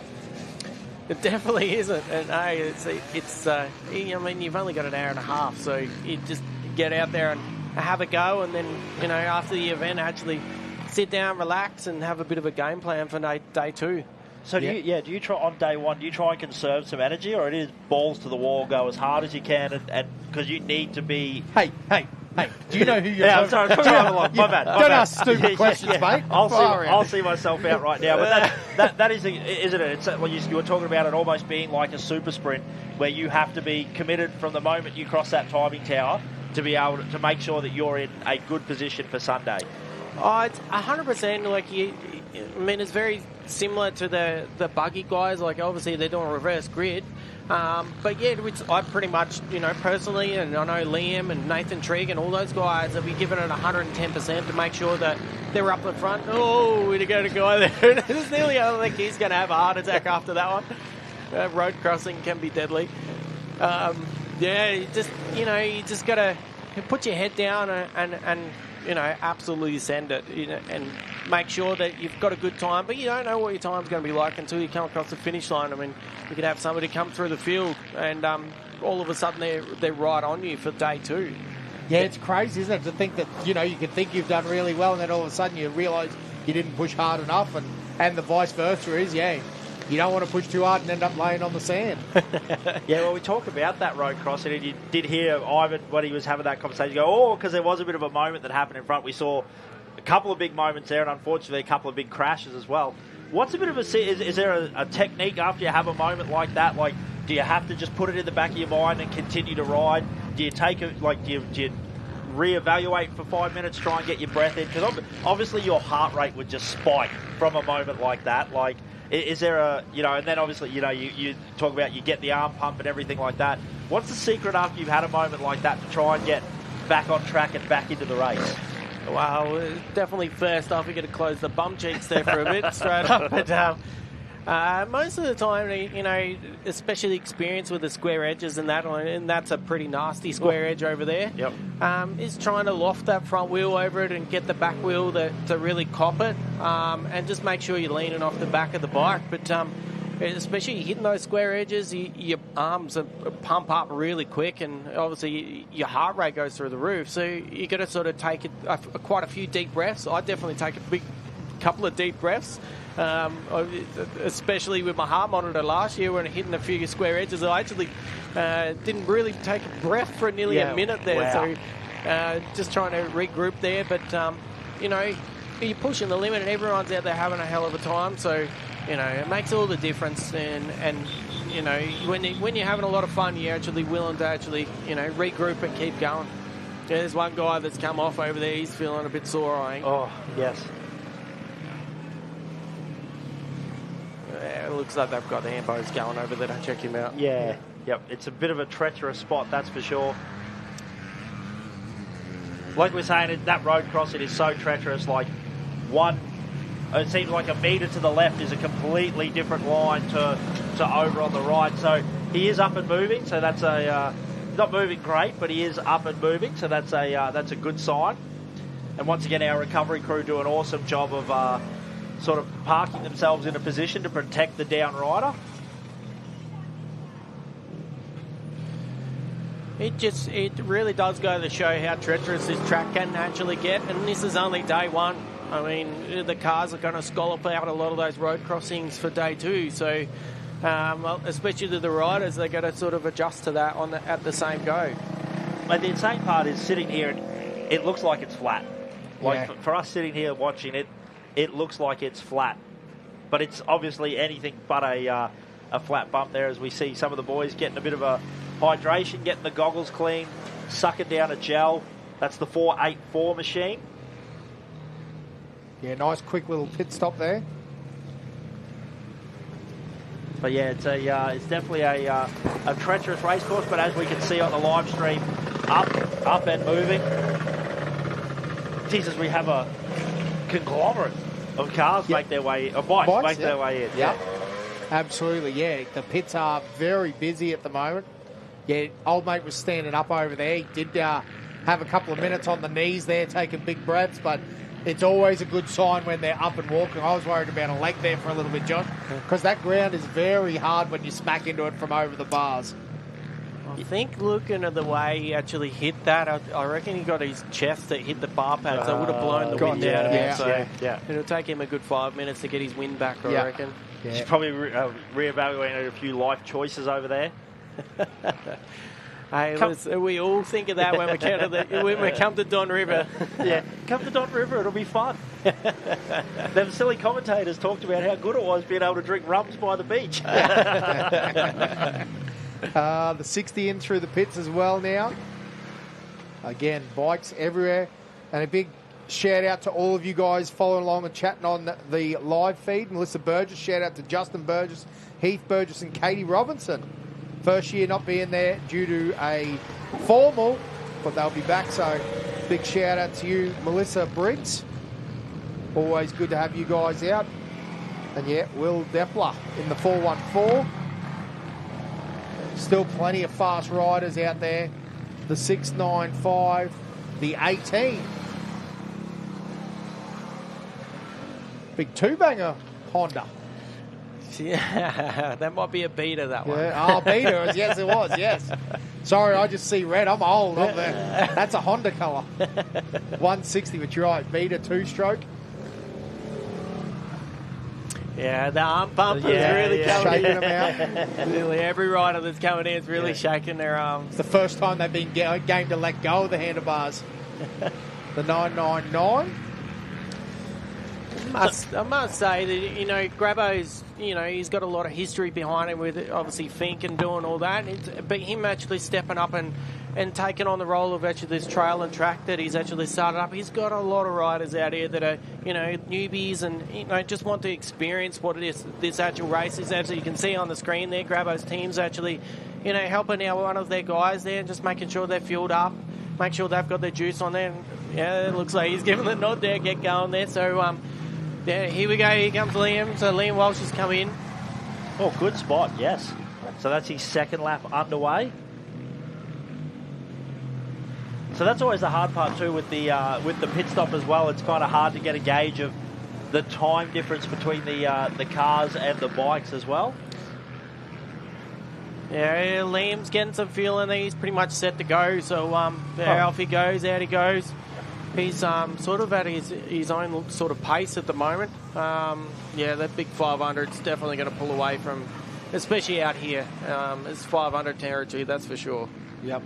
Yeah, crazy to hear you talk. Like we think about Fink having lots of high-speed sections and stuff like that. So interesting to hear, you talk about the fact that this race is quite high speed as well and quite relentless in its track conditions. So it's obviously, while you said it doesn't quite have the track distance of the Fink, the style of track that it is obviously quite grueling. It definitely is. Here we go. Who we got here? We got another. Right. I reckon it is. Yeah, it is. It is. He's not too far away. Liam's pulled a little gap on him, so hopefully he has a quick fuel stop there and gets going. We don't want to let this KTM get away too quick. Yeah, that's right. Yeah, that's right. Yeah, Sam Hanley, a great ride there.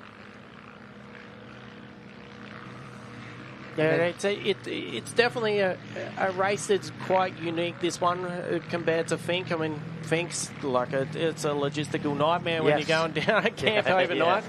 Yeah. It definitely tests you out, but, to be honest, after doing a Fink quite a few times now, it's this race is definitely actually physically more demanding than what Fink is by a long shot. So, mainly because it's, Fink on the hard pack stuff, you can sort of relax and chill, or not so much relax and chill because you're wide open and just listening to the motor to make sure it's not going to blow up or any funny noises. So where this race here, you're putting the body to the test, you're putting your motor to the test, you're putting your suspension to the test. I mean, the suspension is used. It looks like Triggy, I reckon, coming through. Oh. No, it is. I think here he comes. Yes.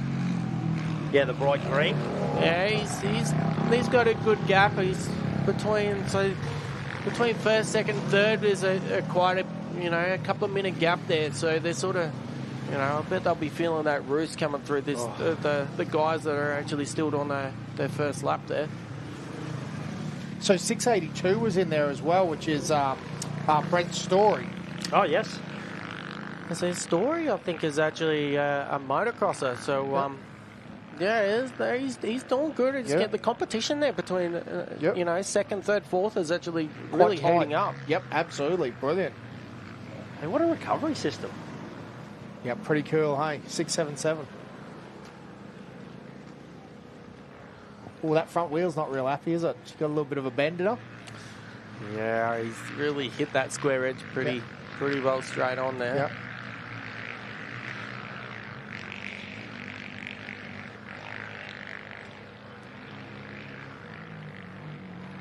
Be interested to see how Brody Waters is actually working up here. It's like you've called him in. Here we go. Yeah, he's coming in. He's made up a lot of ground. He started a fair way down the field, so it looks like he's in fourth or fifth there. I reckon fifth. So, you know, he's making up some ground. Good number 4 as well. Yeah, McMillan Moore, yes. As Liam goes the other way. So Jesse's sort of lost a couple of spots there, so he's probably feeling it a little bit as well, especially that arm pump there. He's probably not used to that arm pump like this place actually brings. Like you said, the unique track conditions that the Don River provides as well, like that whooped out, choppy, sandy, square edge. I mean, say if you'd been preparing by running fire trails for the last 6 months, you'd probably be in for a bit of a shock as you arrived at the Don River to ride in this. I went and raced a few beach laps. Yes. Yeah, you might not be ready for the sand that is here. Ivan, you're laughing like we're idiots. We're just trying to help these people. The number 9 is in as well. So Kruger. Yeah, Kruger's going all right. He's doing all right. Yep. He's shaking his hands there, so he's obviously feeling that as well. Getting the blood going. There goes Triggy over the other side of the track there. He's making some good ground. Well, interestingly, Triggy sat down there for a second. I actually reckon 682 Brent Story went around him over there. So there was a little, I think Triggy was faster in the pits, and Story said, I'm not having this. There goes, it comes through, I think that was Tyler Radford actually just come in there. So he's inside the top 10, which is... Having a good ride? Yeah, having a good ride there. Yeah, so is this on, mate? 582, 38? One of our great two-stroke competitors. A little bit extra oil in the mix. This Grabbo coming in here, it is 138. Yes. Oh, that old redhead, he's still going. He's a wily old fox, isn't he? He is. You never underestimate him. Yeah, he's going to come and punch us for calling him old. Mate, you call him Ed. No, me. Us as a team, all right? Us. We call him. No, we. Yeah, Grabbo sort of, I'll give a bit of a background there. 14, 15, 16. He was a lot of guidance there, especially with the desert team. So the KTM wanted to do a desert team. I was lucky enough to be on there with Toby, Ty Simmons as well. So, you know, we did the WA Tri Desert Series over there, and you know, it was awesome to actually have Grabbo, whose background of experience. He'd won it the previous year, and then with Fink testing, he's a bulldog when it comes to Fink. He pretty much drove us, down the fatigue alley of, back and down and back on the Fink track, literally 9 days straight. So, wow. It was. I'm glad our trainer was there to really help us with ice baskets. I think about day 4 or 5, I was feeling it. But and Toby was as well. So he was coming back from a broken back at the time as well. Yes. So, to have that experience and have that time with all those guys, and just enjoy. In the moment there at the time, it's such a cool experience and learn from them. And I mean, Grabbo and myself, late 2013 doing some testing with the engines down at Fink. I mean, I won't tell you how many motors we blew up to try and figure out what was going to be, the best motor to compete against Fink. And to be honest, the KTM 500 was, bone stock, and we only did some small mods, and that was pretty much it. And have a look at Liam. He's literally out in the front on a KTM 500, and they've put that program together really well. He's come back fighting and fit, especially from an injury as well. It makes a big difference having a good solid team behind you. So and then with Honda as well, Brody's got quite a good team behind him. Yuriv Konski's really actually pushing hard to get the brand back out there, and Brody I think is actually going to go to the Kalgoorlie 500 after this as well. That's awesome. And it's funny that you say that because, obviously nowadays, if you ask any of these young fellas, KTM they just dominate the desert, which they definitely do. But, when Ben Grabham first moved from Honda to KTM, they almost laughed at him, didn't they? They said, oh, okay, you'll never win a race on a KTM. And have a look at the program in Australia that they've developed. It's absolutely amazing. There's the 79er Robbie Armstead come in, so he's from Alice Springs there. Yeah, it's, what he actually did with GHR was incredible, especially with the Australian Safari. He's no slouch when it comes to desert racing. He's noted and he's changed the game. I mean, he's one of the only guys who got a bit of a 129, flat rear. So that's a lot of the reason why we run mooses all round out here. Just the square edges just kill us out here. Yeah. But yeah, Ben's took the bull by the horns and went out to Fink, and he was one of the only guys that was actually doing inventing pre-running and to self-motivated going out there and actually absolutely annihilating the field in the race. But that was his dedication behind it, and his sheer passion for the sport, and him setting up his the whole training program that he's got, and giving other people the opportunity to experience the knowledge he's got, the equipment, the level that he loves to race against, as well as his experience and knowledge. And it makes a big difference when you actually want to be a trail and track rider and come out and you've got this high profile guy that's teaching you, learning from them, and then you actually go and race against him. So you definitely want to be trying to be in front of him. So well, and now the general public can get involved in this as well with his track and trail VIP events that he does with Gas. And I know I've spoken to a few people that have done the rides with him. He said it's just one of the most incredible experiences, the knowledge that he has, the passion that he has for it, his willingness to pass on that information and make sure that you ride better, you have a safer, funner, faster race. It's just incredible what he is doing, and getting more people involved in the sport as well.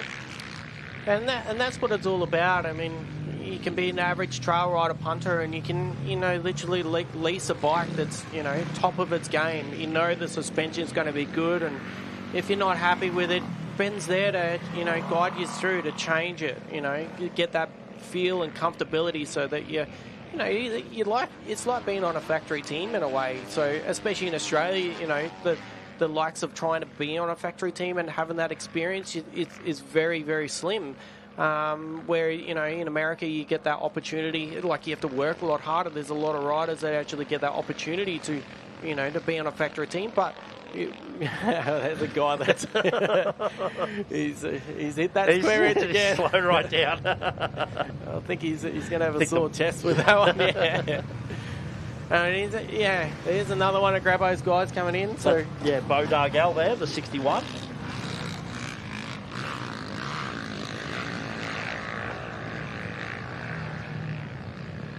The 848 is also in, one of our Kawasaki riders there, but that square edge is just nasty and getting nastier and nastier as well. There's going to be a lot of people that are going to know to look out for that tomorrow, but like you said, it just seems to be that the difference in that track just being a metre or two to the left compared to the right, and that's how treacherous it can be. The way these guys have to read the terrain at the pace that they are doing is just phenomenal.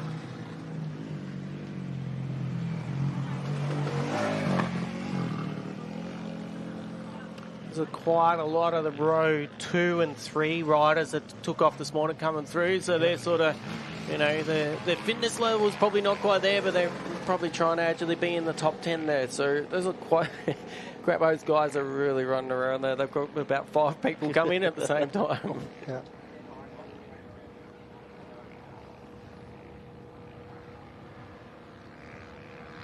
It really goes to show that, the Gas might have actually just taken over. Everybody talks about, Gas, Husqvarna and KTM are all the same bike. This sort of they are, but they aren't. They've got their pros, they've got their cons. Some are linkage suspension, some are PDS suspension, which is on that side of things is Husqvarna's linkage, and then you can Husqvarna you've got a 501, but gas you don't have a 501, so you're actually running only a 450. So it just goes to show that running a gas brand. It can be a lower quality brand, but you can be right up there as well. So it looks like they're actually all surviving as well. So once you've got them set up, it makes a big difference. And comfortable on a track like this is definitely a very big key. Yeah, and even being able to get that experience you were talking about before. Sometimes you might be on the wrong track with what's actually wrong, and having a guy like that, Ben, point out something to you or change some clickers or do something along those lines, and you go, oh, what have I been missing all these years? And that's the difference between Ben's sort of setup, Liam's setup. You've got Brodie Waters runs a lot stiffer setup. It's like he was saying that, especially on the start line, that he runs a lot of his Fink setup. I mean, Fink is it's a very, very fast event. The whoops are very spaced apart. With this track here, the whoops are actually very close together. You get a lot of real sharp, close ones. You've got a lot of big square edges and all that. So, we run like crazy enough. We actually run like similar to a Hatter setting here, mainly because of you want that stiffness to hold up. You're getting a lot of chop. We run a lot more, a lot less rebound as well. So we slow the rebound down compared to what we do at Fink. Yep. That makes it a bit more comfortable, so you can actually sit down across a lot of the choppy stuff. And a lot of guys are walking through the pits. Just about everyone's running a sand tyre, and what that is a scoop tyre that it allows you to get a lot more drive, but it makes the front end quite light. So then it allows you to actually skip over a lot of those bumps and those square edges. So and this place here is quite renowned for a lot of river rock as well. So you have quite a lot of interesting obstacles there. It's not just sand. So. Now, Ivan, would these guys at the top of the game, they'd be completely changing their suspension, or it's like revalve style stock suspension, or how far are we going with the mods to these top bikes? So definitely on the top bikes, you'd have a total revalve setup. So for Liam, for instance, he would have a Fink setup. He probably is running his Fink setup here. But you definitely slow the rebound down a lot, especially in the forks as well as the shock as well. You don't want the rebound as fast. You sort of want the bike to actually squat a lot more. And that's where the sand tyre comes in. You're getting that horsepower. You want to make sure your swing arm's quite straight. So you get less friction because this event is actually so fast. You want to get the chain. There we see Liam there doing the actual turnaround right down the other end there. So he's making his way back towards the pits here. This will be his last lap, I reckon. So he's looking pretty slick there. Really solid, hey? He's going to have some Brewster, I reckon. It's coming through the pack there. But yeah, the simple things of actually, having your swing arm quite straight. You get the chain actually doesn't touch the chain guide and the sliders, so you got less friction. So the less friction, you get more pace. So you got to set it up so that you've got the less friction out here, so that you can see there Liam on screen. He's really hanging off the back of the bike, and it's around it's moving around at the place a fair bit, but that's mainly just because of the sand. And it is quite a different setup, to be honest. It's very, very Hatter-like. That's fascinating to listen to, like yourself, and we appreciate you coming up in the box, talking about that friction and setting your swing arm straight so they're running like a lower ride height and everything, because you don't need... So say to Fink, because you're doing a lot more bigger bumps, you actually need some ride height? Is that what you're...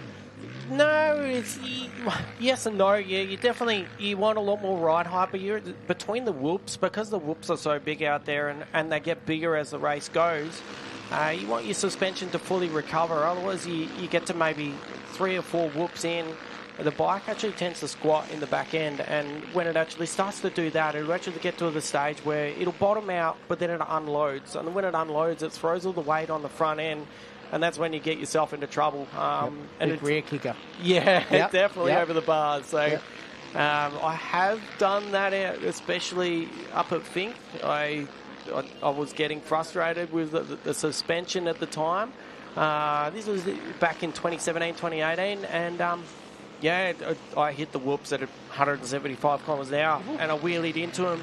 And what happened was it bottomed out, and it didn't recover in time, and then it unloaded and literally had so much force that it completely collapsed my front wheel. So I ended down the track and pretty much got knocked out. So, but that was when I really realised how much the suspension makes a huge difference. Absolutely, yeah. So that's Triggy around the choppers there as well. Yep, absolutely. Triggy's been doing some work there, so he's going. He's really pushing hard there. He looks like he's got plenty of fire left in his guts there. So yep, yeah, he's trying. Yeah, he definitely wasn't just cruising around that corner there. He definitely chucked it into the berm and went for a bit of a rail around the corner as well. So that was a top effort there. I think he might have seen the drone there and said, camera ahead. Let's put on a show. Yeah. Put it on the clock. So what do you do there when you see a camera? Do you usually think to yourself, I need to ride faster, or do you think this is a dangerous section of track? There's a reason there are cameras set up here. Look, if we're not having a very good day, we put on a show for the camera, but we're having a good day, we're in the top 10, and we're trying to have a bit of a go. We're not really focused on what's outside. We get a lot of tunnel vision. Anything that happens outside, there's someone there, he's taking on a bit of fluid. He's probably feeling the pinch there. He's getting a lot of roost in his mouth there. So we do actually cop a lot of roost out here. I do run, I think most of the top guys have been running a lot of nose guards on their goggles as well, because the roost actually really takes the skin off your nose. That's how powerful it can be. So. Yep. And obviously you said before, obviously a very serious scoop tyre. Is that what we run in the sand, or because of the high speed you run more of a traditional knobby to try and help it keep the bike more stable? Yeah, so for instance, you go Fink or Hatter, they've banned the scoop tyre because they move too much dirt for the farmers to actually push back in the paddock.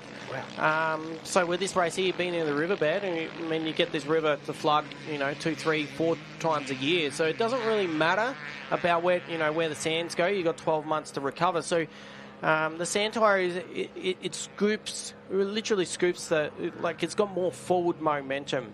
Allows the bike for the amount of turns that tyre is going to do. You've got a lot more drive and a lot more control over it. It tries to pull the bike straighter than what it does actually with a standard knobby. You want the grip sort of everywhere, off camber, hard pack, sand. You've got all those different terrains, especially at Fink. You've got a lot of different terrain there. So a lot of guys run the big Mitchie desert tyres out there. So I personally think that the desert tyre is it's super heavy, and I had a lot of trouble with the hard pack stuff because it is so skatey.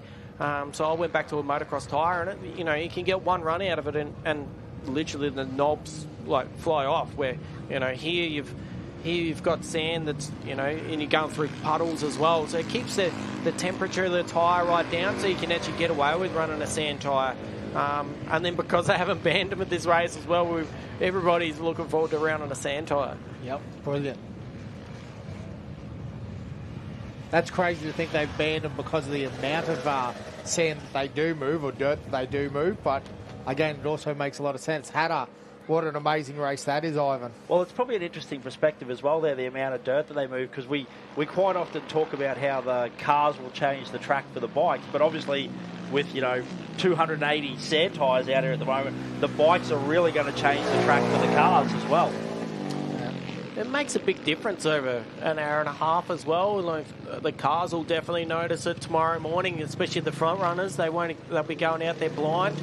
And a lot of those corners down further, they'll have some big ruts in there, and they build up a lot of the big bumps. I mean, I rode the track 2-3 days ago on the bike that I was racing last year, and they've changed the track a little bit, but you can definitely notice how big the bumps get. They literally go from completely flat to 1.5 meters high, and you change your riding style in a way to actually go back to Aussie off-road kind of motocross, Jet Lawrence, Hunter Lawrence kind of hopping and skipping over bumps. So you actually start finding, other alternative lines to actually try and, smoothen it out. You're feeling tired and exhausted, especially your arms as well. So you're trying to make up as much time as you possibly can by, hopping and skipping and hoping that everybody else is actually hitting the bumps to slow them down. Now, what about alternate lines, Ivan? Like, you do a fair bit of homework out here to work out where the right line is? Yeah, we definitely do. And that's a lot of the reason why I actually did go for a ride, to have a bit of an insight on where the track was and how I was looking and all that. A lot of especially four wheels, they move a lot of sand left and right. They've got further down the river, they've got quite a lot of alternate lines. A lot of the pro buggies tend to actually hug the rough lines because they've got the suspension where the side by sides, they tend to actually hover around the same line, but then they try to go outside, and then they make it really rough, and then you get the small whoops, and then you get the real sharp ones, and then they scallop out the holes as well, and it starts bringing a lot of the river rock out at the same time. So they've got big tyres where the motocross guys, the enduro guys, and all that, they'll definitely start looking for the smoother line. So they'll start cutting on the inside. They'll start crisscrossing through the whoops. I mean, this straight just in front of us, it goes down towards the bridges there. It's about 10 or 12 kilometres long. So, but you'll find that a lot of guys, especially the front runners, they'll be looking for alternate lines to try and get away from the choppy stuff, making sure that horsepower is getting on the ground. And if you have to zigzag down the track, that's what you do. Yep. And then when you find a nice berm that you can actually sort of relax in it, you definitely want to hook into that. And the buggies make a really cool berm like that, and it's it's like being on a roller coaster. You get in there, you can just about let the handlebars go in some stages. Yeah. Yeah, that's awesome, mate. It's, again, cool that you went for a ride and got that perspective. And, it's definitely an interesting track out here. Again, the fact that it changes so much, and, again, the way that it's changed by both cars and bikes. I did actually have an opportunity to do a bit of a Mickey Thompson jump in a trophy truck kind of feel there on Friday. So that was a pretty cool experience. So there's number 14 on the two-stroke. He's feeling it. There's number 10 coming in as well, so he'd be definitely feeling it. He's going okay. He's sort of dropped down a little bit, but I'm sure he's probably going to be happy with that. But having the whole, going from two wheels to four wheels, and then being a passenger as well, I mean, I managed to actually jump in with Ivan Robinson. So, so that was pretty cool. The Ivans have gone for a ride in a trophy truck. So the Ivans, yeah.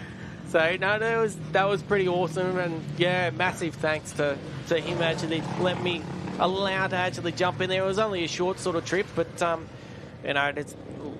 I swear he's on two wheels there a couple of times. So he was definitely trying to have a bit of a go, trying to shake me up. But, just some of the drop-offs and that, he's over the couple of the jumps there, he did not let off. So I'd say we'll be doing over 200 clicks over some of those jumps there. And it was like, no, let's go. Look.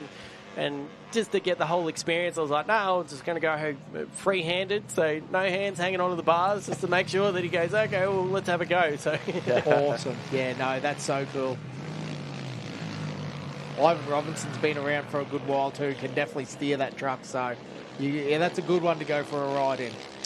And it's also got quite a nice note to it, that thing too. Yes. Absolutely. Lamb wouldn't be too far from coming back, I don't reckon. Yeah, no, totally agree. I was actually thinking that you might be the man on the calls, are you? Never know. 257. Because he's very close. He's got to be close. He's actually a bit of a shame. I'm not enough of a guru. The live timing, we're lucky with the cars that we run a race timing system. A bit harder with the motorbikes. MA haven't got a time, or they've got their own timing system. So it'd be quite cool to have their updated times to know what times. Do you know what sort of lap times you were doing last year? Like 25 minutes or 24 minutes? Here we go. Here comes number one. Yes. He's just cruising in. He knows it. He's got a very comfortable lead. Well done to Lamb. That number one plate's getting heavy, but he's definitely in a good position there. Yeah, he does look fresh too, doesn't he? He definitely does. So he looks like he's been bulking up, but I think that might be the Under Armour. Yeah, true. But it's interesting you talk about that because I mean, David Walsh is no little man, is he? Like, he's very staunch, that fella, these days. Yeah, he'd be definitely pumping out some decent weights, I reckon. Yeah. So, and that's, hanging on to these big 500s, you sort of have to have that big bulk up feel. And yeah, it helps. It has a big advantage. There's Liam there. He looks like he's actually had a good run there. So the number one plate's actually really in his favour today. Absolutely. And yeah, what an experience and what a team to be on too. Yeah, the HMB guys, they've definitely set the bar really high there. They obviously Liam with number one last year. You got Dobby there, David Walsh. He's, multiple champion there at Fink there. It's, credit to those guys. They've, not just got the plate, but they've retained it as well. And someone there, I reckon he's having a heart attack after that one. With a little head shake there. As we see the number 2 in as well. Oh, it's going to be on tomorrow. Yep, Sam Hanley, a great ride there. He'd have to be happy with that. We're going to go from pretty much the same results from last year. If you look at it, is with Hanley, and then maybe Triggy will come in third there. Yep. He won't be too far away, so... And he seemed to be in that battle with Brent Story, didn't he? Yes. 682. So we'll keep a good eye on that. Because around the far corner, it did seem to be Triggy through in third position, but they looked like they were warring. Yeah, there's been a good battle there at the front. Obviously, Liam set the pace a bit there, but... I tell you, that square edge over across the road still catching people out. There's another one of the Gas boys want to grab those trail and track. He's definitely under both the arms came down. Now I think we see Triggy coming in. That's that light green. And Story. I think they're battling. No, sorry. That was... but the black and white riding gear as well, because Story is wearing black and white. So that's Triggy in, our third rider. 771, sorry, through as well. The 578.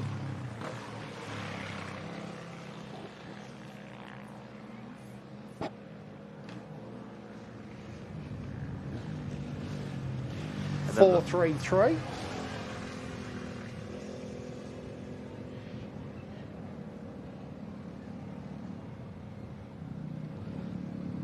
So this might be Story.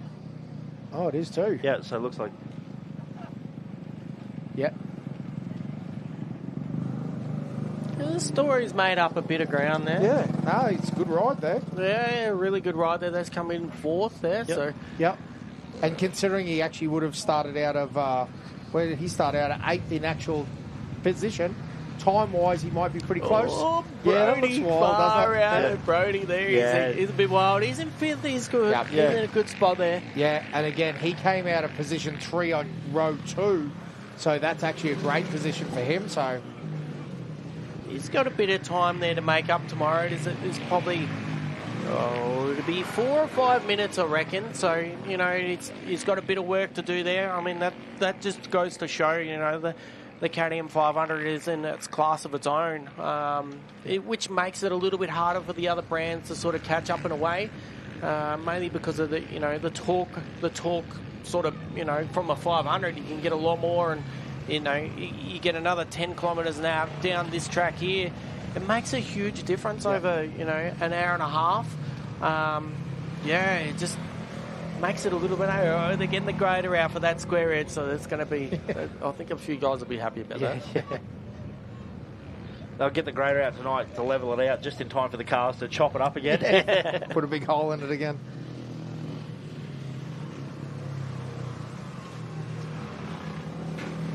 So 63 in now as well, by the looks of that. Now, Ivan, the other thing that's interesting is to see how, once the bikes are off the gas too, they don't handle the rough the same way as on the gas, is there? There's definitely a technique where your bike's happy with attacking stuff, isn't it? Yeah, it definitely is. It makes a big difference, from being on the gas to off the gas. So here comes number 4 as well. So Jesse Moore is, he's lost a few positions there, but hopefully he regroups. I'll definitely go and stir him up and see if he can make up some ground. Starting off out of 5th there, so was he coming in? He hasn't really actually. He's lost probably about 6 or 7 minutes there, but yeah, honestly, it makes a huge difference with suspension set up and all that out here. And, when you get on the gas, it's, your bike squats, you get the front end's nice and light, and that's what, putting a sand tyre in there makes a huge difference. So over a, conventional desert tyre or, motocross tyre. But that's when you do go out testing, you've actually got to work in that, 85 to 90% or 95% in that window to try and get a good setup and get a bit of a feel for it. And that's why you do see a lot of us pro guys and the faster guys. Actually, here comes number 9 as well. That's why you see a lot of us, the pro guys actually really trying to push the limits. We're actually not just pushing the limits, to look good on a camera. It's actually pushing the limits to get a feel for what it's going to be close to on a on race day. So what's it going to do when you hit that square edge? Where's it going to go? Does the shock push out the side? Does the shock kick you in the bum? It's, does the front end actually end up really light, or does the front end feel really heavy? So there's so many different things when it comes to actually setting up a bike that a lot of guys actually forget about. So they might come in and say, it's doing this, but it's actually doing the total opposite on the suspension. So like for this track here, for instance, you rebound a lot slower. You got a softer setting to something like Hatter, but we've actually got a really firm setting compared to what we run at Fink. So that change from those two events itself, like Liam's come off of Fink. So for him to actually fit in testing and come here and revalve and change a lot of settings, he's probably willing to go, what, let's just run our Fink stuff and we'll just, I'll just ride to the capability of that bike. And that's probably what he's actually doing at the moment. It's, he's putting him in the number 1 spot, and that's a really good position to, try and get a trifecta. There's the old Ranger. Grabo back in. Yeah, I just only asked you because I feel like we're almost getting a bit of a masterclass in suspension right in front of us with that square edge, because it's amazing. You watch one guy go through it and it's, let's use the word messy, and then another guy will come through and at the same line and just a little bit more like aggressive at it, and you get to see that suspension just work perfectly. The wheels are following the the line versus giving them that buck, and like you were saying about like a rebounding and packing and all that sort of stuff. There's just so much in it, isn't there? Yeah, it's it's going from 4 wheels to 2 wheels. It's very similar. So a lot of the car guys are ex-bike riders, so it makes it a little bit easier for them to set up suspension and stuff like that. But it's it's a good. It also builds a good relationship between the rider, the bike, and also the guy that's actually doing the suspension tuning. It makes a big difference. So the 999M, but yeah, the 144 was it? 114 with a flat tyre. Well, those square edges are definitely starting to shine, aren't they, with those flat tyres? Yeah, sure, a few tyres out for sure. You definitely notice riding down the track, you find that there's a lot of, especially river rock, and there's a few steel pipes, the water pipes coming out of the middle of the river there. You do see them coming through because of the, the buggies with the wide tyres expose them, and especially the side-by-sides with the little wheels, they definitely bring them out. And then the river rock, wow, man, sometimes you don't even actually see it. The cars have pushed the dirt over top of it, and when you hit it, wow, do you get a bit of a shock out of that. Yeah, same deal with the road down there. The road crossings definitely add in. Here, boys, I'll get out and let Walshy come on in, because we've got none other than Liam Walsh here at the moment, which is absolutely awesome. He's had a cracker ride. He's not even sweating. How good's this? Take a chair, mate. Rest, relax, recover. You've just done 150 kilometres in the Don River, mate. How are you feeling? Whereabouts? Yeah, perfect. Yeah, feeling good. Bike's good. So just 3 clean laps was what I was after, and that's what I did. Beautiful. And the big question that everyone sort of seems to be asking, how's the hand holding up after that injury? Yeah, hand's feeling good. I got no grief from it, which is good. So hopefully no pain in the morning and we can go again. Perfect. How's the track looking out there? Obviously, taking off first place there. You're going out there pretty green after the cars have gone. How much has it changed since, going for a pre-ride during the week there? Yeah, look, my last pre-run was Thursday morning, so the track's changed a whole heap from then. It's sort of pretty scary going out after the cars and you're going full pace. But just had a good look the first lap and found some good lines and just carried it through for the last few laps. Yeah, it looks like you had a pretty comfortable lead there, especially between first, second and third. So what's anything that you want to change for maybe tomorrow to make it a little bit better, or anything that you want, fitness-wise or anything like that you could probably work on for maybe next year or something like that? No, all in all, it was pretty good. The bike's working unreal. Thank you to Choice Suspension. I can't thank them boys enough. Just no other plans from now. Just go get some good sleep and attack tomorrow as a new day. Yeah, so did you, we noticed when you took off, you had a bit of a look over your shoulder from the first pit stop. Did that change how you attacked the second lap? You sort of knew as you were taking off that Sam was coming in for his pit stop, so you'd opened up a little bit of a gap on him there. Did that change the way you attacked that second lap, or you basically had a game plan in your head from the moment you did that sort of siding lap, and that was how you rode your race? Yeah, no, I sort of just had the game plan was just to try and sprint the whole race. I mean, it's 150 Ks. We do longer races than this, but I tried my best out there to maintain a good gap for the first day. But tomorrow's a new day, so we'll see how that goes. Beautiful. No, it looked like you had a good run, and like you said, the track is obviously going to change because you've finished now, but there's still a whole heap of bikes that have to do laps, and then the cars as well. So we wish you all the best for tomorrow. We have seen a few sketchy sections out there, but hopefully, like you said, you get that good sleep, you get a bit of recovery. But anyone you'd like to thank? Just huge thanks to KTM Australia, HMG Group, huge thanks to Alpine Star. They had me looking the best out here.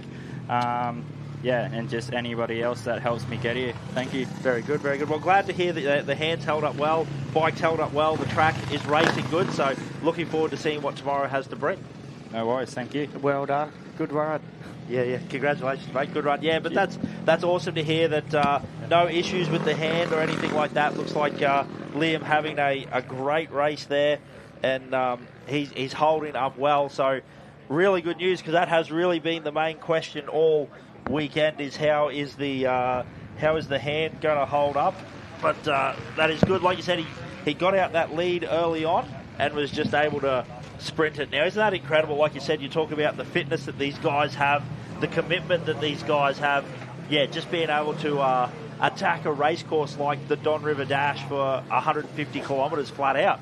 Yeah, it definitely makes he's got youth on his side as well, so that, you've got a lot definitely can't be understated, yeah. So, but, it's no easy feat actually coming back with after a break, especially from Fink itself. It would have hurt his ego a little bit as well there. So, he's bounced back quite well, and he's going to have a lot of confidence as you're going in tomorrow as well. So, it's not easy to actually carry that number one plate. It can actually have a lot of weight on your shoulders.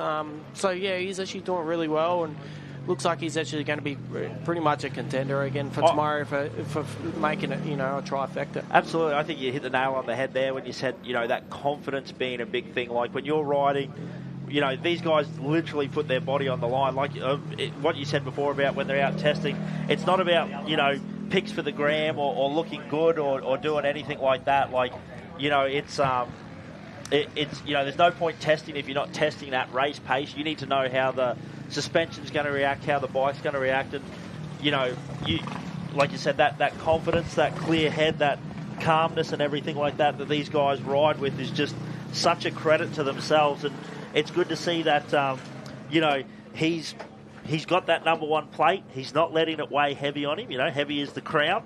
And, he's riding with confidence. How relaxed did he look there, having that interview? It looked like he just had ridden down to the pub, had a few beers with the boys, got someone else to do the 3 laps, and then he's, just magically appeared. He grabbed it at the road cross, and then he's come back here. Like, the man looked cool, calm, and collected.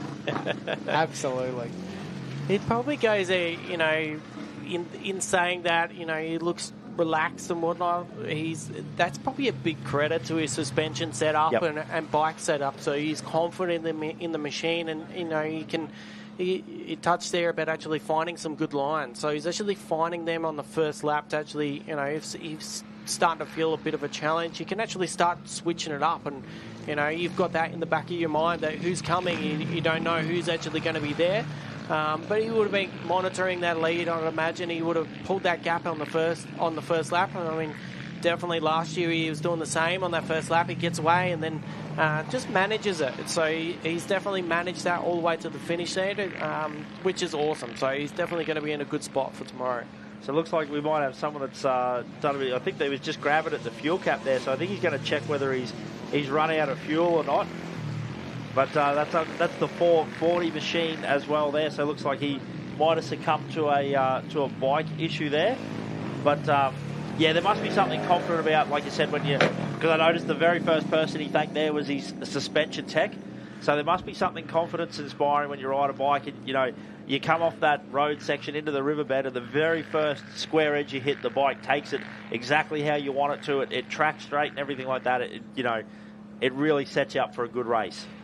It makes it a big confidence thing as well, because especially in this race here, like you're going from being in Park for Main to just cruising down the road, and then you jump on a track, and a lot of people don't actually think that when you're testing your bike and the temperature of the suspension is actually already sped up. Like it's the way the bike reacts straight up in the river is actually can be totally different to once the oil is actually sort of heated up. So it makes a huge difference with confidence that he's jumped in the creek, he's got on the gas, and it's actually come through. So and I think that's exactly right. Like you said, like everything's cold there for these guys to use. There's no the suspension's warm and everything like that compared to when they're testing. Whereas this time it's fresh out of the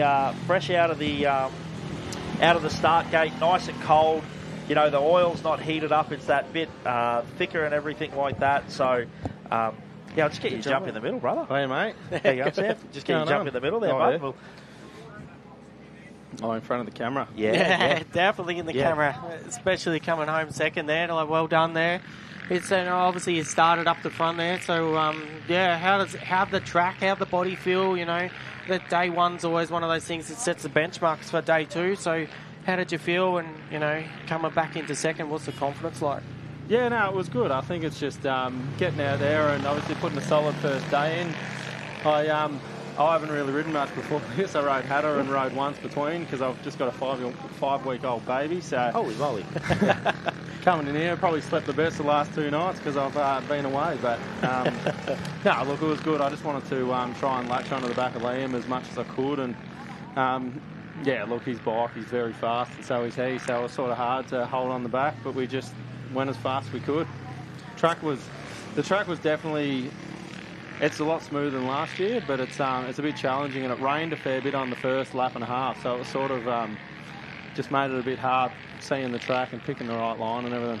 Is it quite dusty down, like further down the track, or is it actually not too bad this year? No, it's definitely dusty. It's sort of like Liam was probably just enough ahead of me on that first lap that I didn't really get much of his dust, but that last lap with the lappers, it was absolutely horrendous. What was the roost like after going through those lappers? Even the lappers hurt, so it isn't that easy. But it's all right. We'll just try and dodge them as quick as we can, and they're out there having a race too, so that's what it's all about.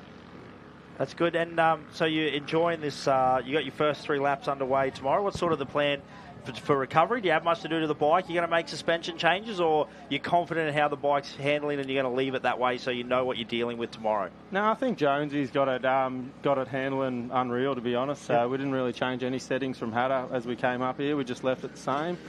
But we'll just give it a service, an oil change, just go over it, maybe a new front mousse because it's a bit soft. So other than that, we'll just get it G'd up and ready to go tomorrow. And a couple of big square edges out there. Anything that you were like, oh my goodness, compared to when you did it? So did you do any pre-running or no? Not really. I rode on Thursday. I did a lap on Thursday. So much of a change from your Thursday to your first lap this morning? Yeah, definitely. The cars have definitely roughed it up a bit, but nowhere near as much as last year. I think probably the hardest thing's just not seeing. So when we first started, I heard there was a couple of big crashes just out the front of us here. But, I sort of hit a few of those behind Liam because I was just trying to latch on the back of him and didn't really see where I was going. But, yeah, look, it wasn't too bad. The track's fun, and it is what it is. Everyone's got to deal with it. So Yeah, that is probably a fair point. Everyone's racing the same track and everything like that. Now, also, I guess, as a racer, I guess your eyes forward. You got any thought about the guys that are behind you? Triggy's not far behind you, or it's eyes forward, try and once again latch onto Liam tomorrow, and if you can keep up there, you're confident that he will drag you into a good position? I think that you just got to focus forward. I mean, I was prepared for Triggy to sort of have maybe a bit more of a crack at me, but got down to the halfway and sort of when I did the Yui, I couldn't see anyone there, so I was just stopped thinking about that at all and just went as hard as I could. Awesome. So, it's been a good run here. First day at the Don River Dash. Thank you very much for coming and making a bit of a time. Anyone you'd like to thank? I'd just like to thank my wife and Lewis as well at home, and her mum's down there looking after him as well, and just HBR Motorsport, Cox Auto, TuneTech Suspension, and the guys putting on a good event. Awesome. Well, thank you very much for making a bit of time. Hopefully we get to talk to you again tomorrow and everything like that, and you have a good, safe run tomorrow as well. It's always the plan. Yeah. First you must finish. Yeah, very good. Congratulations. Beautiful. Thank you very much. Awesome. Yeah, geez, we talk about that wild section he was talking about right in front of us where some people had a few little accidents.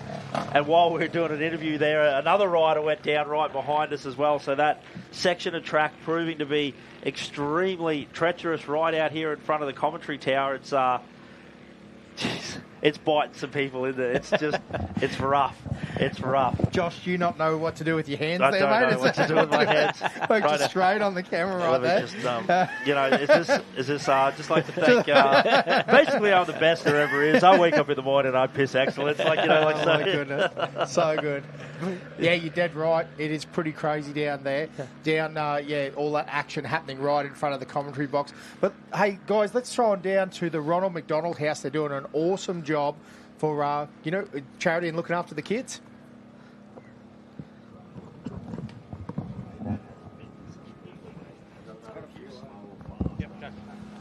Down here with Samantha from the Ronald McDonald House. Welcome to the Don River. Thank you so much. We're really loving being here. And just tell us a little bit about the foundation and what it means to, for those that missed it last night at the scrutineering.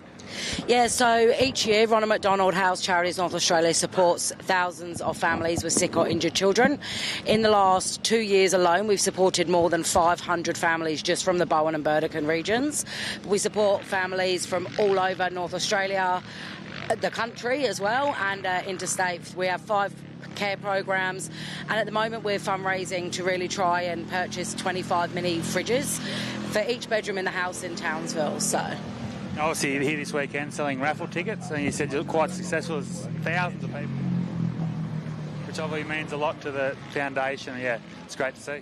Yeah, we've been having a really great day, and we're going to be here again tomorrow as well. So selling lots of raffle tickets. The first prize is valued at $4,000, and it's a VIP V8 experience next year and a $2,000 travel voucher. So, and 100% of the proceeds from this raffle go directly back to the charity.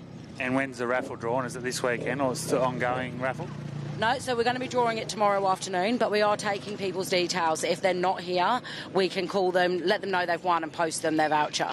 Anyone else you'd like to thank? Obviously the Burdekin Off-Road Club here put on it's an extraordinary event for North Queensland. It's gone nationally recognised now, and must mean a lot to be a part of it.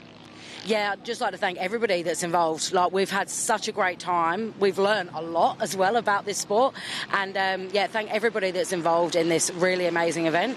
We're really hoping that we can potentially partner again in other years. We're really happy to be here.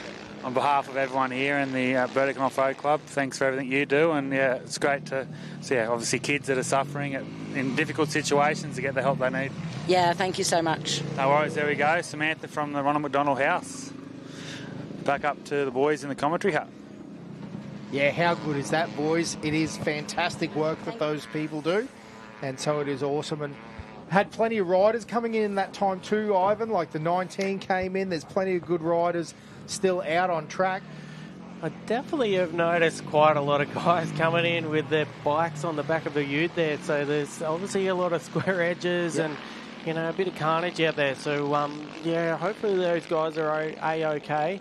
And hopefully actually come back again for tomorrow, maybe do day 2 and have another go. Yeah, and like you said, many flat tyres, isn't there? Like, you know, so it's interesting, just that pace and, you know, you're talking about running the mooses or the ultra heavy duties or, you know, a combo of however that works. So it's interesting to see, you know, how much bike prep and how much setup time is important out here.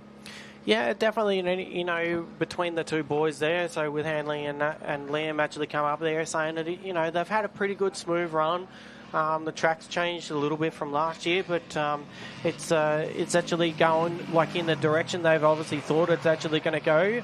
They've done the testing, they've done the time on the track as well, so it's made a big difference. There's probably not going to be too many changes for tomorrow.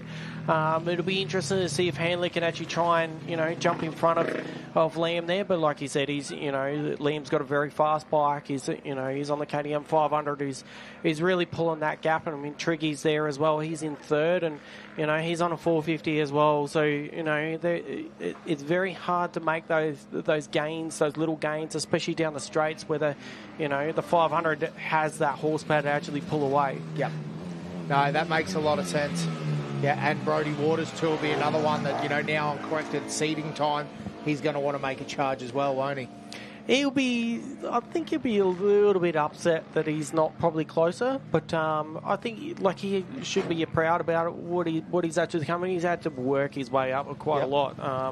And the other side of that is that he's in front of Grabo as well. I know he actually highly looks up to him, so yeah, you know, he probably actually go back to the drawing board and go, you know what, maybe we should be on a 500, but you know, it's, that Honda 450 is actually, you know, he'd be over the moon that he's actually finished, you know, day 1 and the bike's actually still running. So the poor bugger's had, you know, 2 bad years in a run, and, you know, I think he'll be actually quite happy being up in that top 5. Yep. Nice clean run, yep. Absolutely. No, listen, it's going to be a good ride, and you know, again, we probably, once we actually get the time, because must admit, none of these we've got no official results at the moment either, so we're all talking about, we're pretty confident we're right, but yeah, once we have a look at the official times, it'll be very interesting, because we're going to, go that way and see what the times are and see who the fast locals are too. So, hey, let's throw on down to another interview with Toby down there at the VIP area. So we're down here with John Finlay from the Whitsundays Regional Council. John, welcome to the Don River Dash for 24. Thank you, Toby. Absolutely amazing day, a beautiful day, beautiful sunshine, keeping nice and cool with the wind, and absolutely amazing with the cars and the buggies this morning, and then followed up with the bikes this afternoon. So it is a magnificent event for the region, not only Bowen itself, for the surrounding Whitsundays. I was talking to a few guys in Early Beach there on Thursday night. They were coming up for it. I mean, so much to the people and the communities around here. Oh, it certainly does, and the competitors have come from afar, so everyone to come down here and be on the banks of the Don River, absolutely perfect. The accommodation establishments, I know that the cafes, the pie shops and that, they are just absolutely, they're flat out keeping up in demand with the food, so it's absolutely fantastic for our town, for the region. Obviously the council, all these big events need good backing from the council, but it sounds like the Whitsunday Regional Council is right behind this Australian recognised event. Oh, it certainly is. The council, we're very supportive of sort of major events because the flow-on effects to the economy of the region, sort of thing. So, a bit of a, for this one to get through, we passed it at the council, and it is so good. And it's just, it's a really professionally run event as well. So, the publicity for the region is amazing. Yeah. And what a perfect spot, obviously a proud North Queenslander, this area, and to bring everyone here and see what it's all about. North Queensland is really a pretty place. Oh, it certainly is. To have the rivers in the further north have got plenty of water in them, and you've got a Don River like this is pretty special, and it only has water once a year in February sort of thing. So for the rest of the year, it's absolutely a beautiful racetrack like this. So. And the action's epic always. Great to see the full, obviously our cars and our bikes. As you said, coming from afar and near to compete, and I think it's one of those events. It's going to be a bucket list sort of event for everyone, and it's only going to continue to prosper. Oh, it certainly will. You know, like it's been running for a few years now, and it'll just continue on. And everyone, you know, you see what's going on today, and the competition, and how committed the guys are. You know, that are racing. So, it can only attract more and more people to it. So, yeah, no, absolutely fantastic. Very good. Anyway, John, thanks for you and the Whitsunday Regional Council for all the support, and on to bigger and bigger things from this year. Thank you. Yeah, awesome to have the support there of local council and, all the Whitsunday Shire. It is pretty amazing what they have here. Well, it's funny, I was actually talking to Walshy there, Liam, and he said that he's going up to Townsville and going to Magnetic Island, but he'd been down to Airlie for breakfast one morning. So, you know, they do a few kilometres around. He said he was relaxed. That's relaxed right there. Can't get any more relaxed than the Whitsundays. Look, you're in the best part of the world up here. You're in Queensland. You know, I come from Cairns, but I'll tell you what, it's amazing coming down here and seeing what you guys have got down there. You know, right into the Whitsundays. There is such a beautiful part of the world, and especially with this weather at the moment. Like this weekend, it's been, it's really turned the weather on good. It has been a little bit terrible during the week, but it's had a little bit of rain there this morning between the cars and the bikes, but it's actually really turned itself on. Yeah, overall it's held together, hasn't it? The dust is really minimal for this race because we've had some hot, dry years, haven't we? Yeah, we certainly have. So it's going from the Fink Desert Race and Hatta Desert Race. Like Hatta had quite a good race this year. Like, the dust wise was actually quite good. It's sort of, KTM obviously won that as well with the STE boys with Callum Norton. So it's a bit of a bummer that Callum's not actually here this weekend. He's actually gone over to compete over in the US with the Baja 400. So he's going to see how he goes over there, which will be actually pretty cool. So that's one competitor that we're not actually here this weekend. Yep, there you go. Yeah, I was going to say Callum Norton's an awesome competitor, awesome racer. So great to see him have so many good results. And probably one thing, for the region as well, especially, down this way, that Don River is such a beautiful river and all that as well as, the town of Bowen as well. It's actually attending one of the sponsors night there. The council were actually saying a lot of their data and that on the income that actually this event brings is up around $7 million. So, over a space of 2 weeks, you're having a lot of people spending accommodation, you're eating out, you've got, special functions and all that. You've got between the cars and the bikes, you've, as much as we're in the showgrounds, we still all need fuel and food. Yes. And, that's pretty important. And if plenty other towns and that around are actually willing to do them. These 2 days actually make a big difference, coming from the showgrounds and you come out and race on a river that's, so unique to this part of the world. So, we're actually in, a really glorious part of the world up here as well as, get to race dirt bikes as well and smell fumes as well. So, yep, absolutely. And, mate, and a credit to the Whitsunday Council for actually coming out and acknowledging that,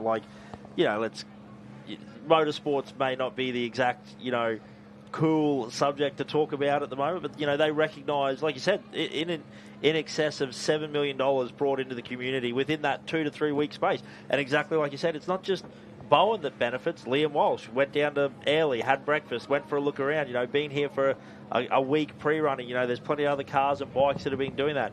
It's not just the weekend. It's not just, fuel, it's everything, even the local bike store, they probably sold a few extra parts of things that people have forgotten. Mate, the coffee shops, it's fantastic for the community events like this.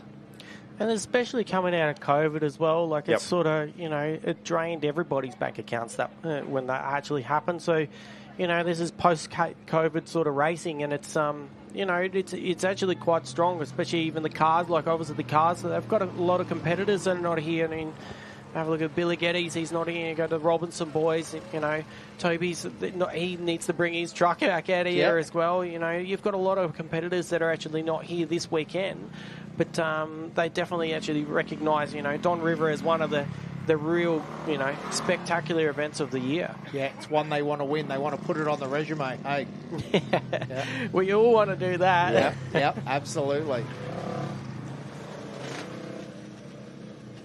There's a few of Grabbo's guys still coming back in. They're still, they're still trickling in. A lot of these guys are actually You can tell they've had a hard day at the office when they're coming in with their shoulders down and, you know, really slumping over the handlebars there. So the 4X Gold is looking real good back at the showgrounds. I'll be like, oh man, that swag! I can't wait to wrestle it tonight. You know, and that's probably another thing that's actually quite cool with this sort of event is that, you know, a lot of us riders are now going towards, you know, sleeping in swags, and, you know, some of us have got caravans and that, and you can actually come down, you know, the week, you know, you spend 7 days down here in this area, and it's like such a beautiful area, and literally lay your swag out, and, you know, the racing's done, you can go back and, you know, spin a few yarns and all that with everybody, and actually, you know, everyone's trying to help each other out. So there's been quite a few engine blow-ups, like in the last sort of week, and a lot of guys have having trouble with that. So I've had quite a few guys come over and ask if they can borrow parts off of me, but I still bought my bike down here, but somebody else has tried to ride it today. I don't know. I actually don't even know if it's actually finished today. But there you go. That's all right. But listen, it's cool. The other side of that is that you know, the cool thing about the showgrounds and the caravans and the swags and everyone being there together is that, like, you for the whole weekend, you don't have to load your bike on a ute. You just, like, it's there. It's all sorted. It's all organised. Everything's right there from Friday night to really Monday morning. You don't have to worry about moving and packing up, because you mentioned before some of the other races, and they're awesome races, but like Fink is a logistical nightmare. You're rolling swags at 3 o'clock in the morning and all sorts of crazy carry on to do that race. And now, while that's some of the joy of that race, it's also some of the pains of it, isn't it? Whereas, man, it's so easy being in that showgrounds, isn't it? I mean, after this event's actually happened, I think I'll be shooting down to Early Beach for a couple of weeks as well after Beautiful. Beautiful. Yeah. I think that's a great thing, like you said, too. It gives the, you know competitors and you know people, and you have a brief chat to them in the pits or after the race before you've got to go and pack all your gear up and get it back.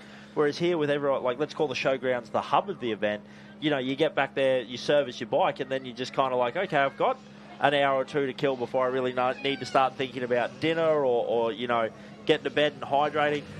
You know, you get to know your fellow competitor better, and the more that we know each other in this sport, it's only better. You know, I'm sure there are plenty of bike guys that are over looking at the cars, and vice versa. A lot of the car guys that are, we consider ourselves bits of weekend warriors on the bike. So to get over and talk to someone like yourself and get a few riding tips and have a look at how your bike's set up and a few little tips and techniques that might make, you know, a difference to your weekend trail ride.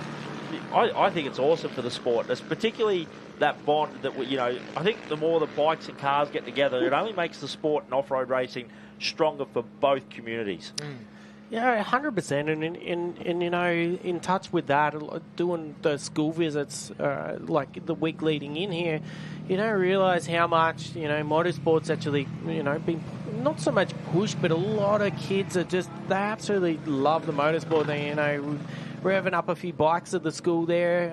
I think Ivan actually started up his buggy there and scared a few of them there. But, you know, they're all like cheering and carrying on. They want to jump in it. They want to be involved with it. And, you know, even looking down the pit straight here, like, there's so many kids that are actually out there. And, you know, there's so many kids that actually enjoy going for a ride as well. And, you know, I want to be like the Liam Walsh or the Nathan Trigg. And, you know, it's just such an amazing family sport that, you know, everybody actually links in, and when you go back to the caravan park or everybody actually spends some yarns and has a few beers and all that. So, but the kids actually get to experience all the, you know, the love of the sport, and, you know, you don't get that at Fink as much. You don't actually get in with the cars and all that because you got that overnight stay down the other end there, and especially like the Hatterfield and all that. All the pits are all closed up, so.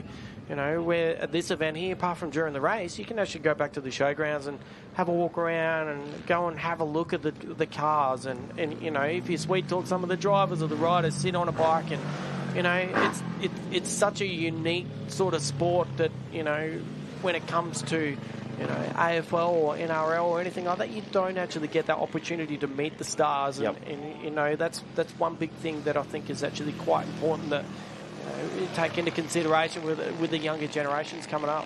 Yeah, and I'm glad you mentioned that, because anyone up and down the the area here, the spectator area, yeah, make sure that you can.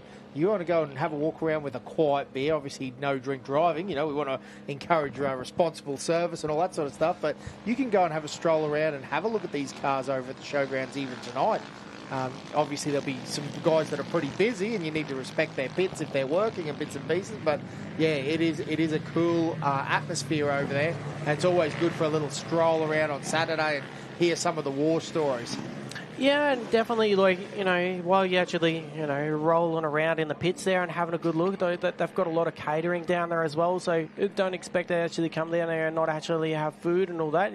There is quite a lot of, good food, so there's coffees, there's plenty of sandwiches being made, there's plenty of, good toasties and, all the good stuff that you actually want. That's one of the joys, Ivan, of not racing this year, mate. You can have an extra toasty and not feel bad about it. It's great. Don't worry, there's been a beer or two between the few. Perfect. I think they're more parts deals. I think that's going on. Yeah.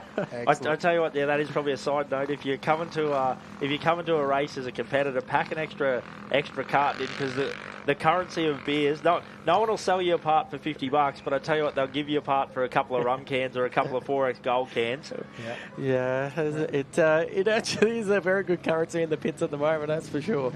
Especially after day one with these bike riders, I think they'll be feeling it. They'll be trying to give anybody to give them a beer to go, can you service my bike for me? Actually, Ivan, if I give you a couple of rum cans, will you slip my race gear on and do tomorrow for me? Hey, now listen, we're going to swing on down and have a chat with Toby again.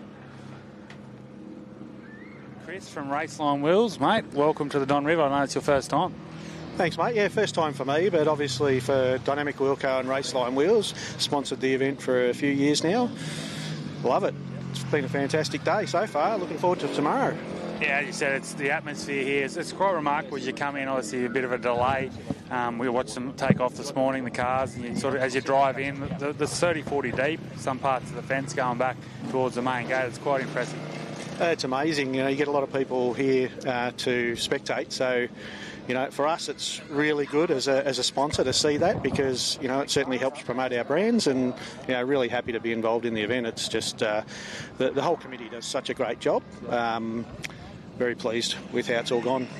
And you're not only a supporter of the Don River Dash previous years, you're also championship sponsor of the ARB Aora Australian Championship, which is the last round in Millis in a couple of weeks. So you've got a deep investment in off-road racing in Australia. We do, and look, Raceline Wheels has been in off-road racing since 1984, making beadlock wheels, so it's nice to have a company of that sort of heritage in the event as well, and a bit like our sister company Mickey Thompson, really strong in the off-road market, so really happy to be involved and show what the products that we have and how well they stand up in these sort of races. So. And I saw you at one of the local pubs there yesterday with the crew, the team here up here, enjoying it. So got a few up here this weekend, checking it out. Yeah, well, that's what it's all about. I mean, we've got a few customers that we brought along as well, and as part of that Mickey Thompson arrangement. So they're having a great time. They were out here today, had a look at the race. They've all enjoyed it, so that's really important. They get to see the products that we sell them. They get to see them in a racing scenario, which is really good. And you got a tip for tomorrow in the cars? Oh, look, we've always got a soft spot for the Western boys. They had some trouble today. Cooper Western, didn't finish. Unfortunately, had a cooling issue, but hopefully they'll get it fixed tonight, and I'll be back out there tomorrow. So. Anyway, thanks for everything you do in the company for the Don River Dash and off-road racing in Australia, and hopefully continue for many years to come. Thank you. Thanks for having us. Been great.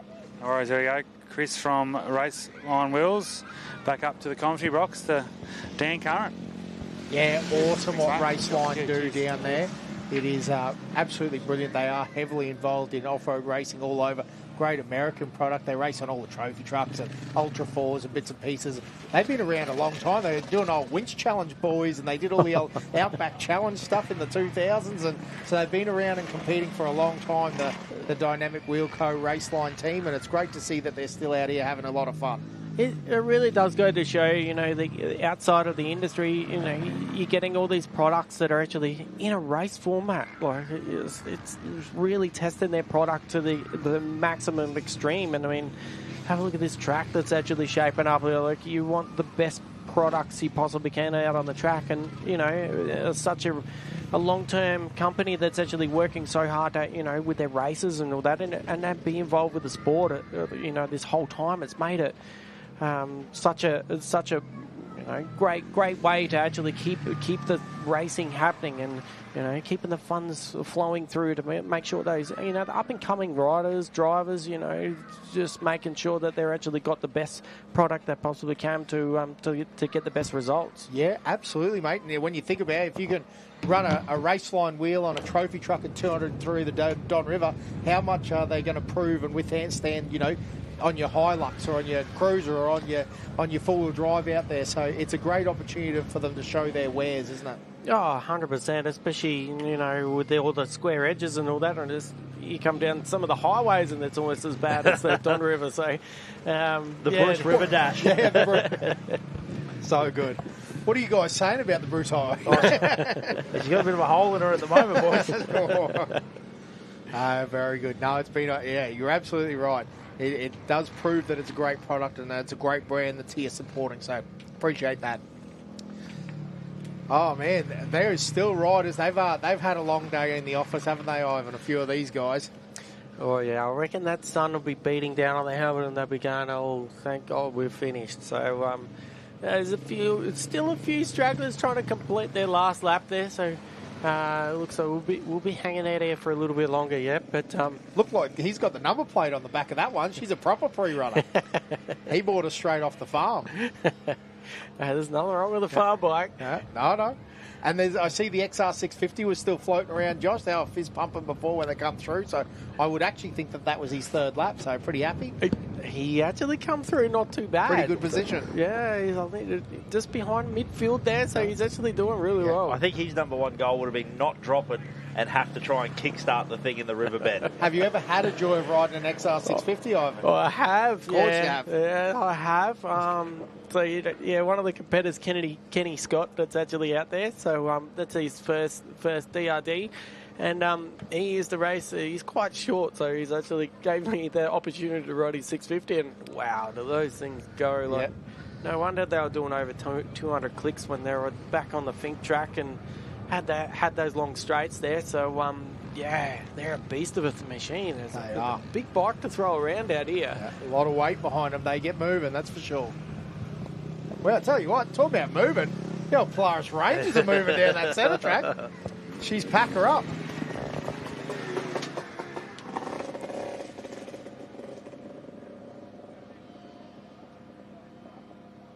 So again, ladies and gentlemen, if you're still floating around, 1, thanks for sticking around and supporting some of our awesome races. But 2, if you're going into Bowen, again, make sure you enjoy the festivities tonight over at the showgrounds. There'll still be plenty happening over there. Nothing official, no concert or bands or anything. But as Ivan was saying, there's definitely food and drinks available, and there is plenty of, no doubt, entertainment as you stroll around and hear some war stories and hear the chat. No doubt Billy Geddes will be over there entertaining some crowds. Oh, he's always entertaining.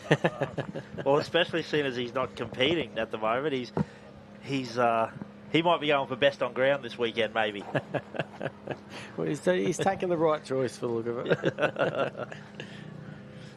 Yeah, definitely hit up some of the riders if you're actually over the showgrounds there and have a look at their shoulders. The amount of rooster you cop on this track is next level. So it's definitely right up there. And it's almost right up there with the speedway riders. So it literally just rips your arms and shoulders off the bars, to be honest. It's quite painful. And that's an incredible insight. So, because you probably look at it, you don't think that these guys have copped that much roost.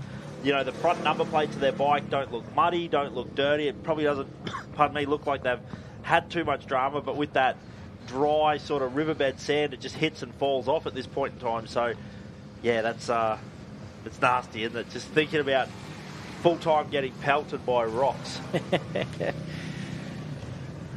Probably a lot of the other insiders that on this track that a lot of people don't understand is that, you know, Don's got, because it's such a heavy sand, it puts so much strain on the motors on this. So as soon as we go back, it's not really just going back there and chilling out and relax and, you know, have a cold beer and something like that. You're recovering your body as well as, you know, the bike has to recover as well. So give it a lube change and make sure the clutch is actually not slipping, make sure the tyres are all good.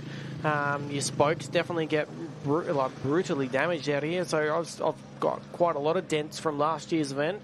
And everything gets sandblasted, so like the hole underneath your bike actually gets sandblasted. It actually rips off the anodizing on the paint on the underside. It just gets totally sandblasted here. So it's actually quite cool to actually go through there and actually have a look at some of the riders and ask them questions about how was their day, and just let's have a look at the hardware.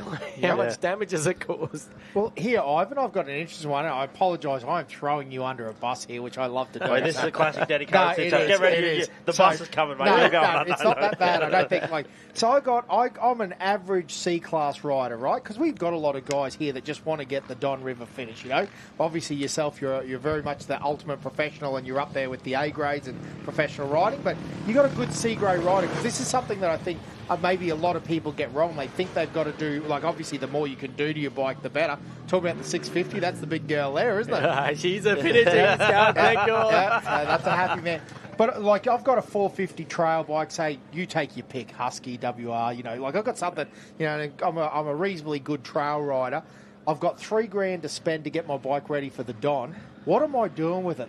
Do I need a steering dampener? Do I need... Because I just see, is there... do you see a trend with the...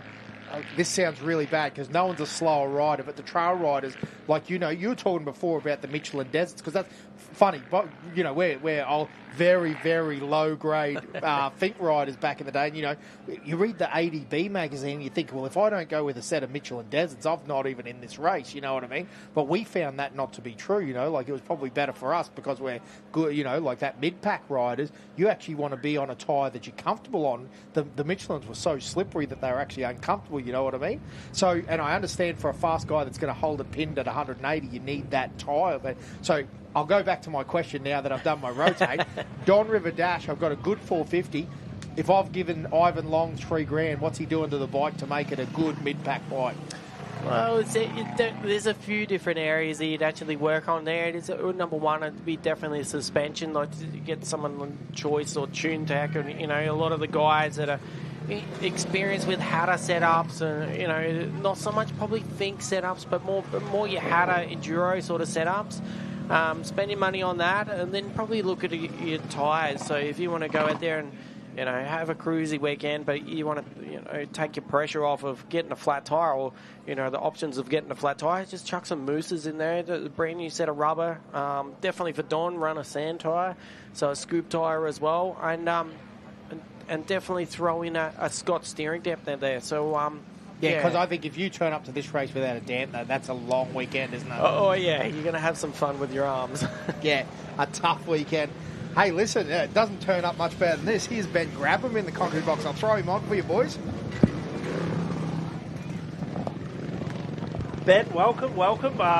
Obviously a very busy weekend for yourself this week with, you're also doing your VIP track and trail ride and everything like that, as well as competing yourself. How's your weekend been so far? Yeah, can't complain. I don't know. I think I'm around the top 10, which is not bad. I haven't rode since Fink. Busted my hand up there, so we just got the clearance during the week. So had a ball. I think the boys are rolling in. There's a fair few bikes up there now. The track was good fun. It was pretty much like I thought. She was fast and choppy and quite deserty conditions, but all in all good. Yep, very good. So, so you haven't ridden since Fink. Obviously, they had that hand injury at Fink. So, what have you been doing to get prepped for the Don River Dash? Nothing. For me, no. That hurts my heart to hear that. No, it's not like that. I've got some big events coming up in November overseas, so I had fun out there, but it was a big training exercise and keep the wheels on the ground and see just where I can wander along at. Yep. I'll definitely have to ask. Obviously, you got a lot of experience, riding Savaris and winning multiple Finks as well. How does Don River sort of compare to, your previous races and results-wise? How does it compare, fitness-wise, body-wise, and also like bike prep? It's hard. There's no, that's what I noticed the other day. You can't go out there and hide if you don't have fitness. You need to be strong and muscle the bike around, and if you are, you can go quite fast out there. And Obviously, it's a little bit shorter, so the intensity I find is quite high, and you can push pretty hard. But it's one of those ones where it's quite different this year. I would say it's more like a desert race. Other years it's been mixed between motocross and desert. Just the conditions and the way it's all being graded out. It's good fun. It's different. All these desert races are harder and easier than each other in their own unique way. Yeah, very good. So now, what does the rest of the afternoon look like for you? You've got your riders cap on, you've got your VIP tours cap on as well. You've got multiple bikes you've got to look after. What's the afternoon look like for Ben Grabham now? We'll jump in the ice bath and then watch some other people cringe as they hop in there, and just help the boys where I can. Like, we've got a good crew, so I try and do as minimal as possible, but I'll get in there and help, and so far it's all looking pretty good. Yeah, awesome. Now, for the people at home, because we talk up your VIP tour things a lot, we've had a few friends that have ridden on it as well, and they've said it's just hands down the best experience they've ever had of their life. For the people at home, tell us a little about what they could expect if, say, they did get online, got themselves booked, because you guys do Fink, Hattah, Don River Dash. Yep. What could they expect? Jamalca and then Kalgoorlie. Yeah, amazing. So what would a weekend look like or the week even look like for these guys leading up? In a basic term, we try to run it like a race team, so you rock up with your gear bag and we try and treat you like a rock star, but going backwards a little bit, you pay your fee, you rock up with your gear bag. During the week, we take you out, get you comfortable, make sure the bike's set up for your size, weight and speed, and try and give you a few tips so you can do it safely and have a bit of fun, and then pretty much kick back from there. We take care of the rest. The boys do the fuel stops, look after the bike, and you can either come up with your family and go to the beach, or you can be single and run amok down at Early Beach, so whatever works. I tell you what, that is a selling point right there, isn't it? Right there. No, it's one of the most incredible things. We think we're talking about it, like you said. It's that opportunity to be like a factory racer, get tips and techniques from someone like yourself. It's an awesome experience. So a credit to yourself as well for taking something like that on. Now, like you said, you think you're somewhere in the top 10. Were you happy with your pace today, or a few little changes tomorrow and going to try and push a bit further up the field? Nah, there'll be no changes.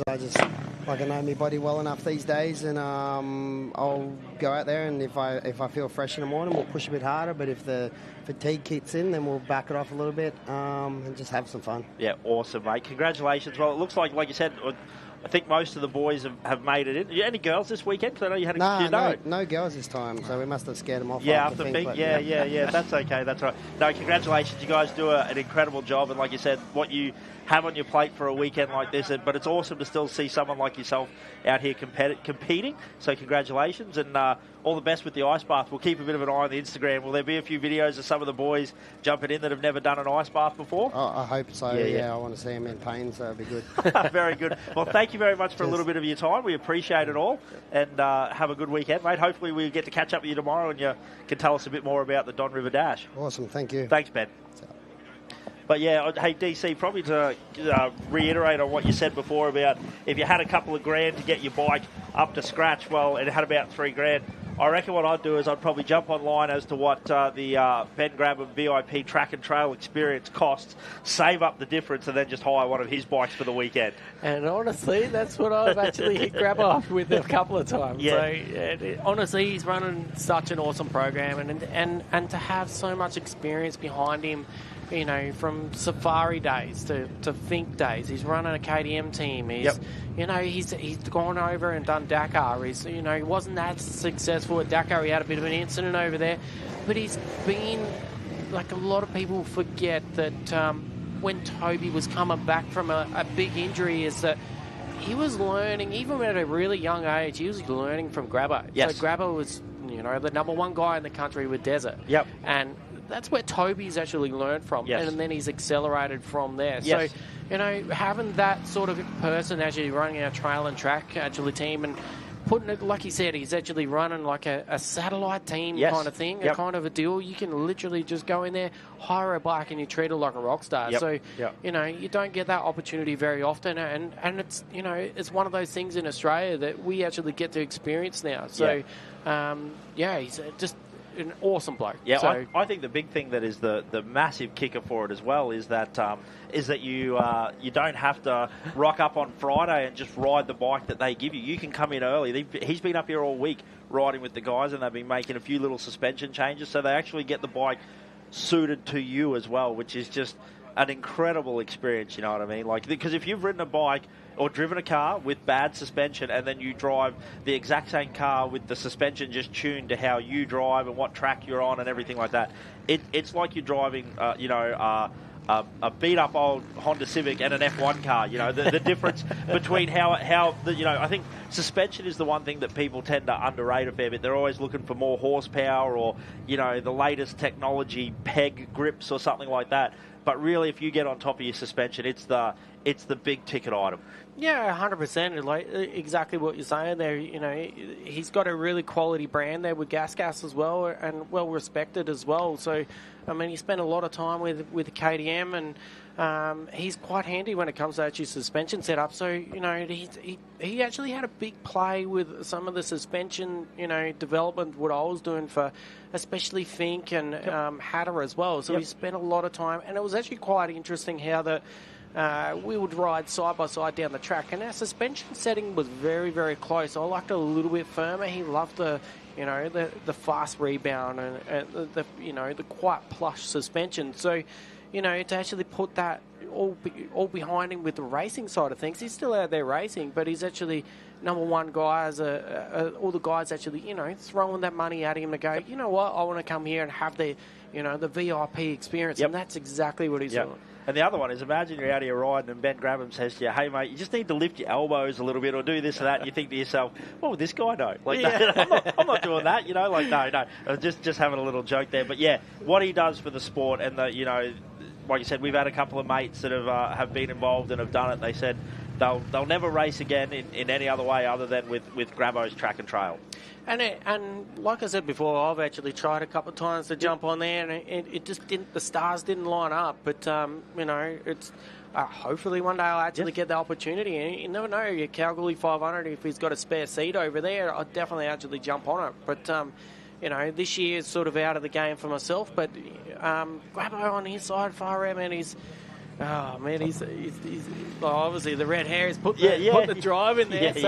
But he doesn't. Absolutely. He works so hard. Like he'll be up until midnight, 1 a.m. in the morning, actually getting the bikes prepped. So, what sort of team boss is he without actually doing that sort of thing to make sure his guys are actually getting that VIP treatment while you go back, relax. Well, exactly like you said, you can come and go down the beach while they prep the bikes and everything like that. And, bring the missus and kids, or if you're a single man, come and, you can head to Airlie tonight and get on the nightclubs if you wanted to. Like, the options are there. So it is an incredible thing that he does. And he is such a great ambassador for our sport as well. And like you said, I was talking to a couple of mates up here, and he's got a couple of young fellas, and I made a bit of a joke about, you'll have to take the KTM hat off before you go. That's a bit of a joke. Then they said, who's Ben Grabham? I thought to myself, mate, that's crazy, but he is just essentially that guy that is just, he, like you said, when he speaks, people listen. Yeah, definitely. And a lot of people seem to forget that, the Australian Safari was quite a while ago now over in WA, and, going for a week and a half out in the middle of the desert, and he was one of the guys that, he was at the top of his league, especially in his early 20s and whatnot. And now, he's getting closer to 40, but he's got that drive to actually really, bring the factory experience to the local punter or the local trail rider. It's and that in itself is, it's a credit to him of getting that off the ground, and I think is it 3 or 4 years running, and it's made all the difference. Yeah, it is fantastic. So people, if you want to get involved, that is a great way that you can get yourself involved here at the Bowen Rail Company Don River Dash. Fly in and have a good time. Our bikes are starting to thin out now. I think we've seen most of our, stragglers, competitors make their way in. I think we've seen some of the side-by-sides and recovery cars make their way down back through the middle. So that probably means that a lot of our final competitors have made their way around that top U-turn and are slowly straggling in. But I tell you what, it is a massive credit to you talk about that drive and everything like that. For these slower guys to be able to, and I mean that with all due respect, but, you know, like they're working very hard. You know, they are feeling every bump. They're not Jet Lawrence, like you said, you know, hopping a couple of bumps, conserving energy. They are feeling every inch of this track. So these guys, you know, hats off to these guys. You know, it's a long weekend. It's a long day riding for them. You know, arms are tired, legs are tired, bike's tired. You know, your pit crews here, they're cheering you on. You got all these people. Like, no one's gone home yet. There's still a huge crowd here at the moment. So it's fantastic to see as the 2:03 holding on to a two-stroke as well. The old fingers. There's arm pump, and then there's also the two-stroke vibration, numb hands as well. Oh man, I'll give him hats off to actually finishing a two-stroke Eddie. He's actually made it through on that standard fuel tank as well. So good on him. They're still filtering through here, and I'll tell you what, like. Yeah, just you know, it makes it very hard when you're going through the sand out here and you're actually really exhausted and tired and you want to back off the throttle, and it makes it very, very hard to back off the throttle. But you know what, you just have to keep that gas on out here, because as soon as you slow down, it actually makes it a lot harder. Hey Ivan, look, there's a couple of clowns on the live stream there with Billy Geddes walking through the middle. It looks like the Three Musketeers. Huey, Dewey and Louie. Well, one is kind of Drewy. No. Drewy, yeah, dead right. No, very good. Is that a different Can-Am to what Billy was driving earlier in the day? Listen, I don't know what's going on at the showgrounds. There's definitely something sus going on over there. Anytime Bill and the OBR boys are around. Yeah. Oh, let's not talk about those boys. You know, to touch on a little bit with Billy Geddes, it was actually there up at Fink when he actually was the first guy to actually do the double up at Fink there. Yep. And, you know, he was sending videos to Toby and a few of us guys and Grabber on that while we're there. His preparation to actually get ready for Fink, he was, you know, obviously a trophy truck driver, but he was actually in his riding gear and his full kit, just without his goggles, and he's running up and down the beach to try and get fit enough to do the double. And, Toby just pretty much turned around and goes, mate, we don't even do that. Yeah, loves it. Loves it. He was very keen. But he pulled it off. And the first attempt, and he did such an awesome job. And it raised the bar to another level. Obviously, Toby was coming through and trying to, you know, win the bikes and win the cars, and he got very close, and extremely close. But it doesn't actually give it justice going from, you know, four wheels and then back to two wheels and then back to four wheels and then two wheels again. So, and I think there is a few guys doing a bit of a back-to-back here as well. I think there's a couple of guys actually in Can-Ams and then jumping on the bike and racing in the afternoon. So I'll tell you what, they'll be feeling it big day by the end of Sunday too. Big day. So very interesting. So, yeah, absolutely awesome that those guys have done that. And again, he was actually the original, the OG Ironman at Fink. So pretty cool to see Bill do that. Yeah, it was definitely a massive achievement, that's for sure. Because all the things that we talk about, you know, like I said, we saw from that in-car on the Nortrans transport in-car there that, you know, Kent wasn't just sitting in the car cruising around. He was getting beat up, that's for sure. So awesome to see as the 11 makes its way across the up into the pit area as well. But I tell you what, we're pretty excited about what the Don River's thrown up. We're only 50% of the way through, Dan. Pretty wild. I am pretty excited. Like you said, Liam looking good, Sam looking good. We didn't get to catch up with Triggy, but Triggy also looking good. You know, as the track has proven, many dangerous points. Interest. So I just nipped away and talked to Aaron Benson, actually, and he was showing me, because he actually has the app on whatever it is. Yeah, unfortunately, you do have to pay money for it, it would seem, but he's got the download and the time. It's actually Brodie Waters in third on corrected time, so Brodie should be very happy with that. He's coming out of third, then Triggy, then the 682. Yes. Which is Brent Story. I wanted to say Stoner. I knew it was wrong. Not Casey, Brent mate. Story. Yes, that's right. Not Casey. But, yeah, so cool that those guys are sorted there. So that's going to be a good race and good position for Brodie. But we were talking about it's hard I think, Triggy, we talked to him on Friday night, and he was talking about how he's going to use the first lap as a bit of a sighting lap. Well, he did seem to be about a minute slower on that first lap, and then he was running the same pace. So does that mean that he did take it a bit easier that first lap, or something happened? But it's hard to catch a minute on Liam Walsh. Yeah, well, particularly when they talk about it being a sprint race, you know, that Liam come up here and said 150 Ks, I'm fit enough, I'm fast enough that I'm just going to sprint that. So now we're going to throw down to Ivan, who's made his way into the pits. Here we are down at Don River Dash, and we've got some of the competitors down here. A lot of them are actually sort of filtered back to the park for Maine to get ready for tomorrow, but we've got Jen Harkness here.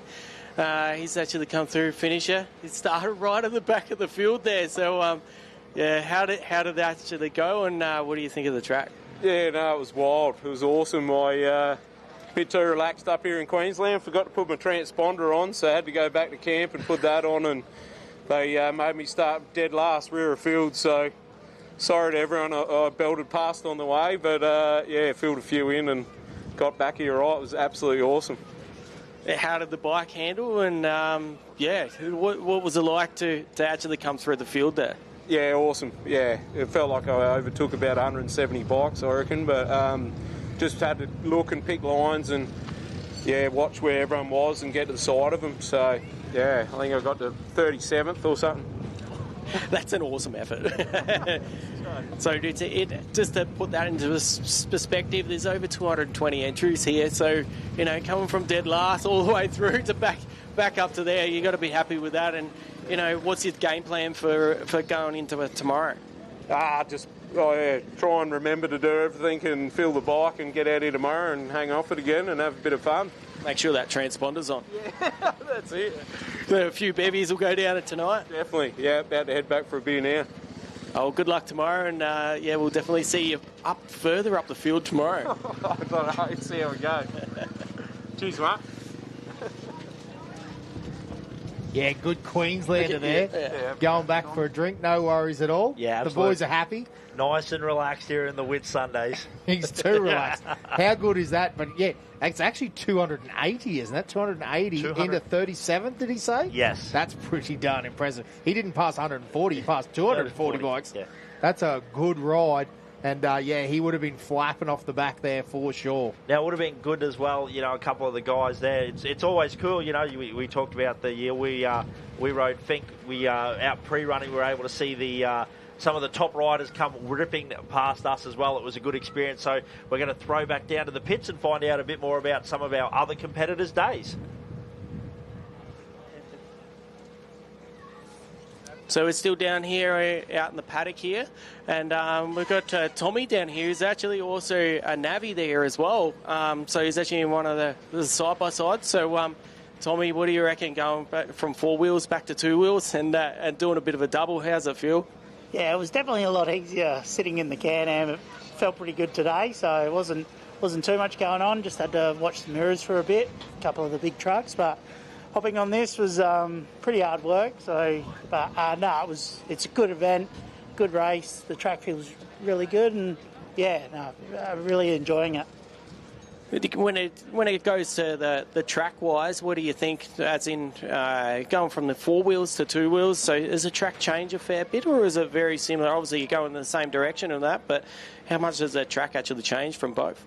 Yeah, it's pretty similar. Even from when we pre-rode, it stayed pretty much the same. It hasn't chopped up too much.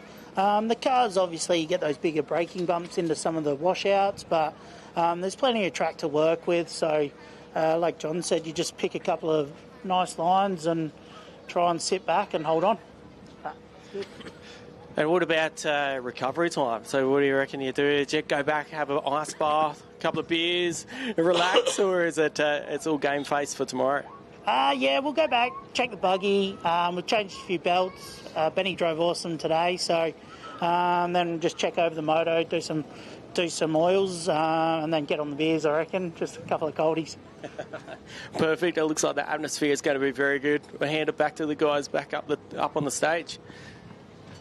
Yeah, I love it. Check the motor, fill the motor up. Yeah, I like that. yeah. Couple of little sneaky bevies. So, yeah, good night there. And, again, That's what it's all about. It's very difficult. Totally understand. The pros are the pros. They're here for the job. Liam Walsh is taking it very seriously, as he should be. Brody Waters, very serious. Sam Handley, I don't know. He's a bit of a dark horse. I think he's enjoyed it. He's getting some good sleep. He said, "What a legend."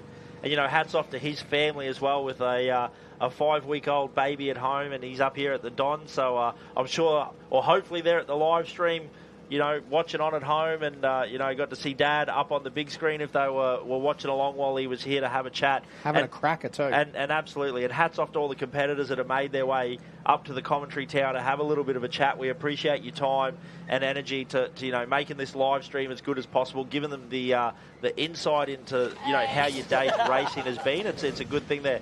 As we see one of our great female competitors down here as well, so doing a great job. We'll throw down to Ivan again. So it's still down here in the paddock, and there's still a few guys actually coming through, but a few people actually don't realise that there's actually quite a lot of girls out here. So, Tam, you've actually only just come in and off the bike. How do you feel actually coming through today? Very, very tired.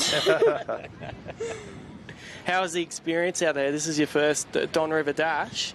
How do you feel out there, especially after day one and knowing that there's another day?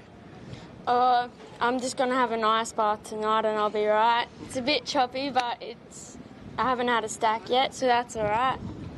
Definitely made it through the day quite well there. So when it comes to bike setups on that, how'd the bike feel and how's the body feeling? The body's feeling a bit shit, but the bike's feeling good. I've had my partner and his dad doing all my mechanic work, so it's feeling good. So it's safe to say go back for an ice bath, chill out, relax, and let the mechanics work on the bike. Yeah. Well done and good luck tomorrow. So there you go. We've actually got quite a few girls out here as well. It's actually a decent-sized class out here. So, yeah, well done for them. And it looks like that most of them will be starting again tomorrow. So hand back to the guys back up on the stage. Yes. Hit it with it. Super good work there. That was the old double currer in there. And then a Talbot Cox was in there as well. What's going on? Here, Talbot, throw this on, mate. There's only one thing better than one current, mate, and that's two. You're dead right. But no, excellent work there that our female competitors, and fantastic of a partner and Dad there to support her as well, doing the mechanic work as we see the 440 on the screen again. Now, he did get going after last time, but must be having some bike issues there. So we'll hopefully find out some info about that. That's a tough day when you get going and then you're stuck on the side of the track again. You're like, why did I not stop at the showgrounds? Would have been very easy.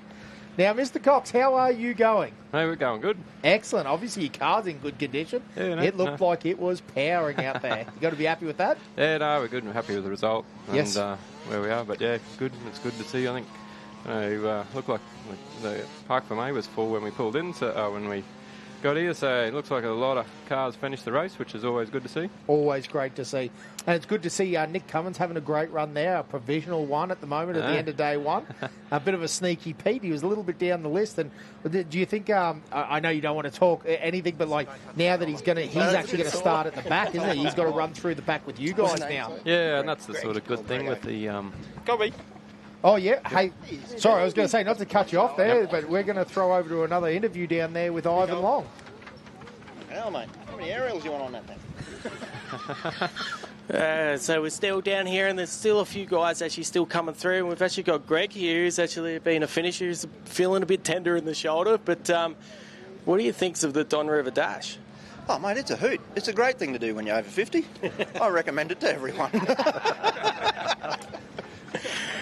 How did you feel? And is the body feeling a bit sore today, or is it tender? Last year was good, and the truck was really good this year. I reckon it was way better than last year. But when you miss a gear and you fall over at the turnaround corner, and thank you very much to John A. Fortunato for picking me up, because bugger if I could. And made it home, slow and steady, but I beat someone. But no, it's good fun, mate. It's great for the town, and brings everyone together and has a good time. How many Don River Dashes have you done now? Mate, I was born and bred here. I used to ride up and down this thing for something to do.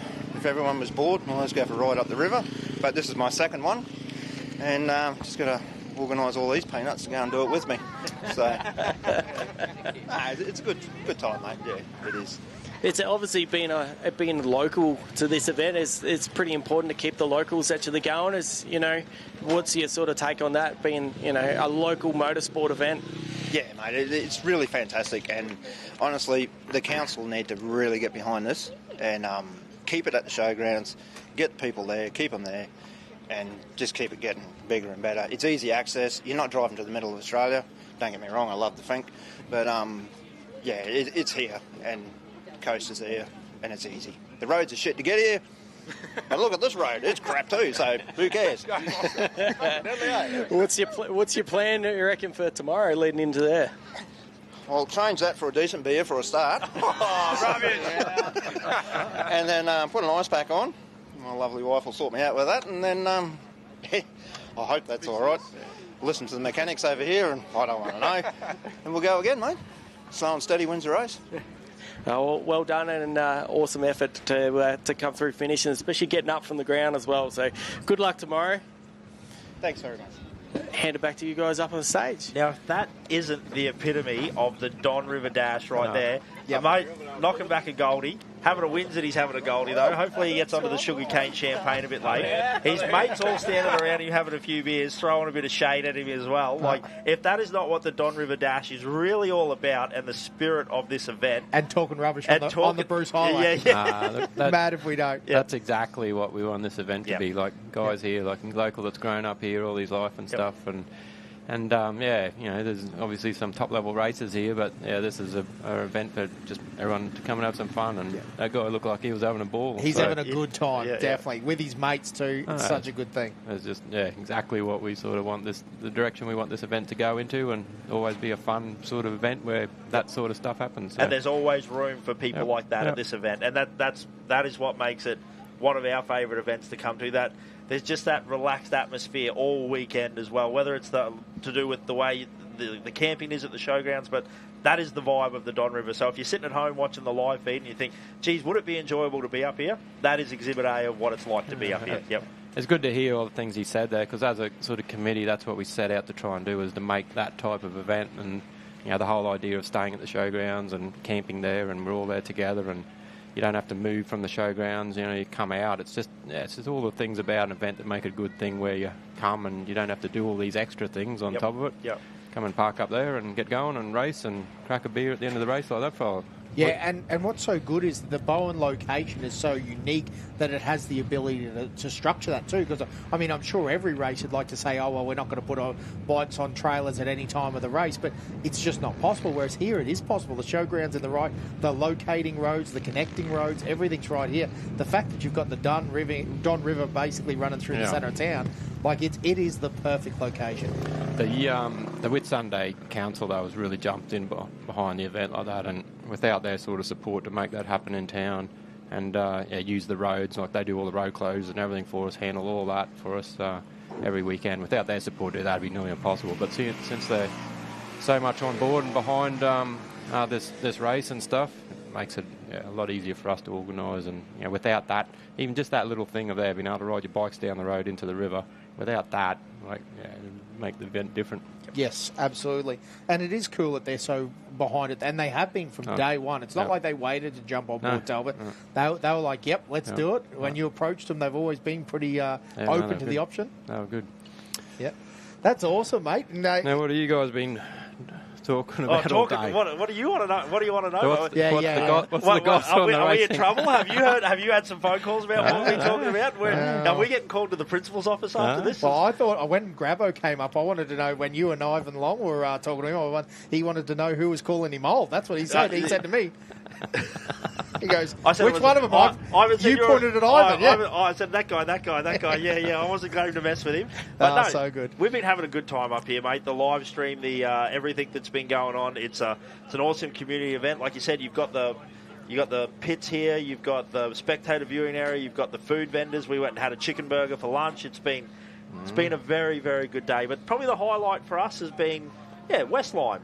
I think that was a bit of an awesome run. An awesome run, a bit of an unexpected run, and Yeah, we've just been talking a bit of mad rubbish, as we always do. Yeah, well, I've got to eat my words, Talbot. Yeah. Oh, no, you're right. Well, because I've been bagging on the trucks, and now there's number one. So you got to do something for me, Talbot, because I'm telling you, I always say these silly things about trophy trucks, and then they turn out and beat me, and it's not good. So and good races when there's sort of 5 or 6 or a spread of guys that after day one are all in the swim of absolutely being able to win it. So like, the race is anyone's at the moment. Absolutely. Yeah, well, Kent Battle had that little issue and then managed to reel off the fastest lap in second. He's going to be strong. Yep. Royden's going to be strong. Yeah, absolutely. It's still anyone's race. Yes. Yep. Nick Cummins, Andrew Cummins, both of those guys. Kai Camilleri. Yep. There's another one. Yeah. We were listed off some guys before. We're just like, man. He had an awesome run, Kai Camilleri, because we didn't see him the whole race till the end, and yeah. And he brought a bit extra female viewership in. He got the rig out for the pit line. Shirt off. Had the overalls down around, wrapped around the waist. All of a sudden, the views just went the views went up. It was wild. I think there's going to be some more female viewership here next year. Maybe So we do encourage all the ladies to get involved. Yeah. Now we try and change things up each year. So I'm working on something a bit different for you guys next year. I can't let it out. Can't let it out the bag. Here we go. Yep. Does it involve a helicopter?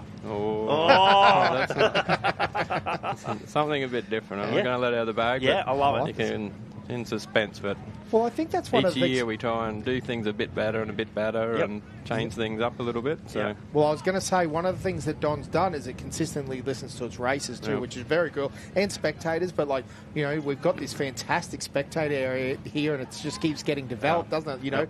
The VIP seating now. We've got the speakers, we've got the food vendors. Like it just grows every year. So it is a credit to you guys and all the committee that's involved. And it's crazy to think it's just 6 years old. It feels like we've been doing this for a while. It does a bit, but it's a strong committee behind the event now, and like this year was probably one of the easiest sort of events to organise, sort of from everyone's perspective. There's always sort of the things you got to do, but just got such a spread of people that just go out and get their jobs done, and everything sort of comes together on a weekend like this, and just got so many people who just get in and make it happen. So brilliant, and just a strong committee that gets behind this race.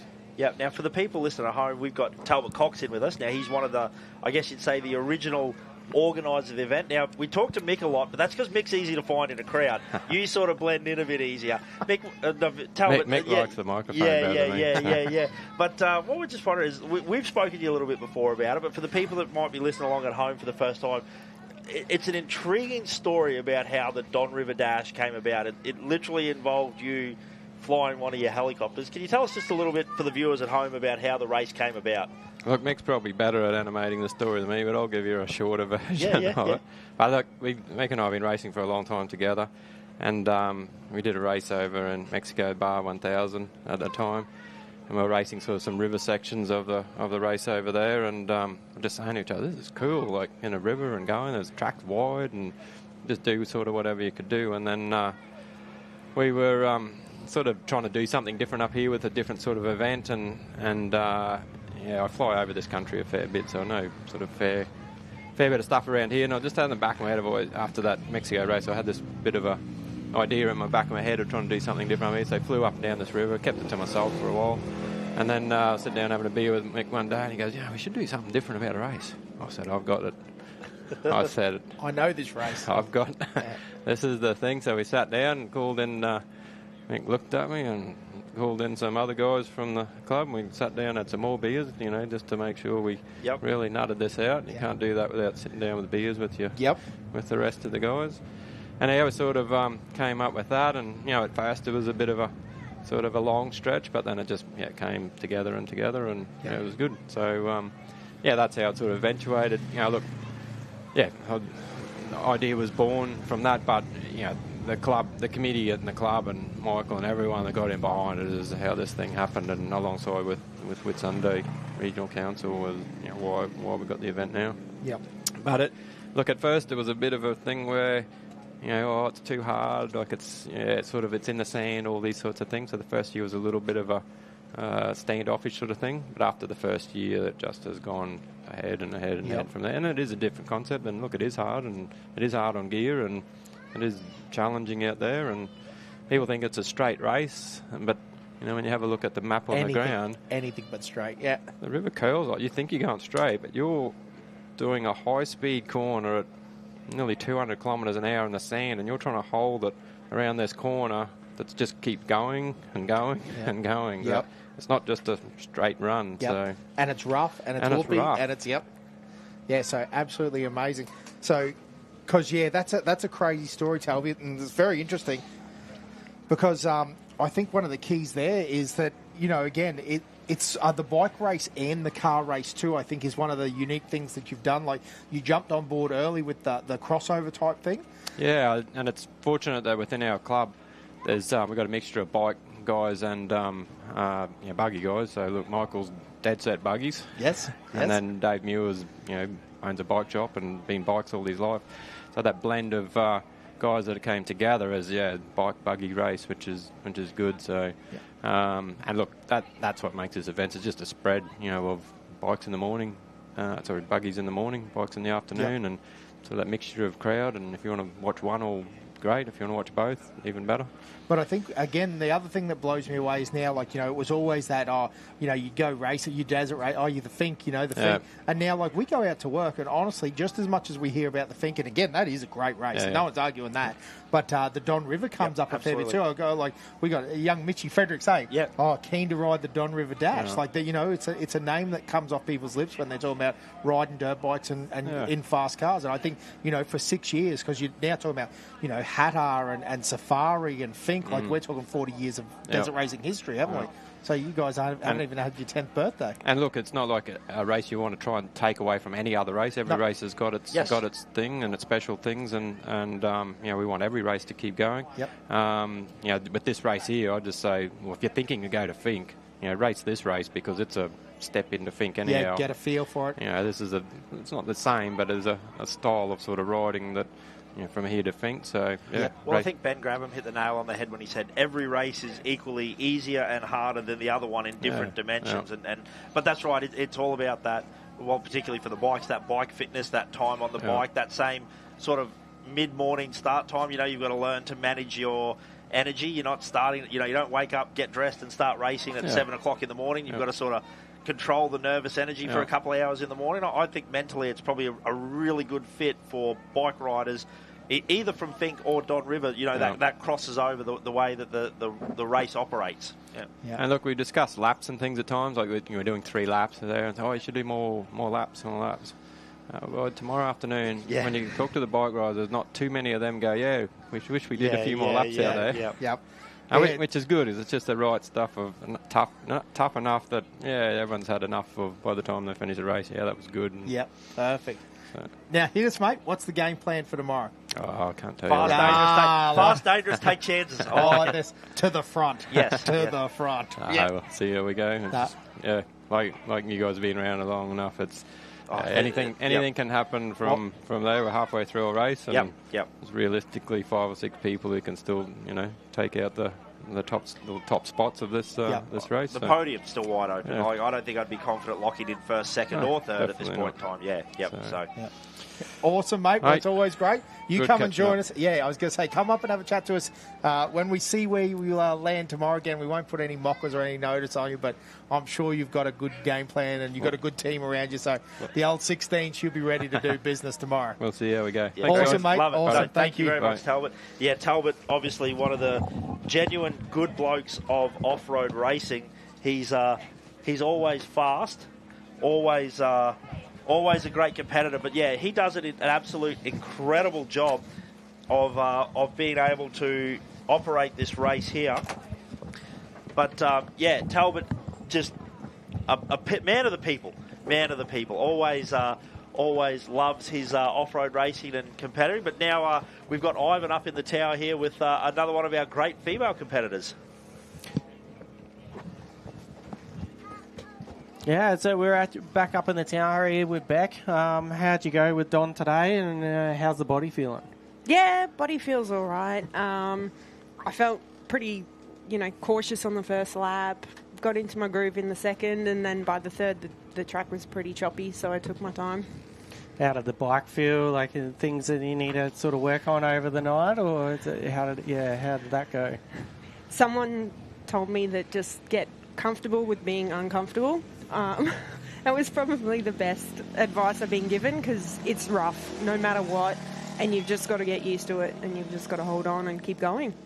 So any of the girls, any up and coming that want to actually jump in there, what's your sort of thoughts on those jumping in there and having a go? Don't give up. Don't give up, and just ride to your limit, take your time, and have fun. Yeah. No, that's awesome. This is your first Don River Dash as well? This is my third. Yep. Run out of fuel first year, so DNF'd. I got third last year, so just got an upgraded bike. I was previously on a 350, now I'm on a 500, and it's a lot more comfortable. I feel good out there. It's a shame we don't have as many competitors as last year, with only 5 girls coming from 13 last year. It's a bit sad.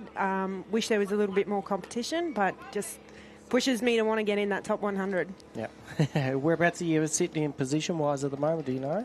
I coming in first for the ladies, and 130th, 35 overall, I think it is. Oh, wow. So awesome. Working through the field. Slowly, yeah. Well, the girls always get put off the field last, so, you can kind of judge yourself if you can, just stay consistent, wheel them in, and just hope for the best. So training-wise and things like that, like bike set up, training of the body and whatnot, what's your sort of take on that sort of thing, or what do you have to do to, train for this event? Well, I really enjoy training for stuff and, being the best I definitely can be. So, I tried to do an F45 class 2 or 3 times a week. I come down here on more or less every Sunday leading up for the last month or two. So I get up at 4, I'm down in the river, I do 3 or 4 laps, and then I pack up and go home. So being a local, you have that advantage over the track and all that. So, yeah, training-wise, how do you feel compared to other sports and things like that? How does it actually feel, compared to other sports, motorsport-wise? Yeah, look, it's hard because it's so unpredictable. You can prepare yourself as best as possible, both like fitness-wise, mentally, your bike. But once you get out on that track, you just don't know the conditions. You don't know what's going to happen. You just got to stay focused, stay consistent. And I think training your mind mentally is really important to do that, to not panic, to not get in there and get really tired in your first lap and then, just get slower. I think just ride the same way you train. Yep. Race the same and yeah.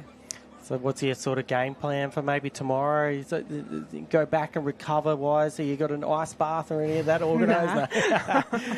Bugger that. Nah. I'll just go home. The whole family's taking the trip down here from Townsville, so we'll go back to the hotel, chill out, have dinner. Bike, mate, that's wise. The bike is actually going pretty good so far? Yeah. It feels as good as it can be. Yep. Yeah. Good as it can be. We'll go back, probably do an air filter, do the chain, give it a wash and call it a night. Yeah. Is there anything you sort of think out there that you could actually feel that you're improved or could improve on for maybe next year's Don?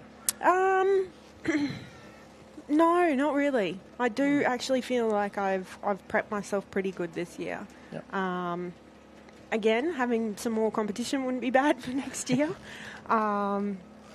Just to get more ladies involved, get the women out there and, just really represent our sport a little bit better. So words of wisdom when it comes to actually getting the girls to come out and, try one of these amazing events. Like this is a pretty hard event. What sort of your words of wisdom to other girls out there thinking that they might actually come out and ride Don River? Come and give it a go. Give it a go. You don't know until you try.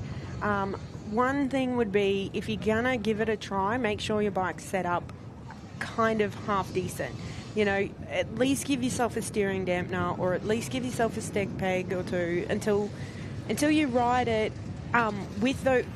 riding a bike without a steering dampener in these types of conditions, especially for a woman, we don't have the upper strength that men do. Having that steering dampener makes it a lot more comfortable. You get thrown in the river without a dampener, not quite prepped properly, you're going to hate it the first time. You're going to absolutely hate it and think, bugger that. But if you prep yourself a little bit, have your bike set up, ready to go, you'll feel a lot better. It is in relation to a steering down. What's a bike like to ride with no steering down to you actually changing back to having a bike with a steering down? Is it much of a difference, with strength-wise and things like that? Yeah, it is. Like, after the Don, I'm a bit of a cheater. I kind of keep my steering dampener on for a month or two before I sort of get back into the groove of having to, turn it myself. But yeah, it just gives you that confidence to go a little bit faster, and it doesn't make you hit those ledges as hard, and it does give you a little bit more confidence. That's about it. Well, good luck tomorrow, and hopefully you enjoy the Don River Dash. Hopefully we'll see you back here again, and hopefully some more women competitors. Yes, that would be awesome. Well done, and good luck tomorrow. Thank you very much. See ya.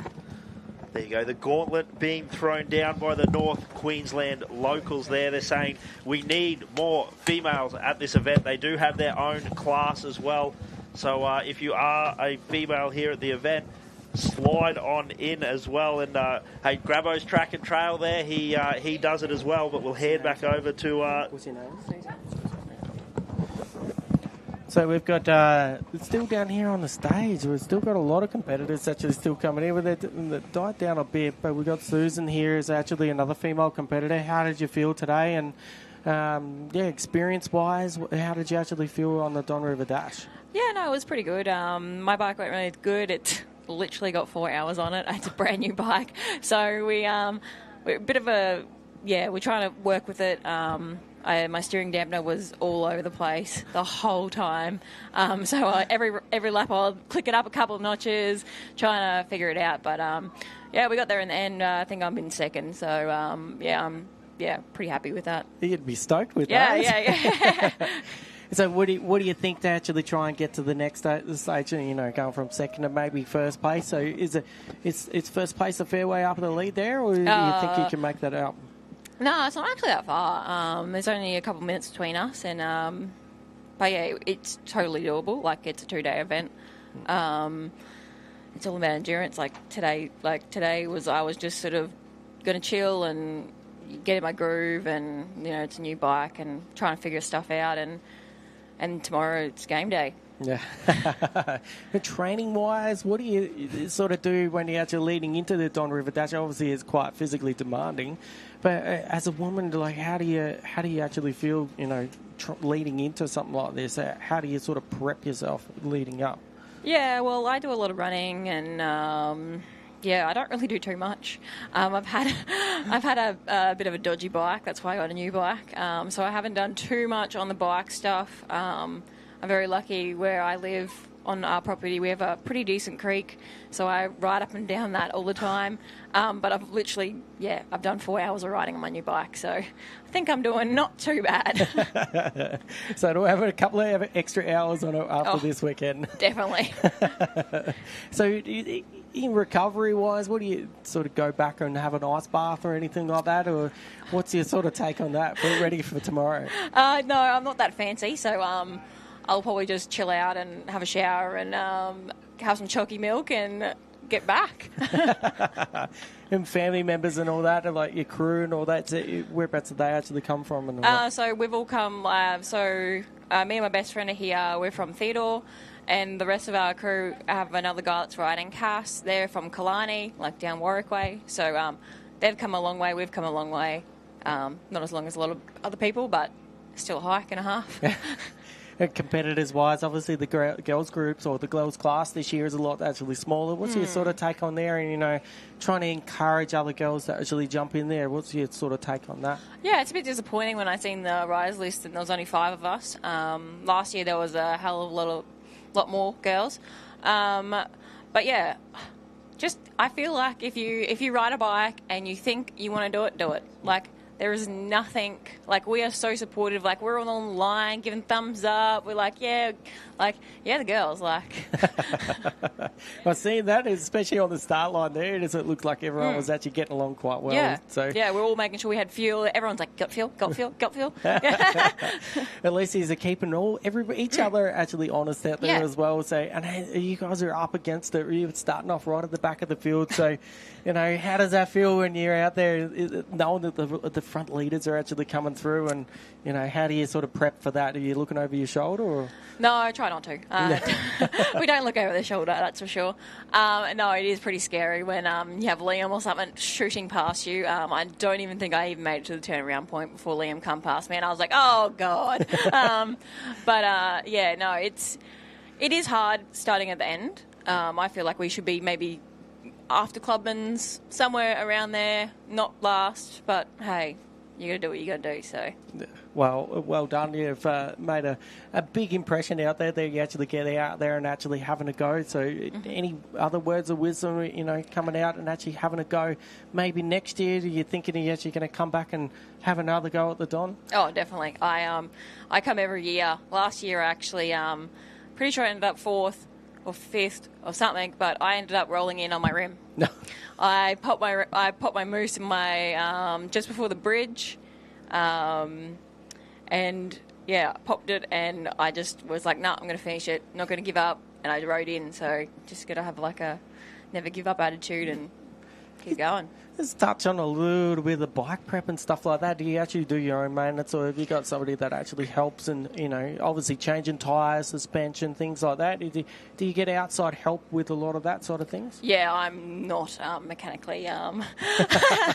do not do that sort of stuff. So I have a really good mate that he does a lot of 6 days, and his wife and that used to do a lot of 6 days. So he changed my... I put my mooses in my front and my back on last Sunday, and then my brother helped me put my steering dampener on, and otherwise it's pretty well stock. I had a couple of other mates that had done last year on the same bike, and they were gave me a couple of suspension things to tweak, and it seems like it's running pretty good. Well, lastly, what sort of sponsors-wise, is anyone out there you'd like to actually thank for this event? Yeah, I'd just like to thank Dad at Coranda Hay, Dad and Sandra, and Brent from Stiller, I think it's Stiller Fitting and Fabrication. He's been a massive help to me. Oh, well done, and you got through day one. So day two, bring on day two, and good luck tomorrow. Yep, thank you. Yeah, isn't that great to hear the way the girls support themselves? If it was one of the girls on the start line without a transponder, they wouldn't have got that far. They would have looked after each other there. So, unfortunately, there, like you said, not as many girls as what we had last year. I think the 13. I think it's only 5 this weekend as well. So, girls, if you listen along at home and thinking this is something I'd be interested in doing, there is a class here for the females. But as you heard, they're trying to push their way as far up into the field as possible as well. Grabo has had females before on the track and trail, so don't think that Grabo is for the boys only. The girls for Grabo's track and trail as well. So awesome for a couple of awesome female competitors there. Awesome female competitors there. Thanks to them for making the time to be able to come and have a little bit of a chat to us before we start to close out the show. But it has been an awesome day's racing here at the Don River Dash. We had 150 kilometres of cars, 150 kilometres of bike. The live stream stepped it up again this year. Mate, massive thanks to Ivan for being over on the start line for us and giving us that insight into the bikes. The information we've learnt today, and I'm sure people have learnt from home, have been invaluable today. So thank you very much for making the time today to come and hang out in the commentary booth with us. Yeah, you better be back tomorrow, mate. We need you. I'll be back tomorrow. Yeah, it'll be real good, mate. I don't know. I might take up Grabo, sort of roll there and go out party tonight. Yeah. Well, you're allowed to, because the commentator, you don't have to do anything tomorrow. Anything. You know what I mean. Late start. Yeah.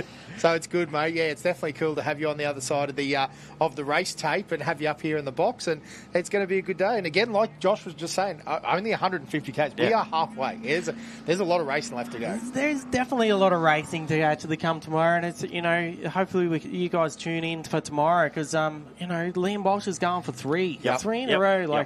I mean, the KTM team are just, on a dominance at the moment. So you still got Triggy there as well. You still got Brody Waters. There's a handful of guys that are actually, be right up there. Then you've got the girls. They start right at the back there. There might not be many of them, but I tell you what, the competition's pretty fierce up there. So they're getting pretty close. And it's, I was going to say, and it's close within those ranks too. Then we start going for some of the masters and veterans and all those too that we'll all crown. So actually, we'll have a little ceremony just so you guys know what's going on. After the racing, we do the skids on the podium here. It's always a good time. Ivan likes the skids. So, but then we also go over to the actual showgrounds, and underneath the vendor, or the pavilion there, have a big celebration, and we actually hand out all the classes and everything. So it's going to be a great live feed. There's still plenty to go tomorrow. I reckon we'll be kicking off about 8 o'clock tomorrow in the cars. If you want to come over for a chat about some cars, come on over as well and join us in the commentary box. But it's going to be a good day of racing tomorrow. And I'm looking forward to it. I mean, it's a bummer I'm not out today racing this year, but I tell you what, it's actually really cool to see how much the family environment and the locals are actually coming out and supporting the event. So, and then actually having the car guys having the level of respect that they've got for us riders as well. So, having the experience of jumping a trophy truck yesterday was second to none. Like, a massive thanks to Ivan for letting me do that, and he definitely put his foot down. I definitely know that much. So he stood on it. And Ivan's not just referring to himself in the third person. Getting to drive a truck. Yeah. It was the Ivans in a truck. Yeah. So good. No, look, we're looking forward to actually a really good close competition tomorrow, and it's not just up to the pointy end of the field. So Liam's got a good lead. We're gonna see if actually Brodie Waters actually steps up the game. See Nathan Trigg as well. So we'll at the end of the day, hopefully we see a burnout, and it's going to be one of 3 guys doing a burnout on that podium. Oh, we're just going to force them to do it. Yeah, absolutely. Ladies and gentlemen, thanks so much for joining us today. It's been an absolute cracker. We have had smiles and laughs all day. I hope you enjoyed as much as we do. But this is halfway through the 2024 Don River Dash. We got a full day of racing tomorrow, and we can't wait for you to join us.